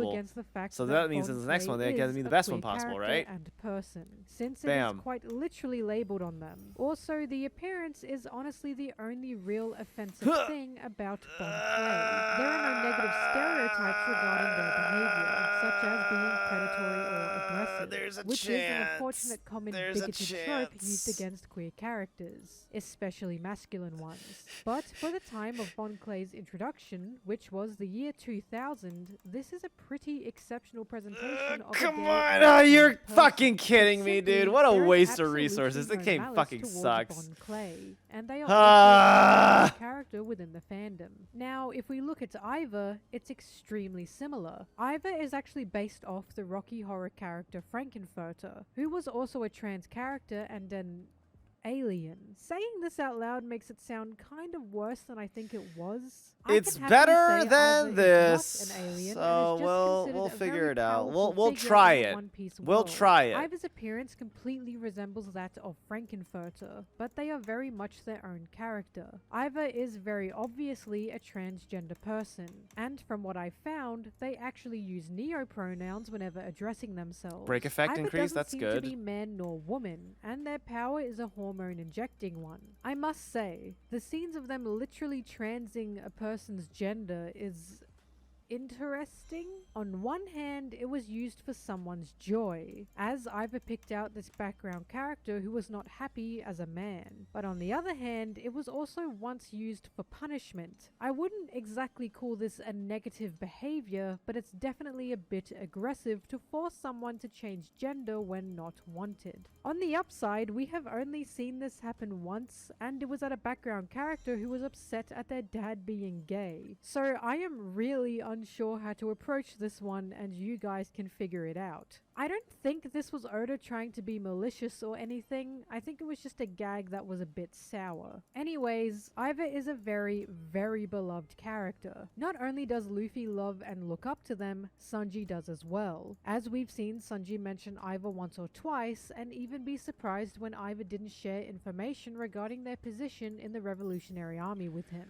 What I'm saying is, Oh, Iva brother. is a very important and powerful What a night. character. Someone who was there for a turning point of our protagonist, and Luffy owes them his life. Overall, stereotypical presentations aside, Bon Clay and Iva are both extremely well-loved, positively written characters. There's no demonization of their queerness, no disgust or jokes made of their queerness, and they are both returning characters who hold a lot of weight in the story. For the time of its creation, it's genuinely pretty ahead of its time, especially for Come on, crit anime rate! manga. Damn it! Feels Fuck like you, Oda game. actually likes these characters. My And luck! while there are It's some so bugs bad. here and there is nothing malicious I can pick up on. But at the same time, there was something else brewing regarding queerness in One Piece. This, of course, is the ever-controversial Kamabaka Island. I am going to be honest. Come this on. Was Come extremely on! weird, especially considering we were seeing Iva and Bon Clay back to back with this island. Kamabaka Island is a place that apparently consists of only gay men, as the term Kamabaka stands for, and please pardon the term as it's very of its time, nothing but transvestites. Simply put, this is an island consisting of gay men who dress in drag. The way it's presented is sometimes not good, and can be considered both homophobic and transphobic. I'm sure you're wondering why it's seen as transphobic when it's meant to be only an island of drag queens. And some people see it as just that. But here's the thing. I am not a trans person, nor am I a trans woman, so this is not up to me to decide. saying grinding To that research dumb up this topic, perfect I dumb went butt to plug Twitter for to ask but- trans femme One Piece fans what they thought of this, and if they themselves considered it to be transphobic, Jesus Christ. especially towards trans women. The responses I got differed greatly, and helped me gain a better insight. Even though the Kamabakas are, in name, meant to be drag queens, there are a few things here or there that push the Alright, come idea on, they're everybody. more than just cross-dressing. I just need to hit crit rate Conversations once. regarding their womanhood, or even the fact that Sanji in the I manga fucking does hate not this game. actually move to attack nor kick them, meaning he sees them as women. Honestly, I think Oda may have gotten confused. I'm literally and 0.4% accidentally from made a hitting very 60, so when I negative gain that 10% stereotype from the of trans freaking women. set on a It seems debuff not character even or he whatever the knows fuck, what these characters whatever the are set meant does. to be queer-wise. You're fucking And many trans kidding women me, see this as an dude. extremely mean, extremely nasty take, from their actions to their designs. It's not good, and When it can be attacking harmful debuffed at enemies, increase times, crit rate by especially 10%. with Sanji thrown in the mix. Even if we That's a don't see good these fucking characters rate, as trans too. women, they are Man, still meant to be trans men, and their behavior This comes fucking off game, as dude. predatory, which is a big no. Then you have Sanji delivering lines such as them not being real women, and it honestly just hurts sometimes. All of Kamabaka was very confusing and very nasty, and the consensus from the beautiful trans ladies I asked was mostly not good. Interestingly enough, it was not all negative, and some trans women did not see them as trans at all, while others felt mixed because the Kamabakas were very strong and wise as they helped Sanji on his journey. Even with the aggressive behavior and words, Sanji still seems to care for the Kamabakas, as they are mentioned during the Whole Cake Island arc when Sanji is being threatened I'm switching and back, dude. blackmailed. This The sucks. blackmail being that someone he loves will be assassinated. The Kamabakas Whatever. were mentioned as an option If for he's like assassination here. So it guaranteed to feels like crit, Oda trying to and present then that for Sanji the crit doesn't actually damage have ill will towards boost, the he'll get Kamabakas. 20% There out of also it, so seems to he'll be a it'll be rebranding like of his move, 96% and like as it previously was meant to be 102%. him So it's getting like angry at the fact he fine. was chased down by the Kamabakas. Whatever. Calling this This fucking scenario game. hell. It's a big yikes. But during the Wano arc, it seems this move has somewhat now become equated with his past He'll do regarding more his blood damage. family and the abuse he That's all I needed. experienced. At the end of the day, it's an extremely confusing and weird area. It's especially weird for Oda, as he's written loved queer characters before. From what I can see, and from what I've been told by trans women, there doesn't seem to be malicious intentions here. It was just a really really, really gross joke. But I think Oda has actually been getting better at writing queer characters, especially trans women, and we can see this in Wano. If we jump from the year 2010 to the year 2018, we have ourselves even more canon queer characters in One Piece, the biggest one being Kiku. Kiku is a samurai who was born male, but identifies as a woman. She has a beautiful speech about how she has always been a woman at heart, and is seen as a woman by everyone around her, from her brother to Sanji. She is the first queer character who has absolutely no gags assigned with her queerness. She just exists as a gorgeous trans woman in the series. She's also not buried and is taken completely seriously, and I see absolutely nothing malicious or stereotypical about her. Trans women in the One Piece community especially love her, as they see her as a major step up from the Kamabukas. And it is a major step up. There's even a scene of Kiku being invited into the ladies' bath with the cisgender women of the series. And it's all done normally. Nothing gross, nothing predatory, nothing harmful. It's a complete positive representation. And I couldn't be happier for her to be included in such a big series. But there is someone I need to mention. A character who has caused a lot of controversy. This character, of course, Izo? being Yamato. Now, I am going to tread very lightly here because I know a lot of people are sick of the arguments around this. But I am going to look at this as reasonably as possible. The biggest argument surrounding Yamato is whether they are a trans man or not. Yamato does not look traditionally masculine, but he goes by he/him pronouns and calls himself a man.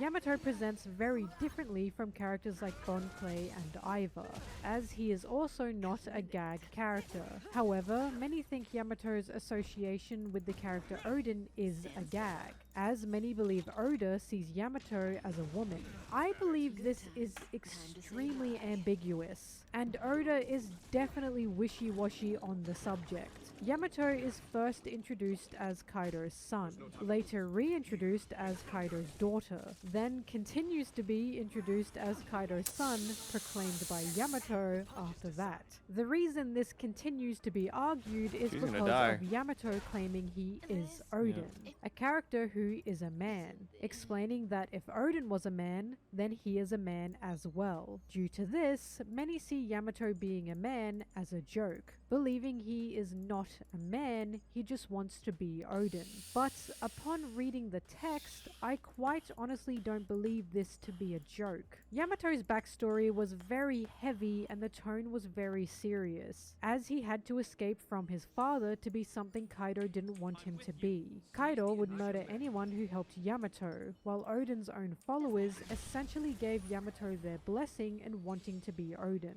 Not only this, but we discover the only reason Kaido is treating Yamato this way is because they are punishing him, only going along with calling Yamato his son to mock him in pursuit to be Odin. However, as they fight on the roof, Yamato has a very powerful speech where he wasn't says a rage he quit, it had was just a people reset. that accepted him. Yamato essentially doubles down in the face of his father's mocking, instead completely following in the footsteps of Odin and never backing down that he is a man.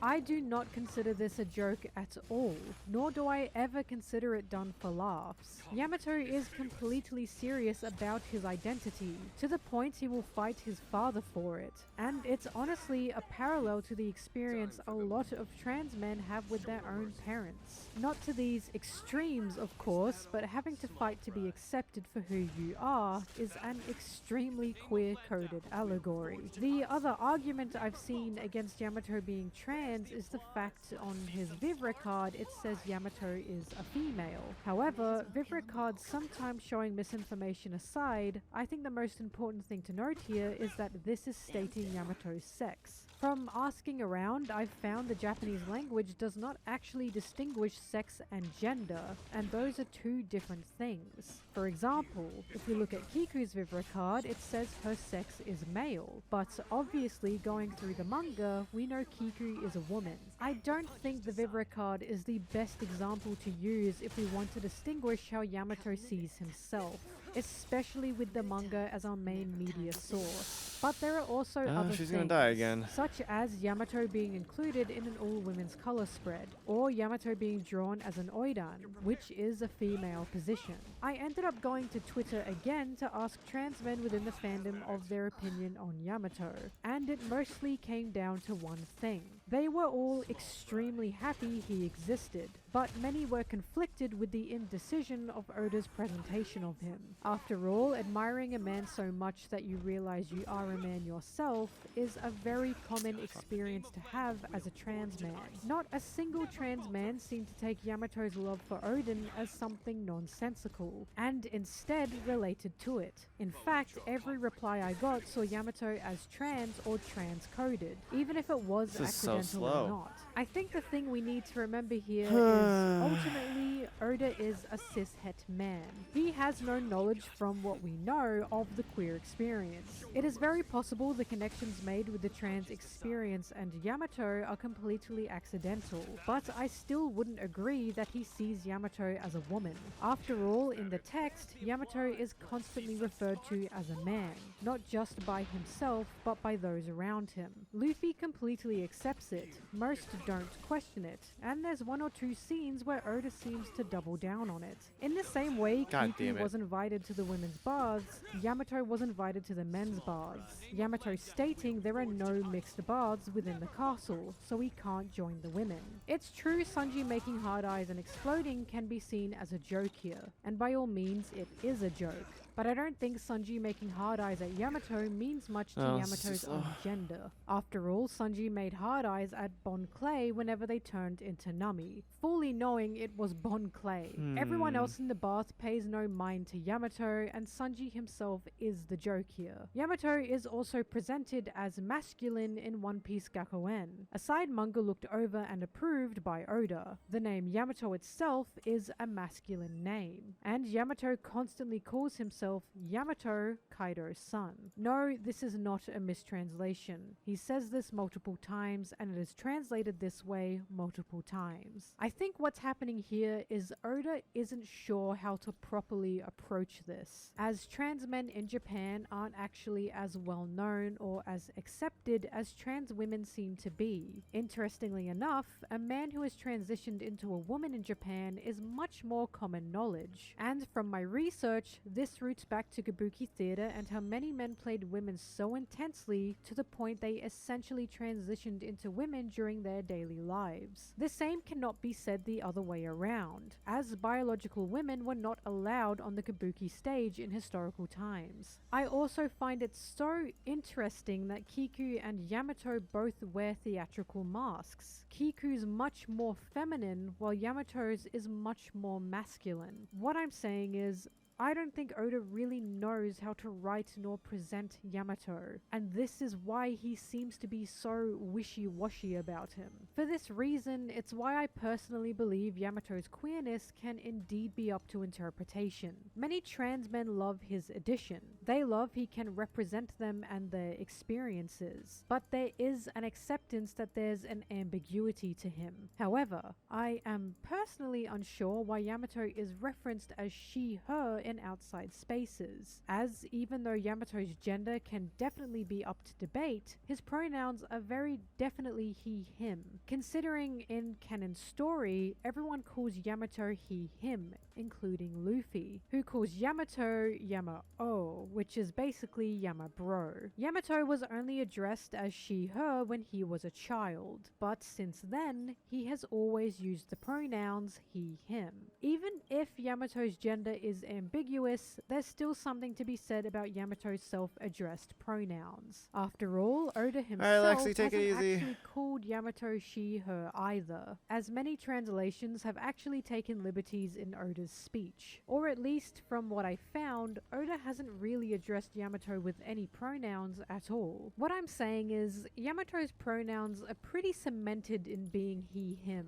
And I think even if it is accidental, this is still a good representation for trans men. Sometimes we can only take what we can get. And wishy-washy or not, Yamato holds a special place in the hearts of a lot of trans men within the One Piece fandom. I think that's a beautiful thing. And who am I to take that away from someone? I believe it healthy to debate these points since, once again, Oda is a cis-het man, but he's still made a character the trans community can connect with, and I don't see why he would be against that. Throughout the series, there's a few more light points with other characters, such as Nami seeming to have this affiliation with women, even calling another woman sexy and wishing to have her as her secretary, or the character Boa's mere existence. From what we know of Boa, she's meant to be so beautiful that everyone falls in love with her, and this includes women. It's pretty hard to argue that these women are, well, straight considering how Boa works, but it's more of a background thing. However, if we look at coding within the series, the biggest one we have is the protagonist himself, Luffy.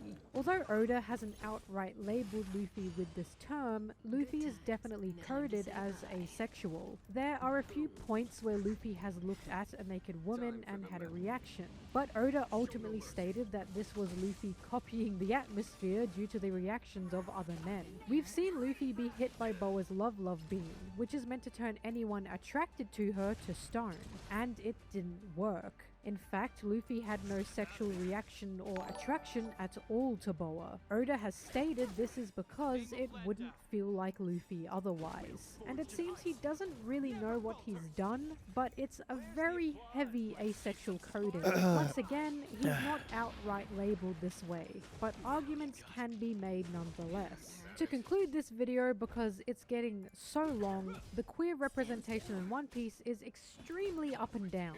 On one hand, we have really nasty portrayals of queerness. On the other hand, we have extremely loved and popular characters who are well written and well received.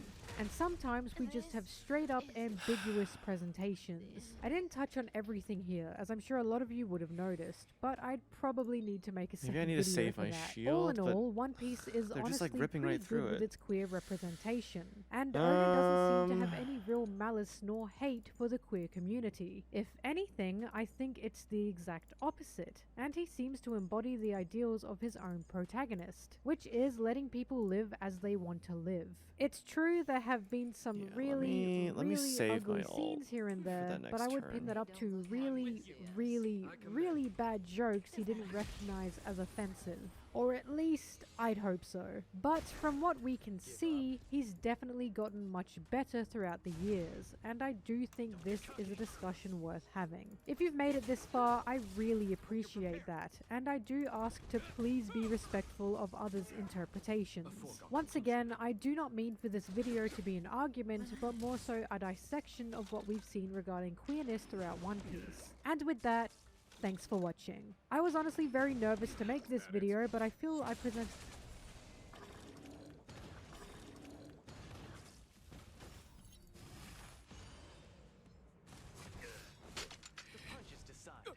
Let's learn about some villains.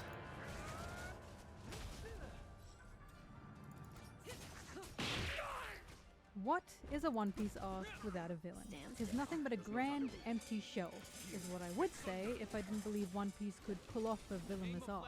And honestly, I think they kind of already did that with Fisherman Island, considering everything surrounding that arc. But that's a discussion for another day, so I'll keep that in my back pocket. From the get-go, One Piece has had a colourful cast of antagonists, from Catboy pirates to an Italian gang leader to anime Eminem to literally the entire world government. They've all been extravagant in their own right, a threat to be reckoned with, eventually crushed and pummeled under the might of Luffy's Gumu Gumu fist. Except for Kaido, of course, because, as we all know, he was killed by Zoro.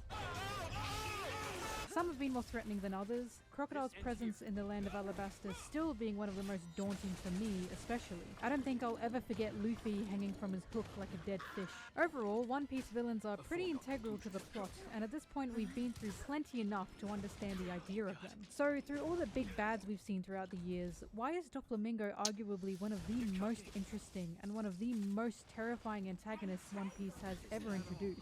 I want to make a clear statement that I am terribly attached to Doflamingo in a horrible, horrible way. I hate this ugly man. I hate his face, I hate his drip, I hate his entire existence. And I especially hate how fascinating he is to me. I hold a lot of bias for Doffy, mainly due to him being one of the most interesting villains I have ever encountered. And I'm not just talking about the grand scheme of One Piece, but in things I've watched and read overall. Hello, And it's not Luka. just me. Yeah, that's To this day, me. Doflamingo is I still voiced the lucky insanely boy. popular. People love this man, whether for better or worse. And while one of the reasons might be for his goofy walk, there is a lot more to him than meets the eye. But I personally believe him to be one of, if not the most bone-chilling antagonist in this series. There is an extreme madness to Doffy that is wildly unsettling, and the more we see of him, the more we discover just how disturbing this man truly is. It's why from the get-go, his demeanor, his actions, they all leave a bad taste in your mouth. You want to grab this ugly creature by the head and yell, "What is wrong with you? What's going on in there?" However, I will throw him aside for now, because before I dive into this huge pink coat of feathers, Please die. I'd like Thank to dig you. into what Oh, makes shit. a One Piece villain. I'd like to say Oh my more God. here, but it's honestly pretty simple. There are two main components of a One Piece antagonist. The first one is motivation, and the second one is power.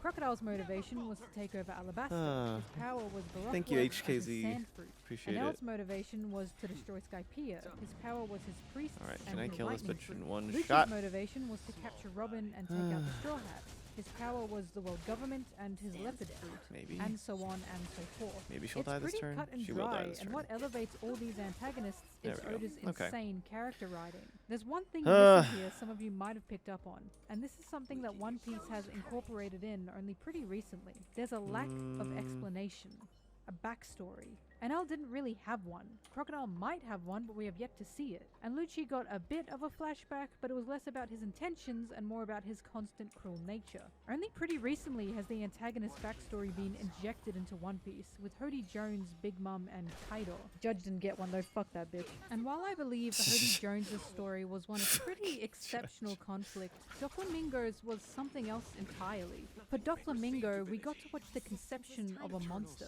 Not only that, the moral debate his life story brings up is one that's hard to find solid I think ground we have more for. turns this You time talk to around? I multiple don't know, it's people hard to about say. Doflamingo, and you'll find plenty of them with differing opinions on whether they sympathize or not with this man, and if the reveal of his backstory changed their view on him entirely. Doflamingo's story changed the The game. Edge knows he wasn't no just a mercy. big bad anymore. He was a textbook full of moral questions and complicated emotions. I say all this, but you probably shouldn't go around genociding kingdoms for your own personal gain. I'm pretty sure that's a big no.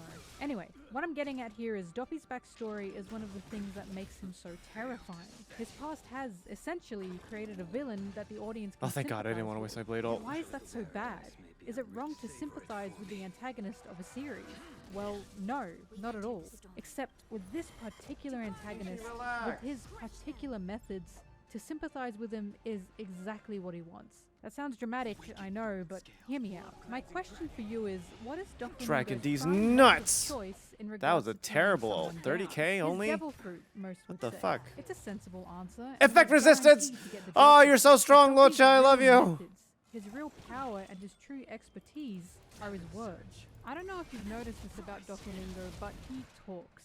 He talks and talks and talks and talks. Possibly one of the most loudmouth villains One Piece has. The thing about Doffy is he isn't monologuing, at least not all the time. Doflamingo talks because he's doing all he can to worm his way into your head. Doflamingo is, first and foremost, a supreme manipulator. There's great debate around Doflamingo and Law's fight. Discussions of why Law seemed as powerless as he was, considering his fruit is deemed one of the most powerful fruits in the world. And You by got all your means, food. Law could have done a lot more against Doppy, had countless options he either didn't consider or didn't execute. My answer to Law's sudden nerf state, and one of the main reasons Doflamingo scares me overall, Nishi, relax. have you Would ya? seen how Doflamingo talks to Law? Doppy is persistent in calling Law names. He calls him a brat, a kid, and a squirt. He constantly talks down to him. He speaks to him as if Law was Nishi, still shut up. 10 years old, the age he was on the day they met. And in doing so, Getting so drives slow. right into a weak spot in Law's mental state. Doflamingo is pushing the idea that Law is That pair of powerless against dice. him, that Law is still the same kid, his kid that he nurtured and trained. He talks to Law as if everything he's doing is some childish outburst, as if Law's an ungrateful brat and he's the good guy that's done everything for Law. And it fucking Why is this works. so slow? Law is clearly scared to his bones in front of Doflamingo. This man is not just an antagonist, but a previous mentor. Law fully admired Doppy, possibly even believed they loved each other as a family, when in reality, Oh, it was good all lord. Doflamingo grooming Law into being completely obedient to his will. And this isn't just On me college making edition, this up. yeah. Doflamingo even outright said it to Corazon, and luckily for him, Law was right there to hear it alongside him. ローってどうするローってどうするオペオペ Ah, の fuck. 身を食っちまったんなら Ah, fuck. 俺のために死ねるよ Unfortunately, I need 教 to 育 do this. する Unfortunately, I 必 need to 要 do this. があるな Had Law not heard those words, Doflamingo would have been successful in manipulating Law to become yet another person used only Ow. for his gain. This Freeze manipulation is the something heel Doppy tries there, to hammer slap in you during there, his fight bop, with bop Law, there. constantly bringing up the past and even saying Law's will is not his own, claiming everything Law's doing. is I because don't think I'm of gonna be him. able to do Through this. this fight, he's desperately trying to get Law to turn. Yeah, I'm not gonna be hoping able to for do his this. mental state to break and give in to the Don Quixote family once more. Law wasn't losing to Doppy because he was nerfed. He was losing because my boy has honest-to-goodness performance anxiety in front of Doflamingo. If you pay more attention to the words and the actions, it is fucked up, and I cannot blame Law for being scared Yeah. shitless with this man. Damn, But that was it's even not worse than just last him. time. Doflamingo's entire crew presents the same situation. When it comes to the Don Quixote pirates, they're a truly interesting bunch. Doppy even feels like an actual good captain, possibly even a nice one. His crew's first introduction is him saving Baby 5 from a potential fiancé. The explanation for killing said fiancé being it's because he loves you like a sister. Baby 5 then being told, you need to learn to say no to others' requests. Unless How ironic. the embassy! On the Oh shit, it's so strong when it's Doflamingo fully seemed like expanded. He really does care about his crew. Oh, we did He's it. capable of love and compassion the way a captain should be. But then you look at the entirety of his crew. You can We got rated backstories, right when we were talking about the personalities, embassy. words of Holy praise shit. for Doflamingo. Hi. You realize Oh something Jesus horrifying. Christ. Every single member of Beth the Don Stee, Quixote thank you for the family raid. is optimal for manipulating.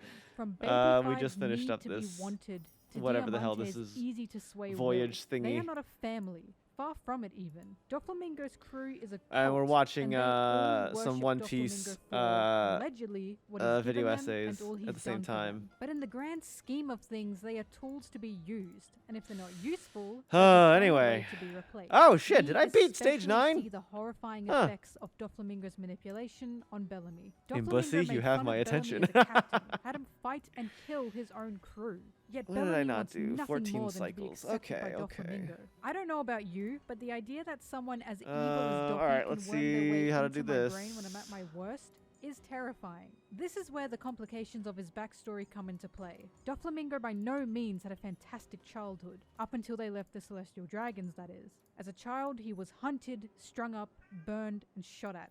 Through all of this, should we feel pity for Doflamingo?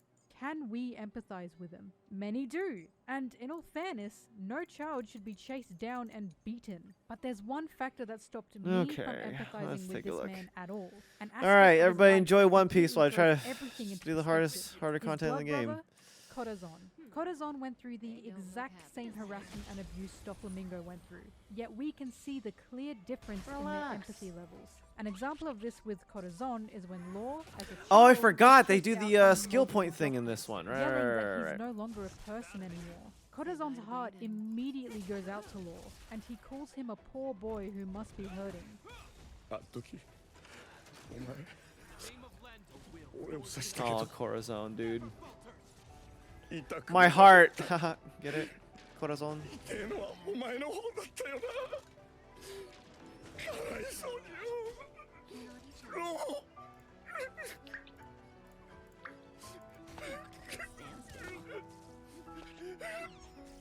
I should really watch this part in dubbed, because I never actually watched the Law and flashback dubbed. An example of this with Doffy is when Law explains that he's been through the fires of Clever. But instead of showing any compassion, Doffy simply hasn't proved his worth to the Don Quixote family. And the best we get from Doflamingo is telling Law he has the same hatred in his eyes. Essentially telling Law, you're just like me for real. お前を正式にドン・キホーテファミリーの一員に迎えることにした。 Okay, okay. 最悪の体験から生まれるその無類のクソみてえな名作。 Say bye to breathing. お前には素質がある。 He was in no way moved the same way Corazon was.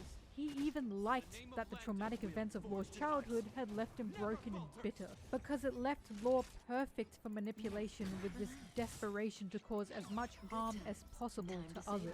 There is no empathy in this man, no compassion to be seen. During their fight, he tells Law he's seen hell on this earth, as if Law hasn't been through an actual hell of everyone he loved dying, while Doflamingo killed both his own father and brother. And Doflamingo knows that. We know Corazon and Doflamingo had the same traumatic childhood. That's what I and didn't Law want. didn't even get so much as a sorry that happened from Doffy, while Corazon shed real tears of sorrow for Law. This can all tie into Doflamingo's very clear victim complex. Doflamingo is an incredibly, oh, woe is me guy. I do believe what Doflamingo went through is awful, but he sure thinks that's a good enough reason to treat everyone else like dirt. Why should he feel sorry for others when he has obviously gone through the worst thing you could ever possibly go through?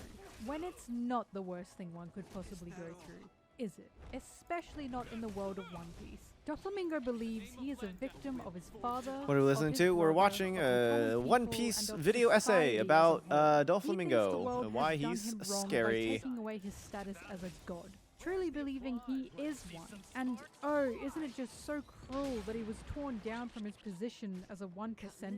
How sad that he can no longer sit on a throne, own slaves, and be untouchable up in his own kingdom of heaven. Do you see what I mean? This is a Doffy hate video. I'm going to cancel this bitch. His gaslighting methods are well polished, to the point even the audience... Oh, come on, knows it's that. so close. But with what he's become, his past is just an excuse to be the monster he loves to be. To be the monster he Oh always man, was. I would have had a He turn had out a of child. this He shit. had this God kid damn it. running around asking for slaves. Knife's edge. Shoot people? It's not his fault those ideas were never programmed Sucks, out of I would him, have but 20 he sure I would had have a had 27 beating turns coming. going to the next Overall, one. as scary as Doflamingo is, he is awfully interesting. Here we Shame. have a horrible man who's sick Alright, into let's his see if we can core, beat up who this had fucking experimented child. on children, owned slaves, killed countless people with slow, torturous methods. And yet, I like him. Leap this He's dragon fun, these nuts. He's goofy, he's a little silly, and he's horrifying. But most of all, he's great to make fun of. And really, that's what matters the most. His ways of manipulation also coincide perfectly with his fruit, the literal puppeteer Would fruit. you And everything motherfuckers- ties into Doflamingo being nothing more than a master schemer. He's set up a system around him of complete obedience, to the point he can lead anyone in or around the I will Don Quixote cabbage patch family you. by a hair. A villain who can take your free will from right under you, who can indoctrinate you into being nothing but a cog in the machine, and has the power to break you both in body and soul. Now that is a terrifying man. And thank you for watching. Doflamingo lives in my head rent-free, so I really want to make a video on him, and if anyone has anything they'd like to hear me mansplain with a video essay, let me know. I'm also hoping to talk about Law and Corazon at some point, since they're both such interesting characters, so keep your eye out for that. I'll hopefully see you in whatever I make next. See ya!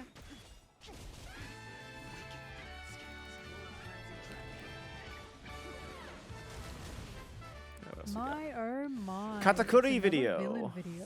I've talked about One Piece villains previously with my Doflamingo video, and boy was that one gobbled up. I appreciate that, and I'm glad you're all eating good. Although using the term villain is a bit imprecise for One Piece, since these guys are more antagonists than anything. I don't know, when I think villain, I think of a guy twirling his mustache in a shiny swivel chair. Although it's no doubt earlier One Piece antagonists were this cheesy, since, as I've said before, a lot of early antagonists lacked a motivation. Jesus or Christ, they backstory really don't for like, doing the things they were doing. Lucha. It's not like they really needed backstories, they simply had a zest that was loved among fans, even though we're all oogling Crocodile for what his life story Like, could possibly be. shoot fucking, I'm watching you, shoot, little the bitch. fucking Every blade single for arc all, needs for the all big bad people, like, Luffy Jesus to beat, Christ. And usually big bad wants beat it. means arc end and everyone happy. As the old saying goes, just fucking punch the shit out of your problems. But there's one or two arcs that don't really do that, and the one I want to focus on today is Whole Cake Island. Specifically, I want to look at the monster 14 munchy cycles, mochi okay. man, Katakuri. But before we can get into any of that, we have our first sponsor. Wahoo! While we cannot all be pirates in our current day and age, we can still be pirates on We Won't Let You Down. If you know me, you know I have, I just tingled a little bit. Good lord! Feelings for Katakuri. And I'll tell you what, Oda truly delivers on his antagonists. Sometimes they're sexy, sometimes they're not. But when they're sexy, by God, are they sexy. And I will do my best to not Alright, salivate child. this entire video Time to over fucking this die. delicious feast Or of a not. man, That kinda hurt. because, Ooh, as shit. always, there is a Ooh, wait, lot this more guy is to kinda him than hurting meets the me. surface. Spoilers, it's not just his awesome cowboy boots. Gotta love that these match literally nothing else on his outfit. Also, why does he have so many belts? How long does it take him to dress every morning? Katakuri is up there as one of the most loved antagonists in One Piece, and I'm pretty sure I know why. He's got me tied around his finger, that's for sure. But it surely cannot just be due to his huge mochi tits. Well, for me it isn't, although that does play a huge factor, I am not gonna lie. Katakuri is an interesting One Piece antagonist because by all means he isn't the main antagonist of Whole Cake Island, yet he's still the one Luffy fights. The main antagonist is definitely Big Mom. She's the one they have to take out, and Oh, she's the one my that even lord. gets her full-fledged backstory. But Luffy doesn't fight her, instead they run away from her, and after a few wedding shenanigans, he's face to face with Katakuri. Katakuri's whole deal is honestly really funny because he's presented to us as the extreme alpha Chad. Not only is he Big Mom's second son, but he's apparently never been seen lying down on his back. Everything about him just screams cool, mature, and dangerous. That Sigma male grind never stops, baby. But even with this threatening aura Katakuri back gives down, off, never what? he's still overshadowed by his mother. Katakuri is interesting because he's not the one to beat to complete the arc. He's just someone standing in the way of the actual problem, which is, of course, Big Mom. And by all means, there's no real reason for Luffy to fight Katakuri apart from the fact Katakuri is so insanely strong and imposes a threat to Sanji and his crew. But unlike Crocodile, Enel, kind of Lucci, Doflamingo, and the rest, he isn't the problem. Come on, Immediately, man, bussy. this gives Do some Katakuri an damage. appeal the other antagonists don't have. This appeal being, he is simply a victim of circumstance. And the circumstance is the fact he's Big Mom's son. Correct me if I'm wrong, but I don't think we've seen Luffy all out brawl with someone who isn't the main source of the problem before. But Luffy's been left with no choice due to Katakuri back down, standing never in what? his way of getting to the actual issue. He kind of did this with Bellamy, but Bellamy wasn't a main arc fight the way Katakuri was. This is why throughout the entire fight, there is an extreme underline of respect between these two. A respect Luffy has never expressed towards an antagonist until Katakuri, and one an antagonist has never given back to Luffy. There are antagonists who hold Luffy in high regard, but with Katakuri there was a wholesomeness to it, and by the end it felt like both of them weren't fighting each other just for being on different sides. And I'm sure in another life or upon different Just fuck him up, circumstances, Imbussy! Luffy and Katakuri would have been the best of Imbussy friends. Lunacy, So, come you know what we on! gotta do now. Alright, We can gotta you dig not, into can my team not Katakuri's die? big, mochi brain I would like and my team figure to not out die, how he please. works. Amazing design aside, Katakuri is Holy also shit, amazingly that's written real and, close in to my dying, opinion, one of the game. best antagonists I'll One Piece has downlock ever what you just conceived. did there. He's no Doflamingo, but he has a different flavor to him. A sweet, chewy, delicious flavor no other antagonist can compare to. Yes, he is extremely strong with his future sight haki and his devil fruit and blah blah blah, but what makes him so good as a character is how he ties into the theme of Whole Cake Island with Sanji. It almost feels like Katakuri and Sanji actually are two sides of the same coin. Eh. In fact, brulee, pudding, and maybe Just hit him. care about him. Sorry. Just hit him really hard. All mirror Sanji and complement his struggles with the main theme of Whole Cake Island. With this Just theme don't- being blood just family. don't More die. specifically, the I would just like to complications not of blood die, family please. Relationships and duty to family due to being bound Okay. by blood. Okay. Katakuri Okay. Just is don't. threatening, Just don't. there's no Just doubt don't. about Just that, don't die. Just but don't he die. isn't Just don't. Just evil. die. Just He's don't the die. big mom Just do who not die. simply has Heal up, second everybody. son. Just a little bit. In the Hit same way blades like an Sanji is alt. the Hit son blades of like an alt. God, No. No. who No. is Hit blade. Hit not blade. inside of machinery. Katakuri was the son of a pirate emperor. Okay. Already, we can see the circumstance he's been forced into simply by being born. Because how the fuck do you Okay, go okay, against then, a woman bah! who's not only And your then- mother, but and an then- emperor of the sea? and then, huh? He had And no then choice scuba-da. but to become strong, to Scuba-da. work under his Bah! mother, and to be her man in the front line. Get as outta soon as he here, needed. stupid There's a child! complete obligation to Yo, that was family easier for than him, stage but it can be 9. argued That was whether way he did easier than this stage willingly. 9. Unlike Sanji, who rejected his father and escaped his Alright. punishments, Katakuri had no I guess those option are to S tier ever even characters dream for a of such reason. thing. So, with absolutely no way of controlling his own fate, Well, he had to accept shit. his position as the second Alright. son and become the strongest Never soldier back on down, the never crew. what?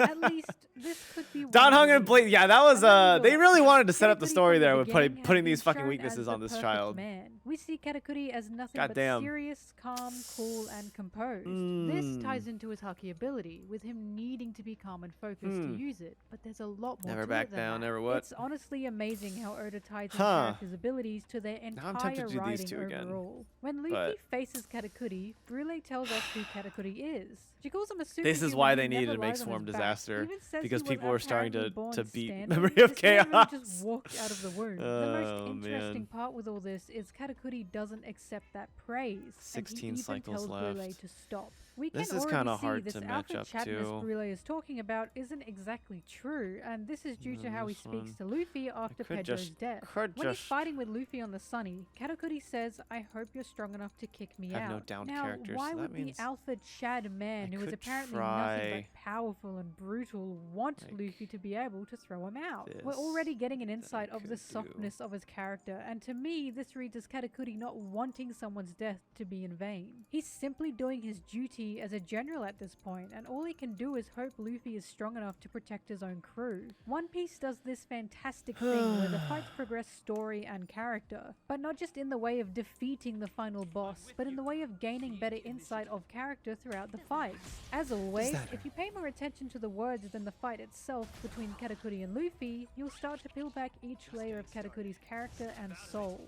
From the get-go, what we're told about Katakuri is completely unrealistic. They really just A made man this who entire stood MOC the to, second he was born. A man who's for never people to lied on get his back, who never imbibed lets her. his guard down. It's true. They a really wanted character that like MOC to could be exist in One Piece full with force how in action. ridiculous it is, but Katakuri Have a great not night, Super accepting Mario that Gamer. praise tells us enough. He's putting on a front, and these expectations are who he's pretending to be.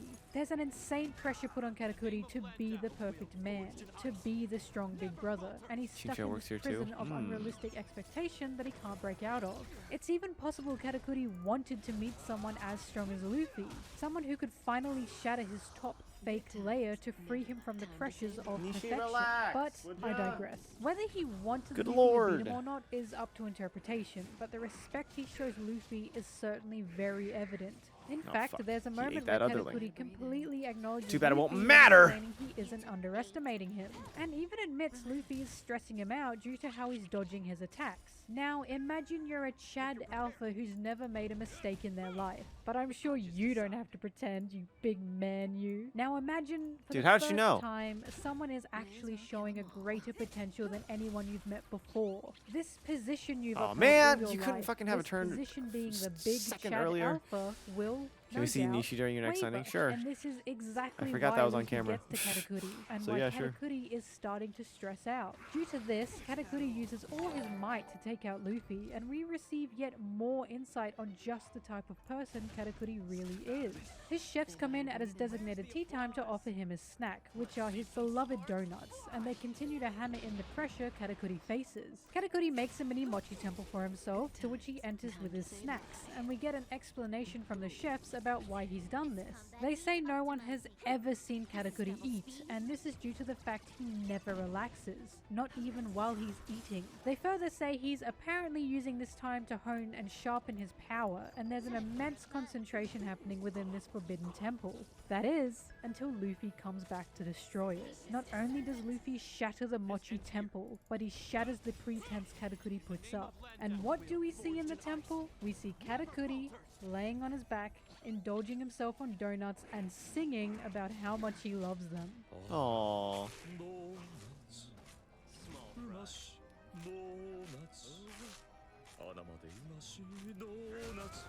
Everything the chef Delicious said to was the totally lies, and it shocked even them. Turns out, Katakuri does relax. He just never allows anyone to see it. He even calls this time a forbidden pleasure, which is really sad to me. His act of being perfect has gotten to the point that just relaxing, just being a normal human being, cannot be shown to anyone and is believed to be a forbidden pleasure. And this is where the layers of Katakuri continue to peel, and they peel back rapidly. We have now seen Katakuri does indeed relax. He does lie on his back, and he's forcing himself to I should go get such a Jonas some facade. donuts. Not only this, we discover he's extremely self-conscious of his mouth. He charges forward to chase the chefs, completely shaken and enraged at what they'd seen. And he becomes angrier when he thinks one of them was making fun of his mouth. For the first time ever, he's become irrational, and he calls this his true self.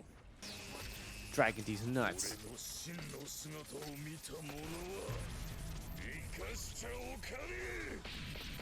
And once again, it's just sad. How upsetting that he believes his true self to be something to hide, and that even he doesn't see himself as the perfect big brother he's pretended to be nearly his entire life. At this point, my heart really went out to Katakuri. Yes, he got aggressive and he became unstable for a moment, but it's obvious there's something much deeper here. He's obviously not malicious, and he clearly has self-image issues, to the point not even Luffy said anything. Luffy tends to point out anything on a person he thinks is weird or funny, such as Pika's voice or Buggy's nose, but he did nothing of the sort with Katakuri. This is because, above everything else, Luffy is insanely good at reading people, and his respect for Katakuri has him understanding.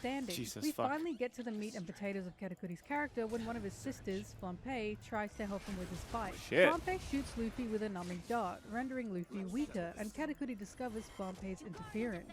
Flampe believes this will gain her points with Katakuri, since she wants to be the favorite little sister. And who knows, had this not been Luffy, maybe Katakuri would have thanked her for it. But because Katakuri holds Luffy so highly, and because he's never met someone as strong as Luffy, he absolutely rages. He takes it as far as stabbing himself in the stomach, making sure he's on even ground with Luffy. And Jesus Flampe is Christ! shocked. At this point, Katakuri's perfect big brother facade is finally fully crumbling, and he rips off his scarf to reveal his deformed mouth. For the first time, Flampe sees him irrational, angry, and has shown Katakuri's true self. And the saddest part, Flampe That pair of dice. The perfect big brother she I loves can't so reach much, those and pairs she of wants dice. to be Those two favored die by, over there. now no longer exists to her. Her opinion of him That immediately pair of dice. lowers, and she calls him disappointing, Thank you for hitting pathetic, Blade. a loser, and lame. She then rubs salt into the wound by saying the siblings all only admire a certain Katakuri, and even says he isn't the big brother Katakuri she Oh knows fuck! and I loves, shouldn't have done even though that. this is his true self. Flampe yells that Fuck. the perfect I big shouldn't have brother done they that. all know and love is dead, and in an absolute power move, Katakuri doesn't retaliate at all, and steps on the scarf he normally wears to walk towards Luffy.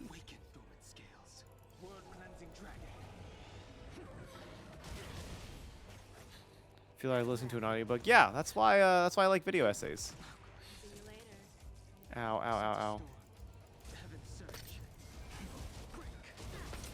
At this moment, Fuck, dude. Katakuri throws away his I fake really self after fucked the bed years there. and years of pretending to be perfect, of lying to himself. Come on, hit blade, and hit blade, hit projecting blade. something Thank he you, thank you, thank you, wasn't. thank you. He's finally throwing it away. His Don't step on the don't scarf heal, please. symbolizes Just this go. completely. Stop. Okay, so Having then I used can. it to hide who he really was I'm since he was a gonna child, do this, and so I this is can- all because of Luffy. God, I as really horrible as fucked it it must up. be to find someone as strong as or stronger than you, for Katakuri, this must also come as a relief. I There's just- a I need to pressure do this. removed There's from no him other with meeting choice. an equal, especially seeing Luffy is by I can't no have him means heal. perfect himself. and he can bring out his true self to fight Luffy. Dude, isn't that just so beautiful? Like, I'm really tearing up here. Katakuri even acknowledges he's no longer fighting Luffy just because he's a general. He leaves the line open-ended. So it's up to anyone for what he's really fighting for here. And I honestly believe he continues to fight Luffy because he's excited about Luffy's strength and potential. Auto heal, He's thank met you. someone who can match up to him and has forcefully peeled all of Katakuri's fake layers they're back dead. to reveal who he really is. He's not fighting Luffy under obligation anymore, but purely because he wants to. And there is absolutely no malice behind it, which makes this entire battle all the more enjoyable to watch. Overall, I think he really wants to see if Luffy can take him down, and if he can finally stop being perfect if that happens. There's also a really funny line here where it sounds like Katakuri yelling wanker in English. This fight ends on such a satisfying note. Throughout the entire thing, we've watched Katakuri crumble, change, and develop. It was more than just a clash of fists, so it needed to end with something cathartic. And oh boy, did it do just that. So I started Together, blasting! Luffy and Katakuri fall. Katakuri noticeably falling face down. Luffy manages to stand back up, realizing he's won the fight, but in front of him, Katakuri also still stands. At this point, Katakuri asks something extremely bittersweet. He asks, will you come back to defeat Big Mom? And Luffy, with all his chest, answers, of course, because he'll become the king of the pirates. Katakuri accepts it, and with complete faith in Luffy, finally falls onto his back in front of his opponent. It felt there was an almost hopeful tone with this Of question. course I Perhaps he does will. desperately want someone to defeat Big Mom. Oh shit, Whether that was it's due to what he's gone through while 107 being her son, or the 107,000 pressure of what it damage. means to be a general Effect and a resistant, crew, dude! that's up to This you. bitch, But like dude, that's how many you know others Loach is in gay. this He's Katakuri believes in Luffy's dream, and watching Kafka tries to Katakuri dominate him, fall he's like, to the ground bitch, was step honestly off. tear-jerking. With a final sign of respect, No. Luffy covers Katakuri's Your mouth with paltry his tricks dress have no hat, as he effect on knows me. how self-conscious Katakuri is about it, and leaves Be gone, Katakuri's witch. integrity intact before walking away. It's a beautiful moment, but it also kind of made me laugh because of course the hat had to be a goddamn fedora. My lady. When Whole Cake Island finally meets its final act, we go back to Katakuri and Brûlé in the Mirror shit. World, and we get Love the this game. final piece of the Katakuri puzzle. We find out this entire act was I'm for his just gonna siblings, I'm gonna discovering do- Brûlé actually, has I'm been gonna do harassed and one, harmed due to Katakuri existing and as then I'm who he gonna was. do He held a belief boosted. that he had to hide who he was to keep his And then I'm siblings do double safe, boosted. and that's ultimately where his strength comes from. But on top of all of this, the idea that he needs to be strong due to Big Mom being his mother is mixed in as well. As he Oh, come consistently on. asked Luffy if he thought It he has could to be beat Big Blade. Mom if he Goodbye, could mommy. beat him. There we go. Still, it's pretty clear Katakuri's perfect big brother facade comes from his love for his siblings, which is why it's so tragic when Flampe rejects Alright, him. that's a lot Imagine easier to thinking who do. You really are damages those let's around try this you, one. and in order to keep everyone safe, you need I to don't become have an something ice you're not. DPS, It's an and I awful don't prison have. Katakuri Okay, had so put he's himself weak to in, and wind. even with the rejection he experienced He's from not weak to Flampe, wind. we at least have Brûlé there to reassure He's weak to him. wind and She lightning. had always known who her brother really was, and You had know, always wait a believed minute. his So best weak to self was quantum, perfect. weak to Even after lightning. this, if Katakuri must keep up his perfect big brother act, at least Okay, he finally has I someone might he be can able to do shamelessly be this, himself and then around. do So, this. after all this, and I might be able what's to the do appeal of what?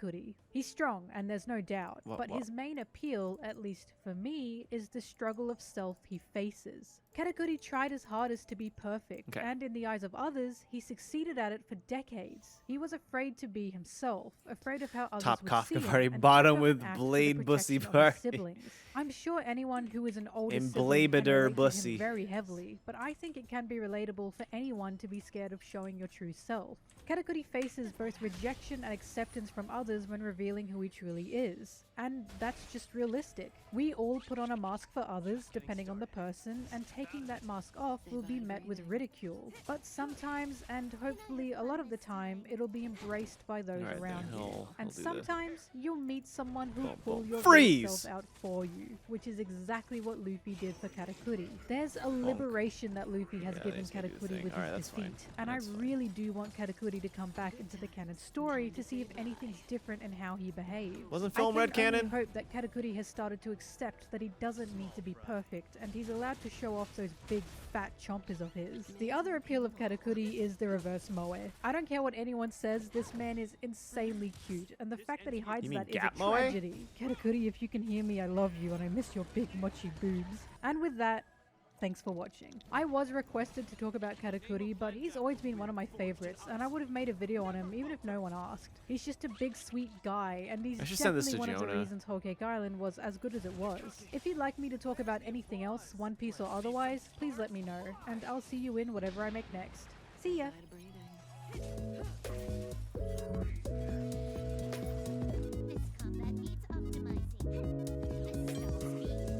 Alright, what other videos does Lee have that I haven't watched yet on stream? Oh, come on, man.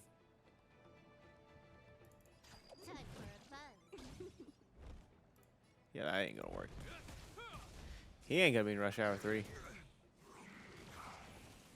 Let's watch the Boa video. I watched this before because, of course, it's Boa. Today, we are talking about women. Let's go, everyone. Let's give it up for women. Yeah, women. Woohoo! We've talked about women a total of twice on this channel. Well, we've talked about them more than that, but a dedicated video. There are too many men. Get rid of them. No more men. Throw them out. Leave them on the curb and put a big "Please Adopt Me" sign on their box, because today's focus is women. Beautiful women. Powerful women. One woman. The only woman who was... Alright, for the love of God, Kafka, warlords. just act, Come here, please. Oda, I just want to talk. Anyways, this lovely lady has kicked kittens, puppies, and baby seals. She's even thrown old women out of buildings with the very same might as Emperor Cusco. Threw off my groove. These things are dastardly, wicked, even cruel, but she gets away with it. Why? God damn it. Well, This because thing needs she's to die. beautiful, of course. Not an emperor, but an empress. Get it? Because the whole thing is snakes? Sorry. A character whose power most certainly matches her beauty, and one of my personal favorite characters One Piece has punched me from behind with. The ever-gorgeous, ever-proud queen of Amazon Lily, Boa Hancock. I let her put a hand on. Possibly a Fuck, never controversial mind. one. Boa is forget I one said of the anything. funniest characters One Piece has. I know there's a lot to contend with, considering there's new flappers such as Bartolomeo. No, don't clip it. Brook, Usopp, Luffy, Law. Yes, Law. He's funny to me. Oh, Okay, man. you wouldn't get it. But Boa's introduction was so absurd. To begin with, everything about her character was so absurd. Her first appearance was her literally God. kicking a kitten. I know tons of Alright. people think this is just asshole behavior. and by all means it is. 27 but turns. I could not Alright. help I laughing think at that would be whatever okay. the hell was going on here. This is all crazy. I think this was She wind is weakness, crazy. right? And in all honesty, I love seeing awful, horrible women. I'm all for a fictional lady Let's who go, is just women! wacky and cruel and unforgiving on screen. And One Piece has indeed supplied this many times. However, Boa is a standout for multiple reasons. Being chilling. Because in true One Piece fashion, she runs much deeper than she lets on. And I am so excited to finally talk about her. But before I do that, Punch this it's blade. He's emo. sponsor He time. wants it. While we Bop. cannot all be pirates in our current day and age, we could still be pirates online, and we can do that safely with Atlas VPN. If you're not a down, back to the drop-dead gorgeous queen. Boa, from what I Let's can go, women. tell, seems to be I a love bit of women. a controversial character, or at least the audience consensus of her is very mixed. It depends where you look. If you're in the Boa love sphere, of course you won't see any of that, and God, do I wish I were there. I knew of her before meeting her. I didn't really know what to make of her because I knew nothing else but her appearance, ironically enough. I just saw outside audience consensus on the liking and hating of her character. But like One Piece tends to do, and like many characters Awaken, in the dormant. series, Boa became a very quick favorite of mine. Awaken, along with a character Scalies. who I found to be a delight on screen. I know Stampede isn't canon, but having her contend with all these other Devil Fruit users who could float by simply running at high, aggressive speeds was so goddamn funny I popped a lung at it. This girl is goofy. She's weird. And I think the common misconception is that she's stone cold. When it's not that she's actually stone cold, this is the act she puts on. What I'm saying is, if you think Boa is stone cold, congratulations, you've fallen for her act. Because her tough exterior is kind of a main point and aspect of her character. In saying that, even her toughness is goofy. Considering she's the woman who looks so far down on you, she looks up. Fucking love How Boa is this Hancock. not just silly? I cannot deny the majority of Boa's introduction Oh my scenes for God. her character and person just made me laugh. She's ridiculous. Everything about her is ridiculous. She's dramatic, she's excessive, she's weird. But most importantly, And I love when her. we first meet her, all her actions scream that she's overcompensating for something. For what, you ask? We will surely be getting to that. I don't want to reveal all my Hancock cards just yet. But the Reveal your themes what? Boa has, the allegories and interpretations that can be taken from what her and her sisters went through are, I'll say, intense. To be frank, Boa's story really shocked me, jaw-droppingly so. From the meanings and obtaining of her powers to the Medusa metaphor she shares. And that metaphor is one of the reasons I like Boa so much, because I've seen pretty limited media that feels sympathetic to the character of Medusa. I know there's a lot out there. I know there's plenty that probably are sympathetic to the legend of Medusa, but the majority depict her as a monster because So that's what using she's the meant to be. skill doesn't Medusa is meant to be a woman shift with target. hundreds I of snakes didn't realize that crawling until on her just now. head, who turns anyone and anything to stone if they look at her. So who wouldn't make her a monster? But if you go into the actual legend, which can change depending on the version you read, what you discover is that Medusa is actually Yes, the good. victim of her story. Shift the target I to can't the get into Blady it because boy. Mr. YouTube would hunt And me then down he'll and punch take me him, and then away, he'll be like, but "Ah, the general but I'm idea emo." is she was preyed upon due to her beauty, and while becoming Medusa was Stupid. a curse, it was also a power she used to protect herself. Yet, in many modern iterations we see of Medusa today, she's made out to be this wicked, evil being who's mostly the villain to be defeated, following the legend of Perseus cutting her head off. And if we look at Boa, well, this legend follows her own character beat for beat.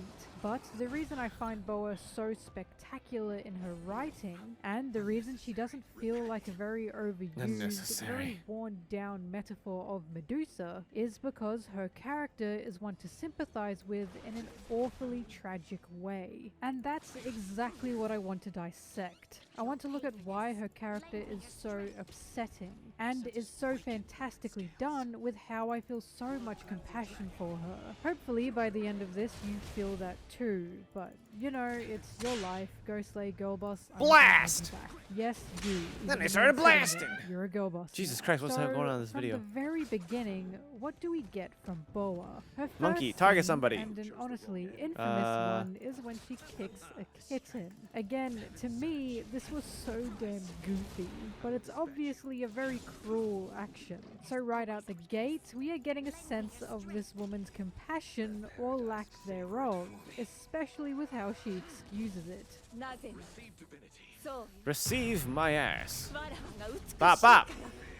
She gets away Bang! with everything because Yeah, that was so she's easy. It feels overly privileged. 23 petty, and cycles? I couldn't even bratty. get it within At 16 first last glance, time? Holy she fuck. reads as a character who gets everything she wants. Literally even telling us she gets everything Alright, we she did it. wants. Boa is a diva. Memory and chaos we're not meant to ain't take her as shit. anything else at this point, coming across as fundamentally unlikable, unless you're 30 like me, who stars. found this all to be ridiculous. And yes, I know I 45 keep using that word, but stars. it's because she's just so 18 ridiculous. stars. Also, you'd All be of the surprised Memory at of just how many Chaos people found is her done. All the fucking Forgotten kittens Hall and is puppies and done. baby seals to just be the last We did straw, it. which is Ignore the extremely swarm funny to me, disaster. considering what plenty Swarm of other disaster doesn't characters in this exist. series do that's even worse. Let's but celebrate by talking to I Natasha. digress. From the Boobs. start of Amazon Lily and with Luffy's solo adventure, Boa very much starts off as our antagonist. She's Oh, God. a warlord, and from What a we've seen of reward. warlords, they don't seem to be all that good. So who she was going to be and her overall morals were always going to be called into question considering the reputations the warlords have. But even this title Jesus she Christ. has and the power it grants her is a part of unraveling her character, Alright, which again we'll get into.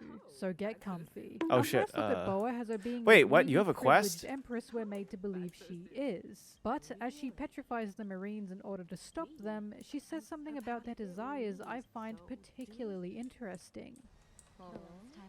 さすがは海軍本部中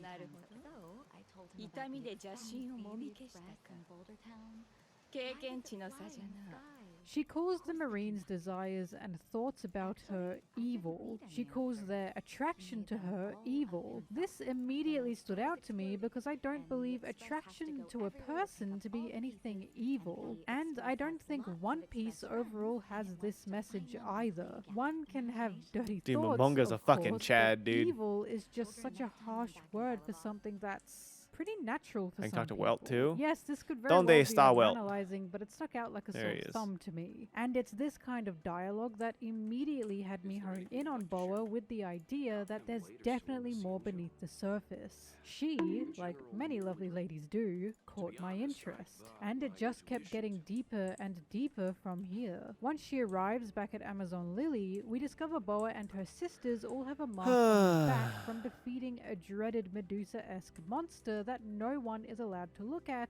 due to the curse it brings. But then Luffy drops down into the bath Boa's in, sees Boa's back, and nothing happens. Dear and Neptune. When she uses Alright, her anyway. power on him,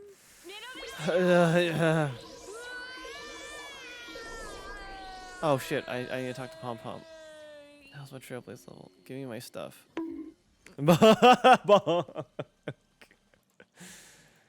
Oh, what?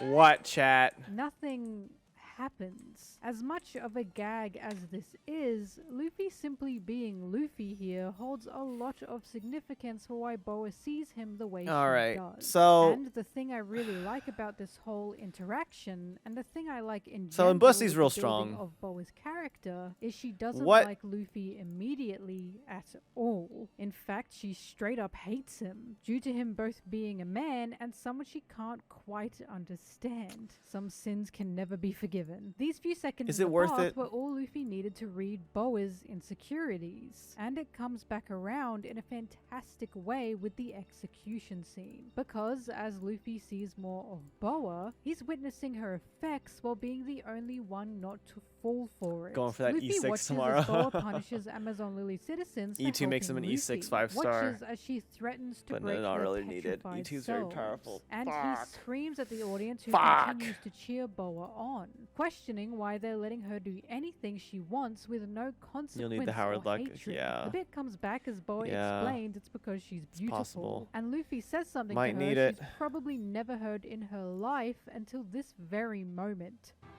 そなたもそうであろお前ムカつくな At this point, Boa has met someone who is looking past her Okay, beauty so and 1, sees the wicked things she's 2, 4, doing 5, for what 6, they are, 7, which 9, 10, 11, understandably 12, 13, 14, 16, unnerves so her. 16. Something that's incredibly interesting considering she said previously He gave me some of that for she likes E5. honest Yeah, I sure people, did. and It came in pretty Luffy is the early. most honest person You're close to one Penny, could right? ever Did you meet. do like But all the again, events we'll and get everything? back Do you have all the around to free that. stuff you can the get? fight Luffy has with Boa's sisters finally hits a climax as one of their shirts burns off, revealing Yo, what I is hit a supposedly climax the as their monster's shirts burn mark. off. And we What? see Luffy's amazing reading of character and person come in full throttle when using himself to hide this mysterious mark. Anyway. At this point, we know Luffy 65? knows this mark Yeah, okay, won't okay, okay. actually harm anyone around them. Yet he still goes out of his way to cover it, showing even more of his emotional intelligence as he explains their fight and what the sisters don't want Where to exposed, go? Let him which are cook. completely different things. Luffy may not like Boa and her Okay, sisters at this so point, but so I'm at he's so not a I'm cruel at person. 16 He pity. refuses to allow what How many he's pulls is recognized as this? something traumatic for them to be shown to their citizens, because Luffy is just very good at seeing what pain turns people into. He's seen it and fixed So this is it 5 multiple times multis, after 5, all. But it's 6, what one of the sisters and then says that 7. cuts So I can get the guaranteed 5. Okay, if I don't pull anything right now, I can get the guaranteed shot at Fush. I can get the 50-50 guaranteed. ソニア姉様 So it's either I go for the Embussy and try to make it real strong, I know I keep saying this, but or go we'll to get back to no, that. I gotta Even Boa, resist. as The Embussy's already unbreakable as strong she enough. appears to be, is shaken by this display. The wailing Whatever tonight? No, mark I should be this is on responsible. their I don't have the backs money to having her wail anymore. demanding the fight to be over. And as she stands there, don't have the watching money. Luffy protect her and her sisters, she's hit with traumatic thoughts that she forcibly tries to shake off. Make him stronger, you weenie.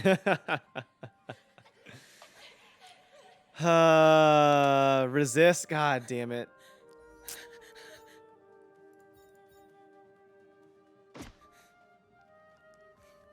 And Says it this while having scene it. I don't here, have every with character Boa though. That's the thing. nervously I don't have every sweating on character. the brink of a possible panic attack is the first time we've witnessed her express genuine emotion and fear. It's More only a Embussy, glimpse more before she Embussy. snaps back to her cold Yeah, see, I don't have self, every but it's character. enough I'm for us missing to 3 recognize 5-stars, something but they're all like important. because Boa has a this is the mask, most like one made of privileged ice thing I and can say, stone. but I And don't for a have these split because I second haven't there, lost enough we watched 50-50s it to crack. get the It enough seems chances she to can't get these really characters. understand I Luffy's meaning don't. at all. I It haven't seems she lost doesn't enough actually 50-50s believe in Luffy's to honest get nature these and golden characters. heart, because Boa continues to cricket it even after this event. She does so in the form of a choice. God, I have the pick of my 300. Out of 2. These I'm not choices using it being because to fix the the moment I 55 choose one girls for my or 300 grant him a boat guaranteed to like find selection, his crew. I Boa states am gonna this pull is that to one. find his true I'm gonna pull that one nature, for to sure. see if he Like was that's really the doing way the world everything works. He did to get something out of her for Tunes himself. Sarah, And it thank you makes for the sense to think this raid. way. Why else Give you the would a early random guy Fushan you luck, thank just met, you. who claims you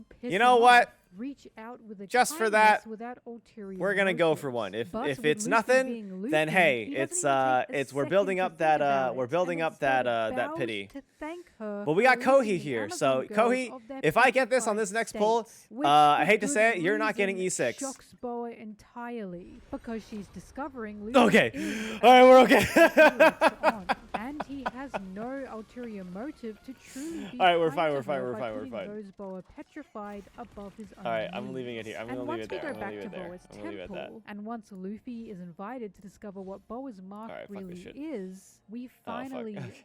finally Four-star get into Yukong. the origins God, of very the last mark one. upon her back. These kind of scenes and lines are so deeply tragic, it upturned everything I'd originally thought and Alright, so seen that's of what, Boa since her 26 introduction. pity? The mark on her back is actually that of a slave mark. Boa and her sisters being branded like cattle for the celestial dragons. And we find Boa is so ashamed of it, she refuses to One allow more? God damn it. anyone to I built see Luka it. guy just like his What design. we I see need physical is character Boa build. is a Build him. victim.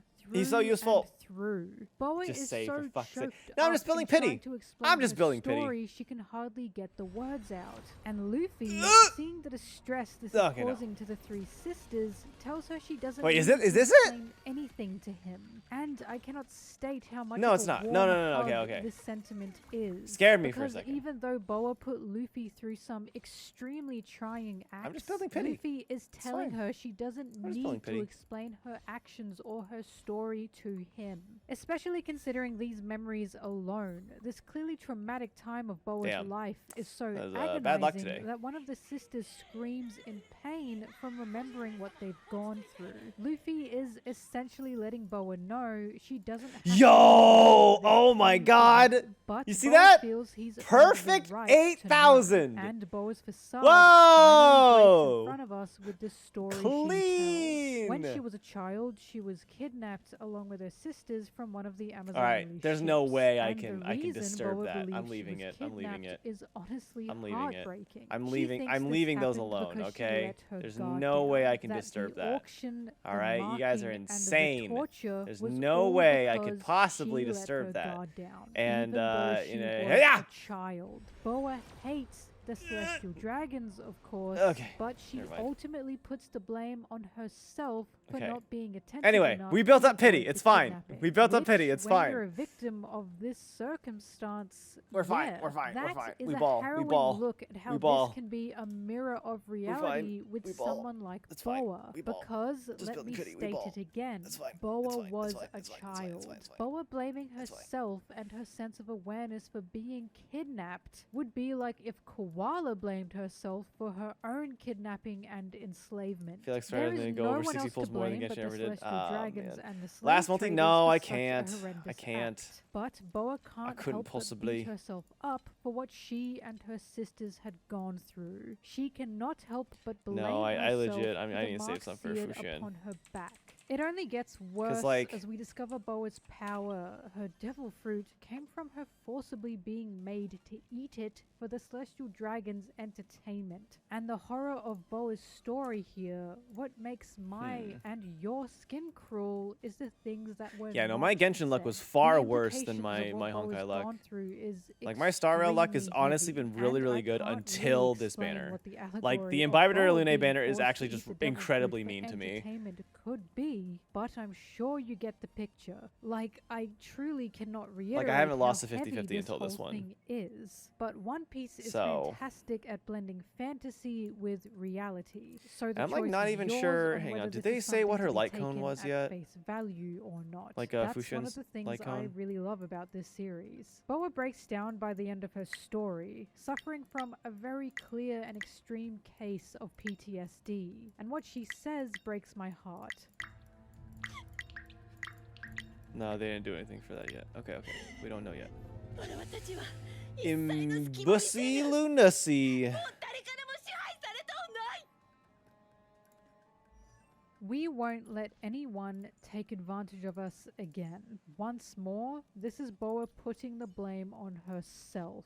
And she's coping with it by being who she is in the present day. So, with everything we know, let's have a look You at can her blow away introduction with Meta fresh using my eyes. E5. Picking It better kittens be from an her E6 past, in Bussy saying she by can get away in a with couple anything days. due to her beauty, being cold towards all that oppose her and especially love her. We now know exactly where this has come from. She absolutely refuses to let her guard down, concluding that what she went through was due to this. She must show she is cold and hard on the surface, that things such as cute kittens or kind actions will not ever sway her, and she must never be vulnerable again. Through and through, Boa is wearing nothing but a mask, and her true self has been buried beneath it ever since being engraved with the mark Tomorrow, of a slave. E6. I'll be there. In reality, everything Boa's doing is to protect herself and her people, even if she must be seen as cruel because of it. Yes, it can be seen as overkill, but can you really blame her when the pain she went through is unspeakable? Oh, wait, this is- Luffy is an outsider of Amazon Lily, a man she has no trust nor faith in, so she petrifies those who help and stand up for Okay, I'll him do that at the later. time. Because if she lets one man in, if I just she love lets one viewing the guy Gamba. go, this can lead to multiple others sneaking past and being offered help by her people. And all Boa sees in this situation is her people and herself being taken advantage of. Boa is cruel in her ways to prevent further pain, and she masks it as something selfish due to empathy towards others Does Pela being have a light cone? possible vulnerability, which we see so clearly with her warlord title. Boa explaining to the Marines the reason she No. wants to keep her warlord title is because she just likes it, when the reality is she actually wants the warlord Who the- title because it protects her Who the island fuck is and her this? people. She wants it for purely selfless means, but she masks it as something selfish. Boa, just Oh, like the God. story of Medusa, Speed boots had ER rope on become a Jeppy? monster, I don't but remember if we I are have ER pretty rope on him or outright not. I shown just I don't it's think due I to have her one. being the victim of this story. Yeah, I don't And have an there's ER rope. even more in Boa's actions here, because So I'm what running I can defense see instead. with Boa If I is get an her ER rope, I'm gonna put desperately it on him, trying to but- take her power back. Boa's power, probably in her mind, As you is in very May. much not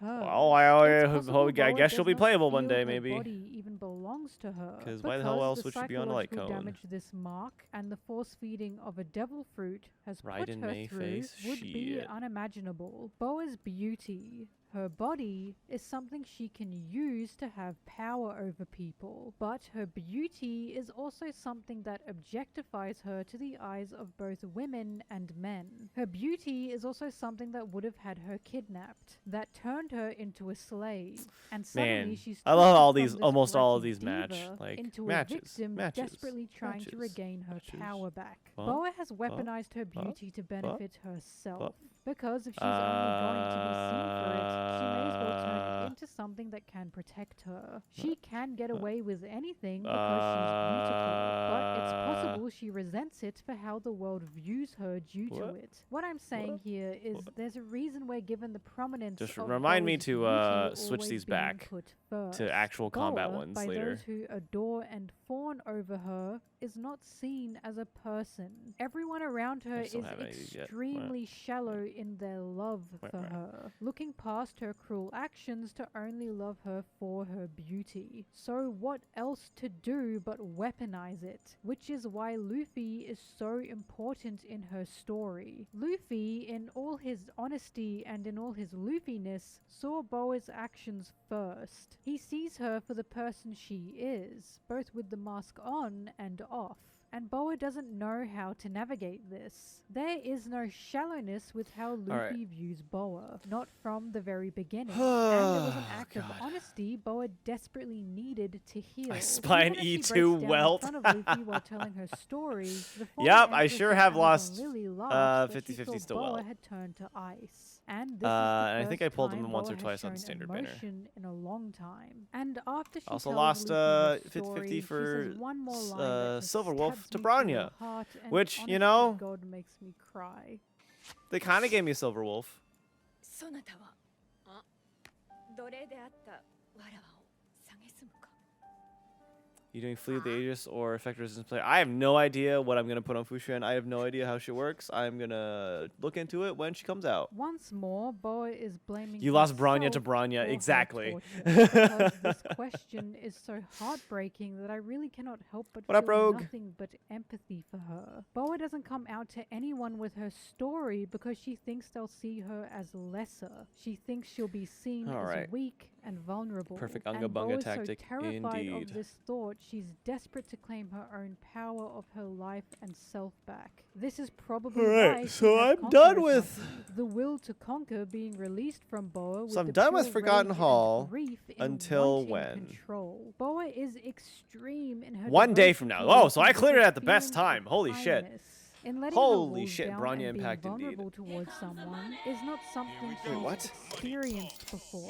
It's not What the fuck, something she's Yasumi? done What the hell? since she was so with Luffy being someone who's What? dragons, Thank you, her Yasumi, for the abuses, $30. and taking her for who she is, not at all. Gotcha seeing her money? as God weaker damn for it, bearing the mark of no. a slave. Boa cannot control. I tried to this donate on Kodo infatuation. Shop. Wait, what? And yes, But couldn't? it's Oh my weird, gosh. but it makes total sense. Thank you, for her Yasumi. Holy character. shit. She Alright, has we'll do no one more idea multi. How to navigate anything like this. So Twist being my over the arm, why top don't and ya? Dramatic is pretty on course for how she's. It doesn't bottled have to be everything for up Embussy, ever since but being a come kid. on. We do see she Come has on. exceptions for others sometimes. I have to ruin the considering how perfect she treats 8,000, but I can Rayleigh. always get the But perfect Rayleigh 8,000 is in a again. very special category of not. Alright, only we'll do helping one more. her We'll do one escape more. We'll do from one the more. Holy Land, Easy. But Well, Rayleigh is never also mind. with a former Amazon Lily Empress, Uh, which, you know, get it, Grandpa, because We'll do one more. Damn. I think to We'll conclude do one more. this, my opinion of Boa is just she's so. One more? incredibly Okay, one more and then we'll tragic, call but it. she's This is so guaranteed the last one. strong.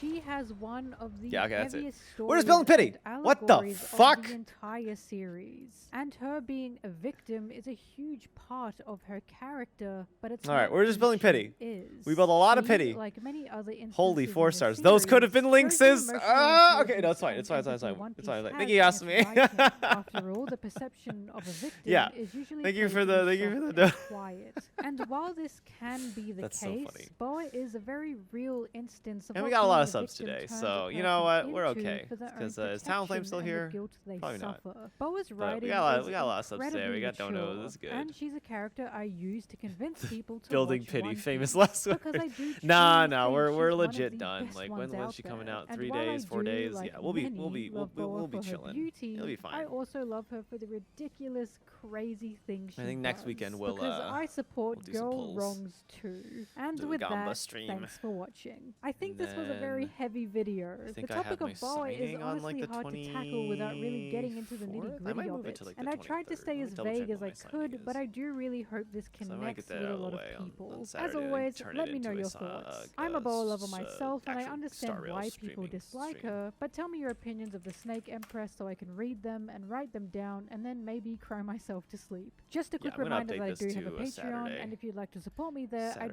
at really, noon really, instead. really appreciate it. However, I know not everyone can support me in that way, and just Alright. watching and sharing these videos does more than you can imagine for me. If there's anything you'd like to see me cover, One Piece or otherwise, please let me know. And I'll see you in whatever I make next. All right, I'll be signing on the 23rd now at noon. PT.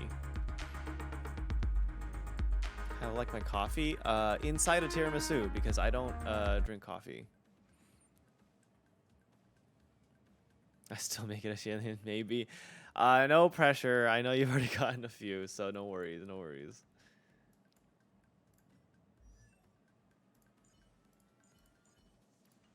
All right. I think with that,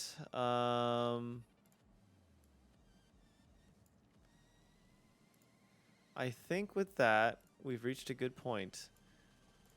I might get another because they're so pretty. Up to y'all.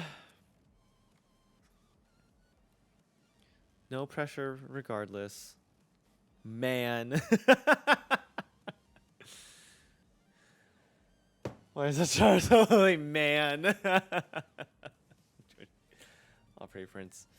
Well, everybody, thank you so much for a wonderful stream. This was awesome. 5.5 hours just flew the fuck by. Especially, man, these streams especially fly by when I'm watching these One Piece videos. But I think I'm out of One Piece videos now, which is kind of sad because they were really fun. So you know. Anyway, let's find somebody to raid. Let's see who's awake. Ruby's up. There's Mina Aoyama, who I think she follows me, and I think also Molly knows her. But anyway, let's take a look here. Which enables the team to partially ignore enemies' resistance. How to proc. Oh, Mina's sleeping. Someone else is. No, Oh, is she playing VODs? I think it's A. I think she's playing her old videos. Interesting. Okay. All right, not her. We then. gotta. I'm gonna alter blue. All right, who the fuck is this? Heels, dude. 'Cause Do we're you play in very low English? health right now, as you can see. Okay, you do play in English. Okay. We didn't make sure that they all target my MC. Emmy Matcha. That's good. Okay, what about Ruby? Oh. I rated Ruby the other day. I I'll rate her next time. She's always on, and she's been going for like 6 hours. So, The gatekeeper. but she's also doing Swarm Disaster. Will we clear Diff 5 today? Oh man, she's on Diff 5. Well, she is like a full ass whale. What's the So first dude have shots?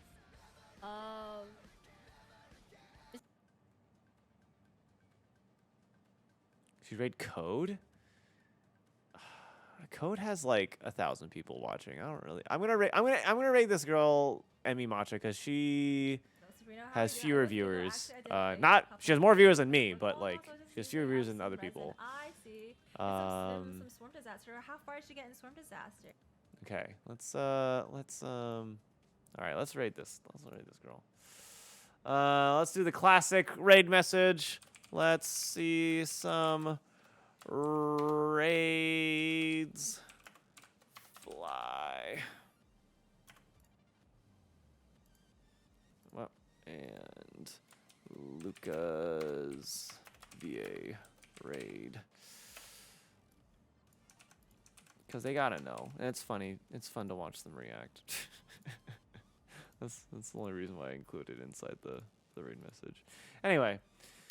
there's the raid message. Let's see. So we're gonna raid Emi Matcha. Da, da, da, da.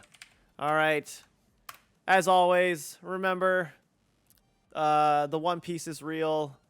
Watch One Piece on Netflix, the live action and the anime.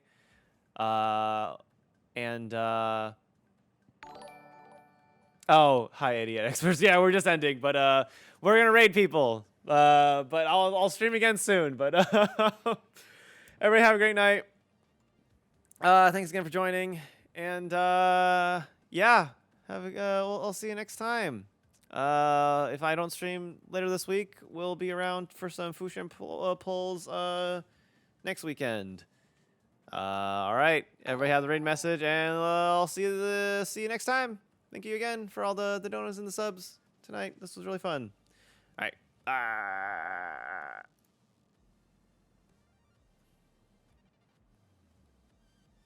Oh, just no stress.